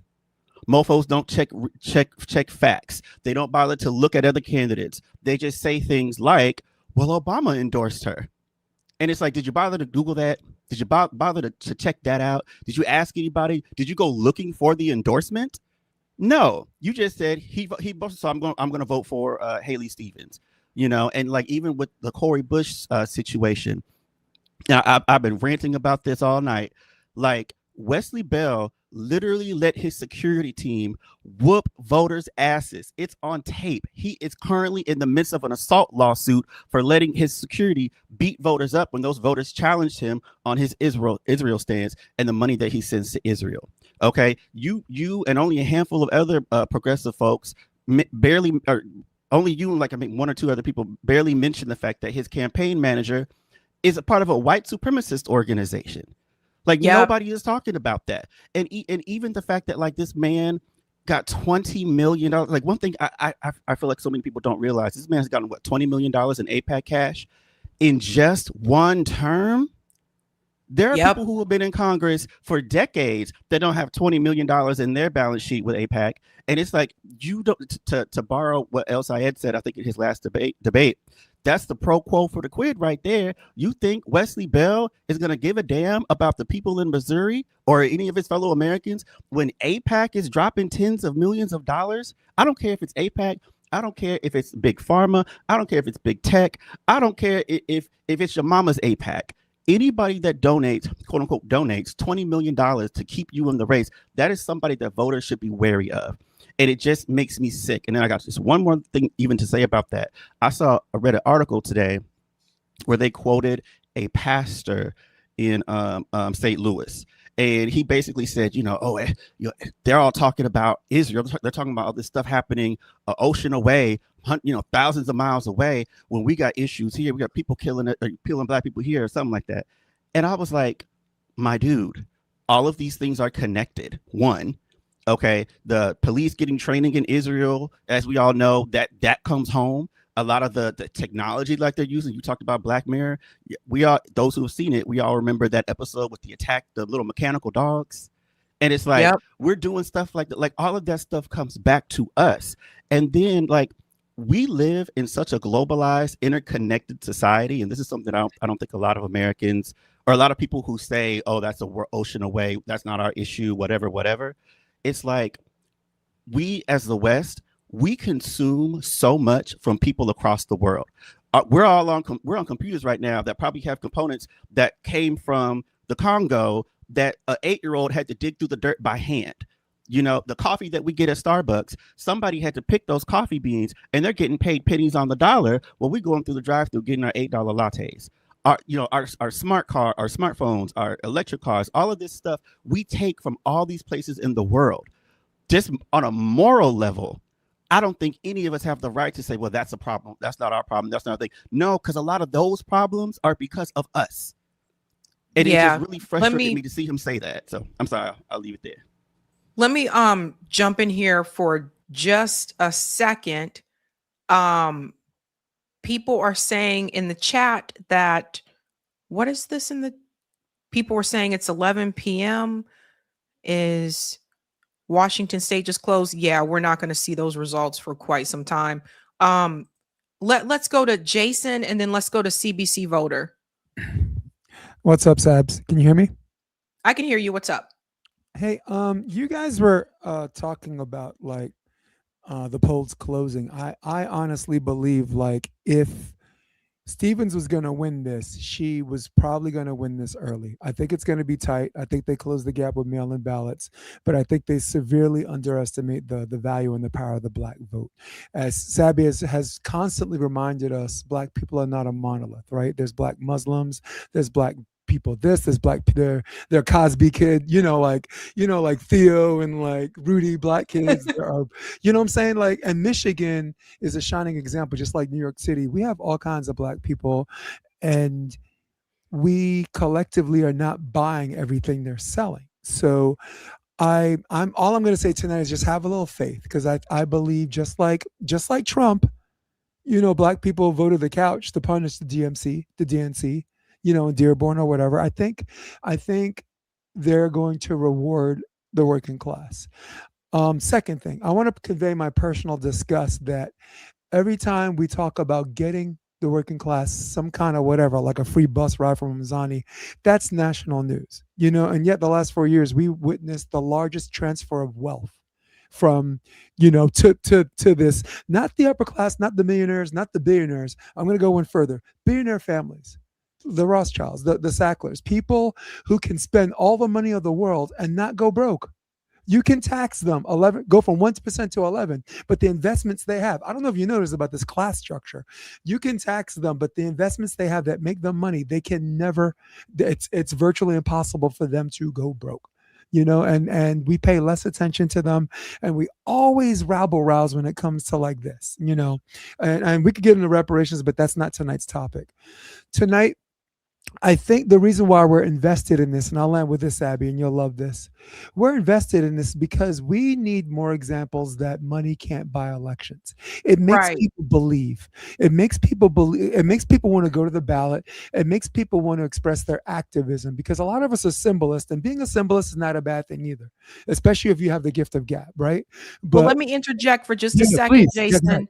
You guys got to hear this one. We do have an update. It looks like one of them is doing really well. William Lawrence, who also running on a populist platform, is at 42.7% against Bridget Brink. Bridget is at 29.5%, and it's 52% of the vote in. I just want to play a little bit of this. Talking about in the Senate race, where Lawrence, the very progressive, candidate here of the left, is going to win this, has won this primary, and the context is Trump won the district. This is a swing district that Trump won. Oh, he won. Lawrence, a candidate of the left, will be the Democratic nominee against Tom Barrett, who was elected in 2024 in this district. So the question we've been asking statewide. Okay, guys, that's a good sign. We finally get to drop the beat. Let me try to get back to Lawrence. Where was he? I lost him. He was here, and right about there. I'll dance with you. Hey, that's one. All right, guys, we get to drop a beat tonight. Everybody ready? Hey.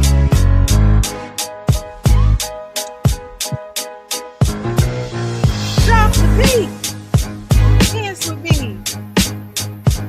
Dance with me. Drop the beat. In the street. All right. Yes. That's one. That's one. One down, one to go, right? Yep. Two to go. Oh, two to go.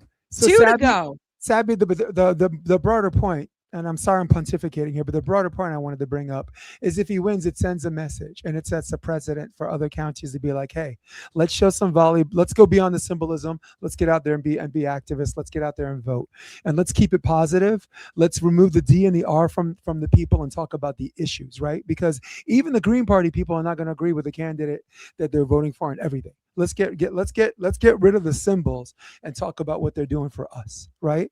And the reason why we're afraid is because it also sends a message if he loses. If he loses, this shows you that the only thing the DNC hates more than Donald Trump is you. And I mentioned that on a super chat, right? And nobody, I mean, it's a negative message, however, albeit how true it is. Like Mamdani, like having Cuomo lose and run again as an independent and then bend the knee to Trump to get money, really demonstrated that they hate you more than Donald Trump.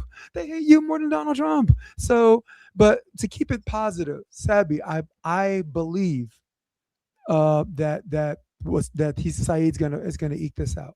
I think he's gonna eke this out. I think if Stevens was gonna win, it was gonna be some of these bigger counties that have more votes. She's winning the smaller counties. That okay? Wow, 202 votes to 174. I'm over fucking whelmed. Okay, no, it seems like, but Al Saeed, if you look at on your map right now, he's winning the county that has the larger volume of votes, and there's no way mathematically she turns that around outside of a small miracle. And that's it. That's all I wanted to say. All right. Well, let's bring in CBC Voter because I know you're the one that does the data here. CBC Voter, what's your take on this? Just got to unmute. CBC Voter? I can't unmute you. You have to unmute yourself. It's not letting me unmute you because you muted yourself. Just got to hit the unmute button. Okay. I don't know what happened. Let's hear what they're saying here. Win county for her, certainly, but also a county where I think she needs to have some degree of a pad here. And it's interesting because she's now moved this up to 4 points. Can she move that? Can she move that further? We're trying to figure out what the remaining municipalities are there, and if there's the opportunity for her to do that. Because again, what that did statewide was when you came to me, it had gone up to 4 for Al Sayed. That Oakland update knocks it down to 3.5. And anything else big, significant in the last couple minutes? No. Those are the most recent. Right. I feel really bad. I had a follow-up question for you, but my mouth was stuffed full of fruit snacks. Okay. So going back to where are we now? We got CBC Voter, you have to unmute or something because you're on the screen, but if you're not talking, I don't know what to do. Okay, let's go back to Barack Drama. Barack Drama. Yes, ma'am. What do you think is going to happen here? Well, what I'm hoping for is that all the AIPAC people lose. I'm sick of them. That's what it does. But that's what I think is going to happen. I think he's going to win.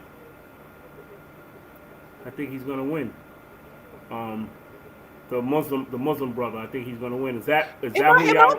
Am I the only one here that thinks that she's going to win this now because it's getting close?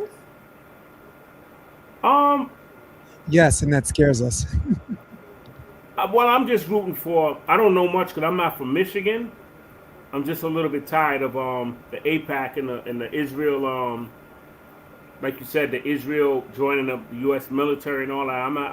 I don't think I'm for that. I think I'm against that.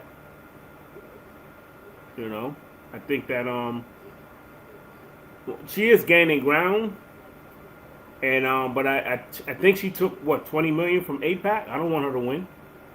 I don't want to see nobody from AIPAC win. Yeah, I don't want to either. I have to mute you when I speak Barack Drama. Otherwise, I get an echo. But Raintree said Haley's done. She's AIPAC funded. I'm telling you, El Sayed has it. 45% in, guys. When do you guys think they're gonna call it? Are they gonna we got a sexy person here. Oh, not sexy, sorry. Sevy Sky. I thought it said sexy Sky. Sevy, hello. Hello. That's funny. Yeah, I just wanted to say it looks like he's going to win, but it's like they don't want to call it. That's, Sevy Sky. I thought it said sexy Sky. Sevy, hello. Oh, I can hear me in the background. Oh, I'm sorry. That's my TV. I was watching it on TV because it's my bigger screen. So, yeah, I just think that they're just playing and they don't want to admit it that she's going to win. I mean, I think, or he's going to win. And they want her to win for some reason, which is probably the APAC. Yeah, so I don't know. I think that's a problem. So are you guys getting that impression too? That wait a minute, the numbers jumped up. Hold up. Let me put on the volume. One more we can maybe do Independence Township. No. Go back to what you was just doing. Hold Super on. progressive, Because yeah. the numbers Super changed. progressive. Here we go. County, now a 4-point advantage for Stevens. And we said she wants to be in the 50s here, in this county. It's a must-win county for her, certainly, but also a county where I think she needs to have some degree of a pad here.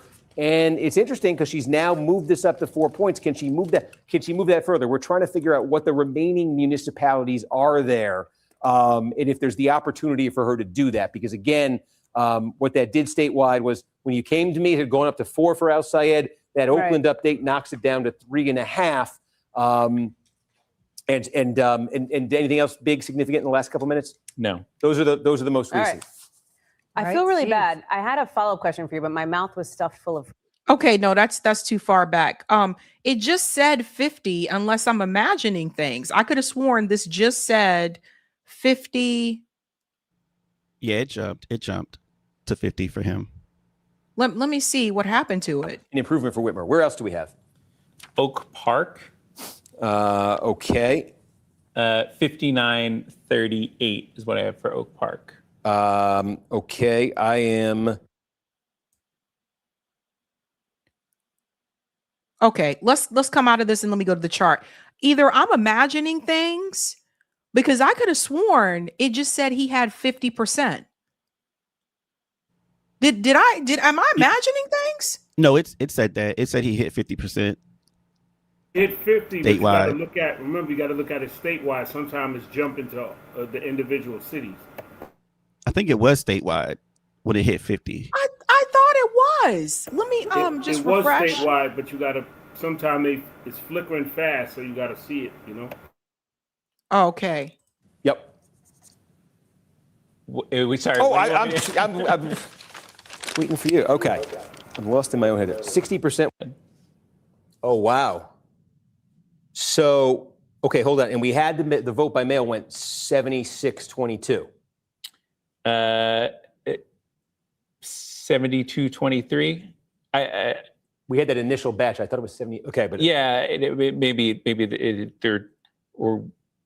Okay, they seem to be confused. Any other thoughts? Roger, you were talking about some of the CBI issues. I think Roger might be driving now.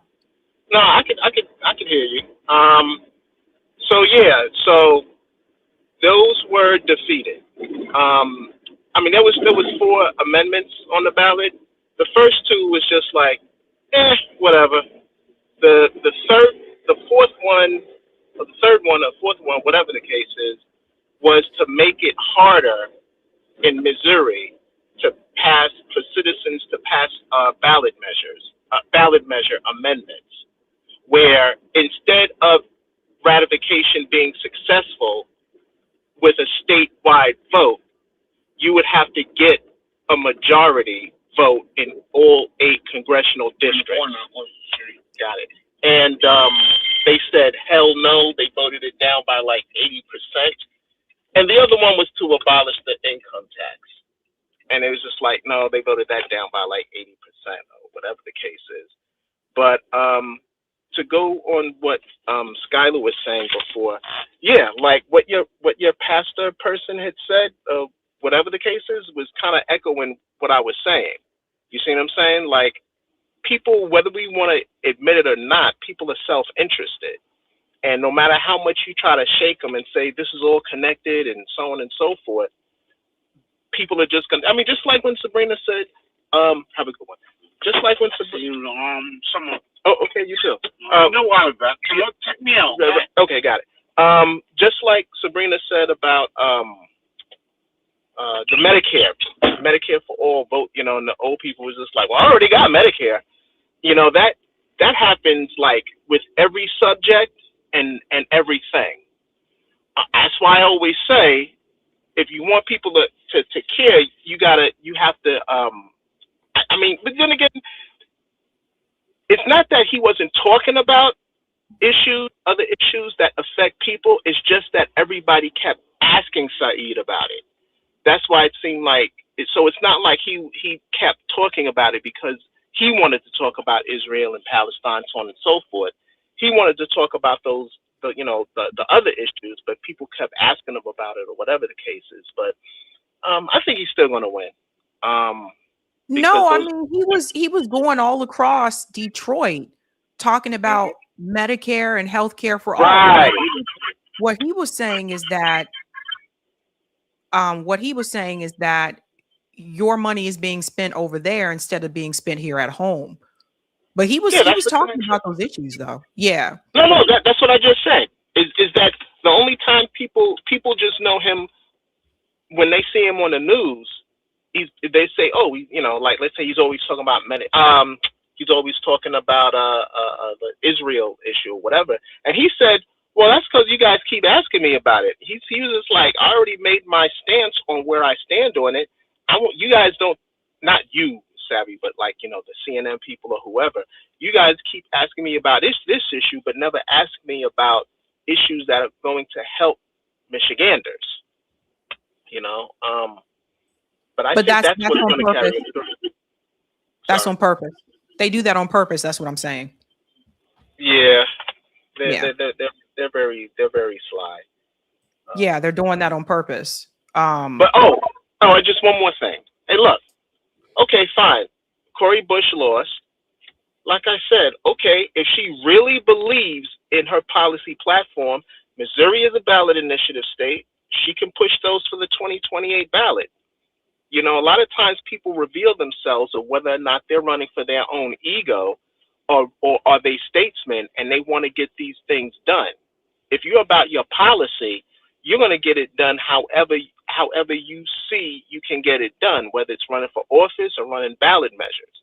You see what I'm saying? And a lot of times these people just want to run because they're ego tripping. Let me jump in here for just a second. I'm going to mute you, Roger, so I don't get echo. But I just want to point this out. Trail said, should Cori have run third party? So in that district, she wouldn't have a chance as a third party person. That's the problem. That's what I was talking about, is that in some of these districts, you probably would still do pretty well depending on the district. But in that district in St. Louis, from what I understand, it's deeply, deeply blue. And that whole, again, you're talking about change, and people were saying that area tends to be more conservative. Like, it's blue, but it's more conservative. So you got that to go along with it. Then add third party to that. You think those people that are used to, leaning a little bit more conservative are going to say, okay, I'm going to vote third party? No, they're not. And Cori knew that. That's why she ran as a Democrat. I think a lot of times it depends on where you live. Like for example, people run third party and independent in Boston all the time. They stand no chance because it's the blue. That's what Boston is. And so a few people might vote for the third party or the independent person, but the reality is most of them are not going to. Now, I've seen this happen time again. Okay, CBC voter, you're here. Don't mute yourself. What's up? You got to talk. Can you hear me? I don't know what's going on with CBC. Let's bring in Wiz. Wiz, you're next. What's up? Oh, what's up, Sabby? What's going on? Nothing much. What's on your mind about all this craziness? I know it's a good close race. I'm a rural carrier. I live like 30 minutes to Detroit, so it's yeah. So it's gonna be a tight race because I deliver most of the mail most of the mail ballots in St. Clair County, which I can see right now it's going to Haley Stevens. So I think. Well, first of all, is there any way you can adjust your volume? It's a little too loud. Hold on one second. This is new to me. I'm trying to.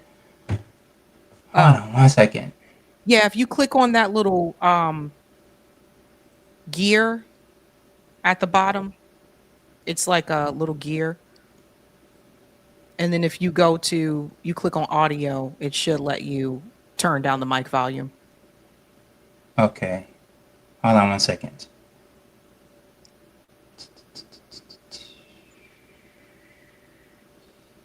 Because I really do want to hear from someone who's from Michigan. I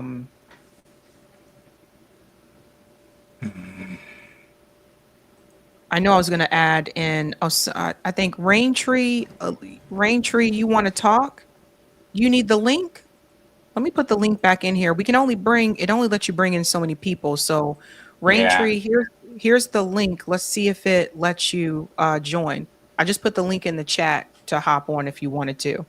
But go ahead, Wiz. Okay. Yes. Yes, yes, I delivered in County St. Clair County, north of Detroit. It's near Port Huron, but it's like 20 minutes away from it. I delivered the mail ballots. I don't know how many I delivered, but it's a lot. So I definitely know it's a close race. Some of my family members voted for Stevens. I'm a few Why? in my family. Wiz, just tell me why. Why did they vote for her? Because they don't do their research. That's the problem. They don't do their research, and they assume that Barack Obama is with Stevens. They caught up with this propaganda that the Democrats are running for Stevens. And I saw a lot in Detroit, unfortunately. And it's hard to wrap my mind about that because Stevens is not a progressive. She's for Israel. And my parents, yeah. So I was just going to say, let me just jump in for a second. Did everybody just hear that? The Obama thing is working. That's why. No. Here's a new one. Okay.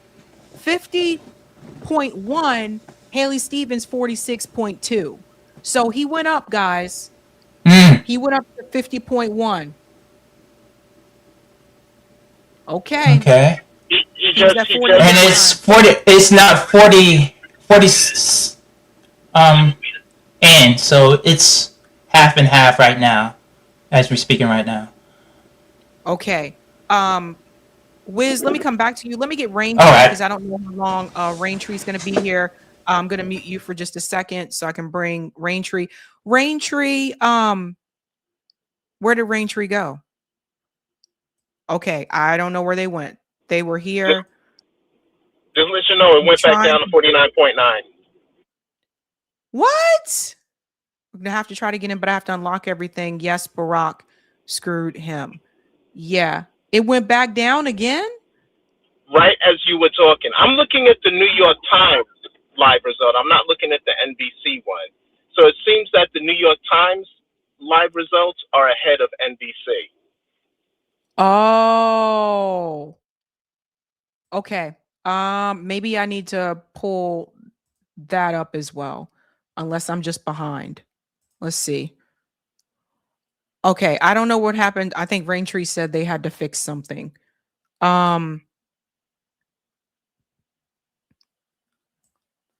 I mean, this is lot. Are you sure New York Times is ahead or is he ahead? I don't know. Let me check. Okay. While waiting on that, all right. Wiz, let me come back to you.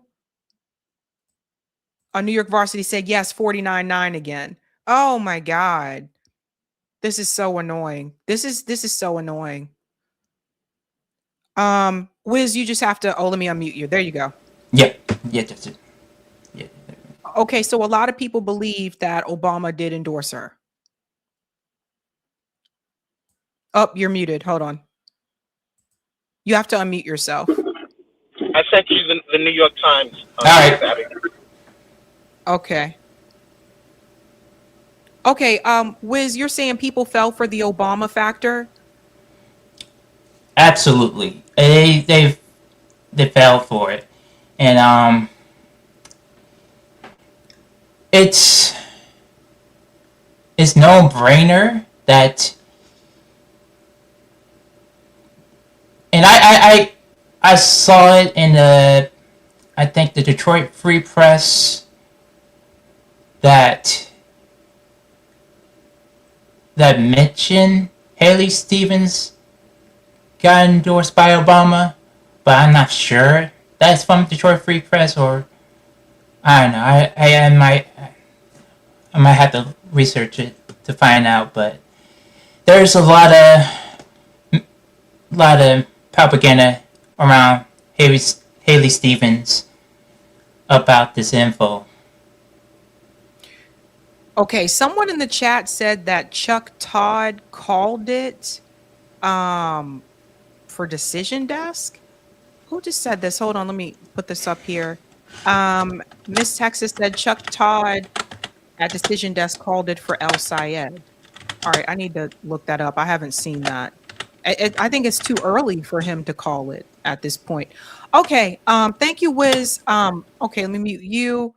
Let's bring back in Skylar. Skylar, thoughts on this? While I check a Decision Desk, let me check that because I don't see.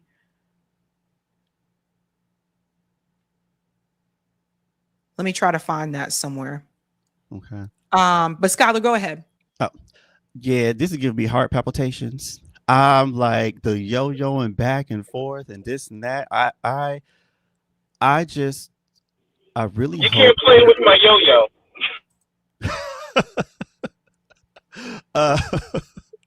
I really hope that the voters in Michigan. Oh, I'm trying to think of like the nice way to say this because I don't want to be like some jerk that like ignores the will of the people. But I honestly need people to think more critically about some of these candidates. I saw a post today from Haley Stevens. She posted up a picture of her and Barack Obama standing on stage together, all hugged up. And then in the tweet, she says, "So glad to, have gotten so much support from Barack Obama." And it sort of gave the very good impression. I can see how somebody would be deceived by it. The impression that Barack Obama was endorsing her today with that photo and then her caption. And to me, I'm like, anytime someone is willing to deceive you, trick you, not tell you the whole truth, if that's what Haley Stevens is willing to do to get the job, what do you think she's going to be willing to do when she is in the job? This is the same lady that's like, oh, if I get into the Senate, I'm going to ban stock trading for Congress people. And it's like, well, girl, ain't you been in Congress since 2018? Haven't there been multiple bills to ban stock trading amongst Congress members for years and you ain't never signed on to them? But people don't know that. And so I'm hopeful for El Sayed because, like you said, we need to show AIPAC and all big money, all of these PACs, that like, you don't run this country, you don't run us, you don't run our politics. And democracy is a team sport. And I just really hope if El Sayed can pull this out, then a part of me is like, okay, we have more of a fighting chance to save the country from this downslide that we've been going in, and that we as the voters in general have been active participants in, because we keep voting in the same mofos every time. Yeah, I think the New York Times is ahead of him. The New York Times right now, there says, let me put this up so everybody can see. So the New York Times has him at 50%. They have him at 50. They have her at 47%. It's still very like this is tight. This is a tight race. Even when I click in Detroit, see, according to the New York Times results. Oh, wait a minute. That's Macomb County. Where's Wayne County? Let me just do it this way. I'm trying to zoom in here on Detroit, but I don't think. Yeah, she's leading Wayne County. And this is what I was afraid of, that she's winning in Wayne County. That's what I was telling people. I said, if she gets the black vote in Wayne County, I don't know. That state is looking very purple right now for her. But I don't know.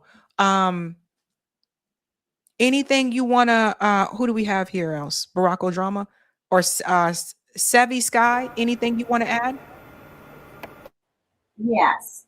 Has any of corporate media asked Barack Obama if he did in fact endorse her or not? His response was that he was staying out of the race when he was questioned. Oh, so a non-answer answer. Right.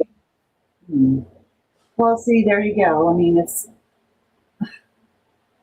I don't know. I think that's kind of sketchy. He should have said, I didn't endorse her. He either did or didn't, you know? I mean, it's a yes or no question. Yep. And so that was intentional. Yeah, because he got the people who just watch, you know, who don't do deep dives on computers and their phones that they know have, and, you know, a lot of boomers and stuff that maybe they always just gravitate toward Democrat versus Republican. I have a lot of those people around me who don't understand when I vote for third party. They even blamed me for Trump.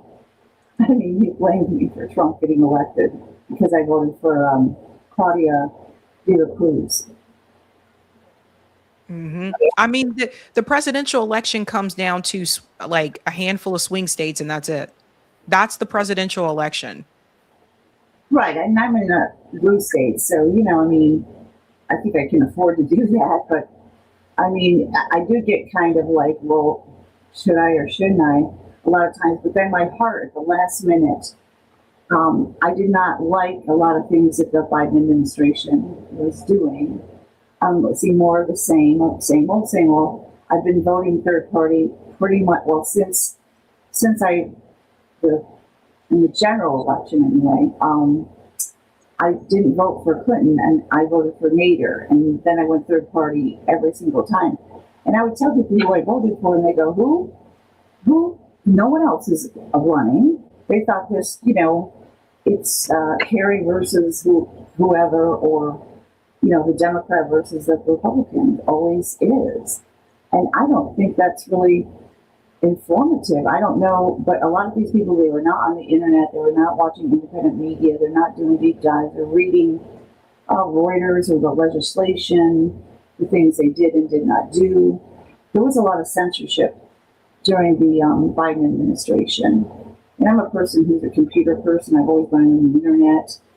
And I noticed a lot of censorship going on, and it was early on in the pandemic. All of a sudden, they start turning off Yahoo comments, for example. Everybody started changing their privacy, you know, their privacy, what is it called? The privacy, I don't know. It's a double speak thing, you know, because it's really not. So they were sort of censoring people, like scientists, about the vaccinations and stuff like that. And I noticed it right off. And not only that, it was things like the moon landing. It was all like everything. In fact, that's how I noticed it at first, because I just got bored, and I was like the moon landing thing. And I noticed that all those conspiracies, or whatever they want to call them, were disappeared, and they were all with the debunkers. You know, it was all about the debunkers. And it was just loaded with them. But I couldn't find any on the actual, you know, the people who analyze like the moon landing, which is pretty innocuous. It's not really a, you know, I mean, am I missing something? Was this race called by somebody? Everybody stopped streaming. Is it just because it's getting late? I just checked. Everybody that was streaming tonight just stopped streaming.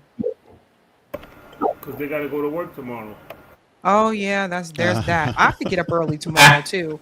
Yeah, I have to go to work. Yeah, like too. I know. 8 o'clock. I tried to We're not hang gonna in know there, till guys, tomorrow. but this is getting kind of late. Yeah. Yeah. Sidebar, it was great. I had a Yasso frozen Greek yogurt bar. It's 5 grams of protein. Yeah, thank you. Jason coming back in. Jason, what's up? All right, Wiz, if you have to go, I'll go ahead and remove you. All right. Thanks for having me, Sab, and it's nice to meet you all. Have a good night, and I hope Syed wins. I hope so. Get together and But say, measure in Michigan sometime. Roger, you can't hear you when you do that. well, I can hear him a little bit, so all right. I see you later, guys. Okay. Have a good night. All right, bye, Wiz there. And Jason, you came back in. What's I up? did. I was considering the total amount of registered voters, which is 7.9 million, and then registered Democrat voters. Roger, can you help me? Are Republicans and independents allowed to vote in the Democratic primary? Oh, in Michigan? That's a Does question Michigan- I'd like for someone to find out for me. Roger, does Michigan have a closed primary? I think Skylar's looking for me right now. I could see. Oh, okay. I don't know up to him, but what you was something I forgot to mention before, because someone was talking about third parties in Michigan and Missouri, whatever. I don't know. You know, Michigan and Missouri, just to let you know, are 2 of the 20 states where voters don't register under a party. So everyone is automatically independent. But for some reason, the politicians get to run as a political party. According to the Cass County, Michigan website, Michigan's presidential primary is designated as a closed primary. There is no official political party registration requirement in Michigan election law, so it's a closed primary. Right. So, Sabby, that narrows it down to 4.2 million voters total, right? So if you consider in 2024 there was a 74% turnout, there's not a whole lot of votes to actually get out there to catch up to this guy. Now, if he were up by 5 points with 50% in, I would be calling it with whomever. But 4.95 to now 4.68. I just had this feeling we're gonna go to bed and wake up the same way Biden voters did. You know. Oh man, yeah. But then I don't know because let me check the New York Times one. Like their numbers are not the same. Yeah. As Kornacki here. Let me see. See, the New York Times has him at 50%, and it has more votes. It Well, has they have more turnout. They have 55% of the vote, so they're basically 3 minutes ahead of everybody else. Oh, see the percentage of turnout so far. Like everyone else is 51% or 50. So New York Times seems to be the most up to date one. I guess they're better. You know, they're good for us other than just the crossword puzzles. You know, cool. But what worries me is that she's doing so well in Wayne County. So she's probably doing well. That's what I'm saying. Like, that's the biggest. Because, see, guys, remember, like, I mean, that's where the biggest population is. Yes. Yeah. Yep. It makes sense that he's doing well in Ann Arbor. That's where the university is. University of Michigan is there. That makes sense. And Dearborn has to be like 90%. You know. I mean, again, like, I just don't understand. Like, for me, listening to this woman, I don't understand how people could listen to this woman and fall for this mess. You know? And Yeah, not just because she sounds like Lady Bobby Hill. yeah. I don't get it. Well, listen, ignorance is not only bliss; it's constitutional, right? So our right to be stupid or willfully ignorant, as someone previously mentioned, does take precedence. But I will say this: if they spend all this money and Abdul Saeed wins, there's going to be less stupid people. There's just people are going to want to educate themselves. It's first New York, then this. There's no way that both parties, like the Republicans, are watching this too. There's no way they want this to happen. No. They would rather have the DNC win than Saeed than watch a progressive win. Correct. It's the only time that the news loses their mind when we talk about helping the working people, or someone runs on an agenda that helps the working class. They automatically go to socialist, then socialist turns into communist, and then communist turns into like Marxist Leninists, which, by the way, have 4 completely different meanings religiously and atheistically or whatever. So, which is not a word, but I'm nervous because Sabby has never really been wrong about many elections. Her track record about who she thinks is going to win is pretty dead on. So you give me cause to pause. I think Saeed's going to win, but Sabby has that gut, that pit in her stomach, that little knot. Let me go ahead and pull in Washington State, because this includes this is Shama's race here. So it's Adam Smith, of course, is in the lead by 51%. The Republicans in second place, and Shama's in third place. I literally think, let me see the other candidates. But this is something I want to point out. Shama is ahead of the other Democrat at this point in time. Now, again, the polls just closed at 11, so this is going to take some time. But 53% expected votes in, 63,000 remaining. I really do feel like the Republican, because this district is not going to go red. It's like Shama said, the Republican got in the race to basically stop her. Agreed. And it's, because the top 2 in that race go on. Only the top 2 go on to the general. And Sabby, can I say something? If the news paid as much attention to Sawant as they did, who is the chick that wrote a book that ran for president? What was her name again? Talks like this with the cheekbones. God, what was her name? She ran for president, and she Williamson. What was her name? Oh, Marianne Williamson. If they paid the same amount of attention to Sawant as they did Williamson, her numbers would actually do better. She at least has substance. Our polls close at 8. We have 2 counties left at 8. Yep. But excuse me. Is it the top 2 that go? Again, even looking at, they already called that Adam Smith is advancing, and then, but the top 2 are the ones that go on. And so you see what I'm saying? How the Republican guy got in the race, knowing that, again, that's it's a blue district. He got into the race last minute. This is what Shama was saying, to basically stop her, because the top 2 go on to the general election. So if he didn't get in the race, see what I'm saying? She would be in second place and not in third. Mm-hmm. Those are the kind of tricks that they play. That's why I was like, again, it's Seattle, it's blue. So the Republican, he knows he has no chance, but they get him in the race so that Adam Smith stays in. I mean, what I think is interesting about this is Shama Sawant is beating the other Democrat. The other Democratic candidate is below her.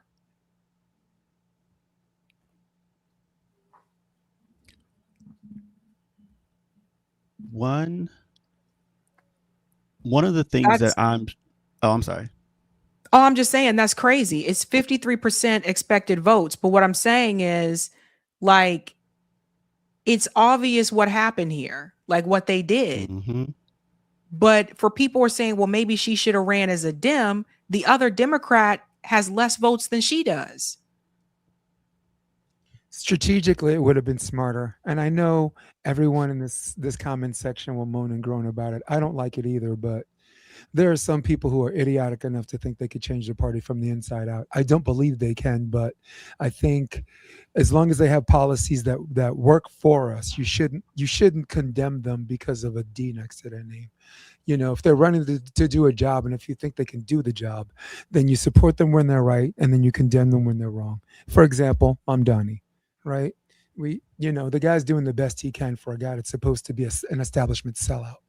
You know, you're not looking for the perfect politician, Sabby. You're just looking for the one who gives a shit about their constituents. You know, and is the least green. Well, the most green, but the least green. Yeah, this is wild. Like, she would need to get, at this point, another 8,000 votes to even catch up to the Republican, which means so far the top two is going to be Adam Smith and Doug Bassler, which means Adam Smith wins. She's cooked. This is crazy, man. This is crazy. One thing that I'm curious about with Kashama is I noticed whenever she did her interviews, like on Breaking Points and when she was on with you, one thing I noticed is that she talks very fast and she talks a lot. And it's a lot of good stuff of substance. But if I was on her, like her team, one of the things I would say is, can you slow it down a little with the speed? Because I don't think as many people are absorbing all the good nuggets that you're dropping because she talks so fast. And this might be something that's maybe it's not that important, but I just remember watching those interviews and thinking, you're going so fast. And I hate to say this about my fellow Americans, but like, the reading level is like low amongst a lot of our adults, amongst the voting population. And maybe they're not picking up what you're putting down because you're putting down so much good stuff, but so fast. I don't know. That's just my Skylar, you're 100% right. And I'll tell you why. I was just talking to John Stossel 2 days ago from 2020. Oh, wow. And he was asking me to help him with his volleyball game. And 3 times he asked me, slow down. You're talking too fast. Slow down. You're talking too fast. And this is not a dummy. This is a guy who relative to the other politicians or news people, he's pretty intelligent guy. So, and if you look at all of the great politicians, Obama, I was an acting major, his ability to take beats is magical. You know, like if, let's say Obama's talking about the Knicks. He says, we got the dunkers, but where are the dribblers? Don't have the dribblers, you know, so. I think we have an update here really quick.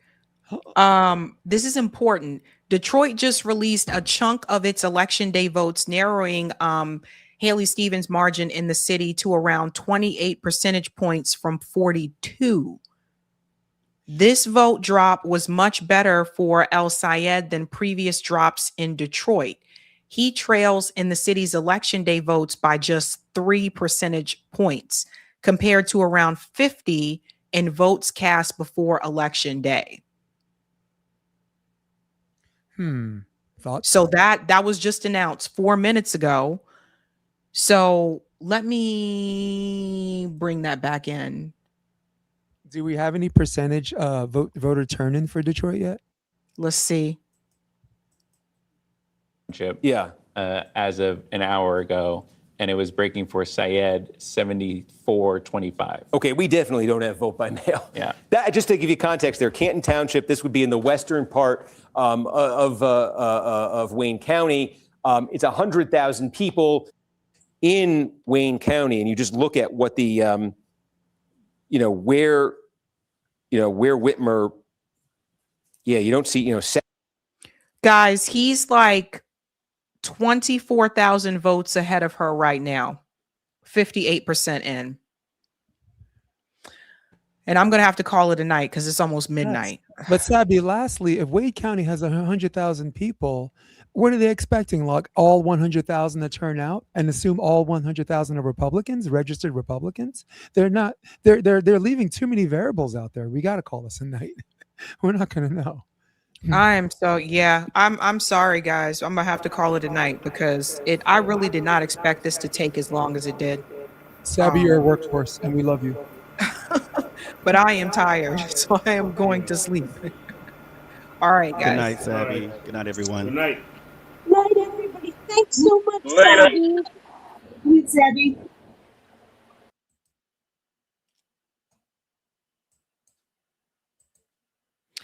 All right, guys, that is it for me tonight. Look for a video from me early tomorrow morning. And hopefully I will have I'll have results for you.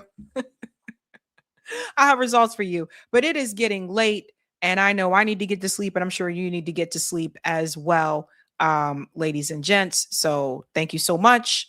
You know how we do this. Quick update, and I should have said this earlier, but I forgot. Oh, shoot. But I will not be live Thursday evening. I'm actually going to be out of town, but I will be back on Sunday. But I'll go ahead and send that out via my newsletter so you guys know about that as well. All right, guys, that is it for me, ladies and gents. Have a good night. Keep up the fight.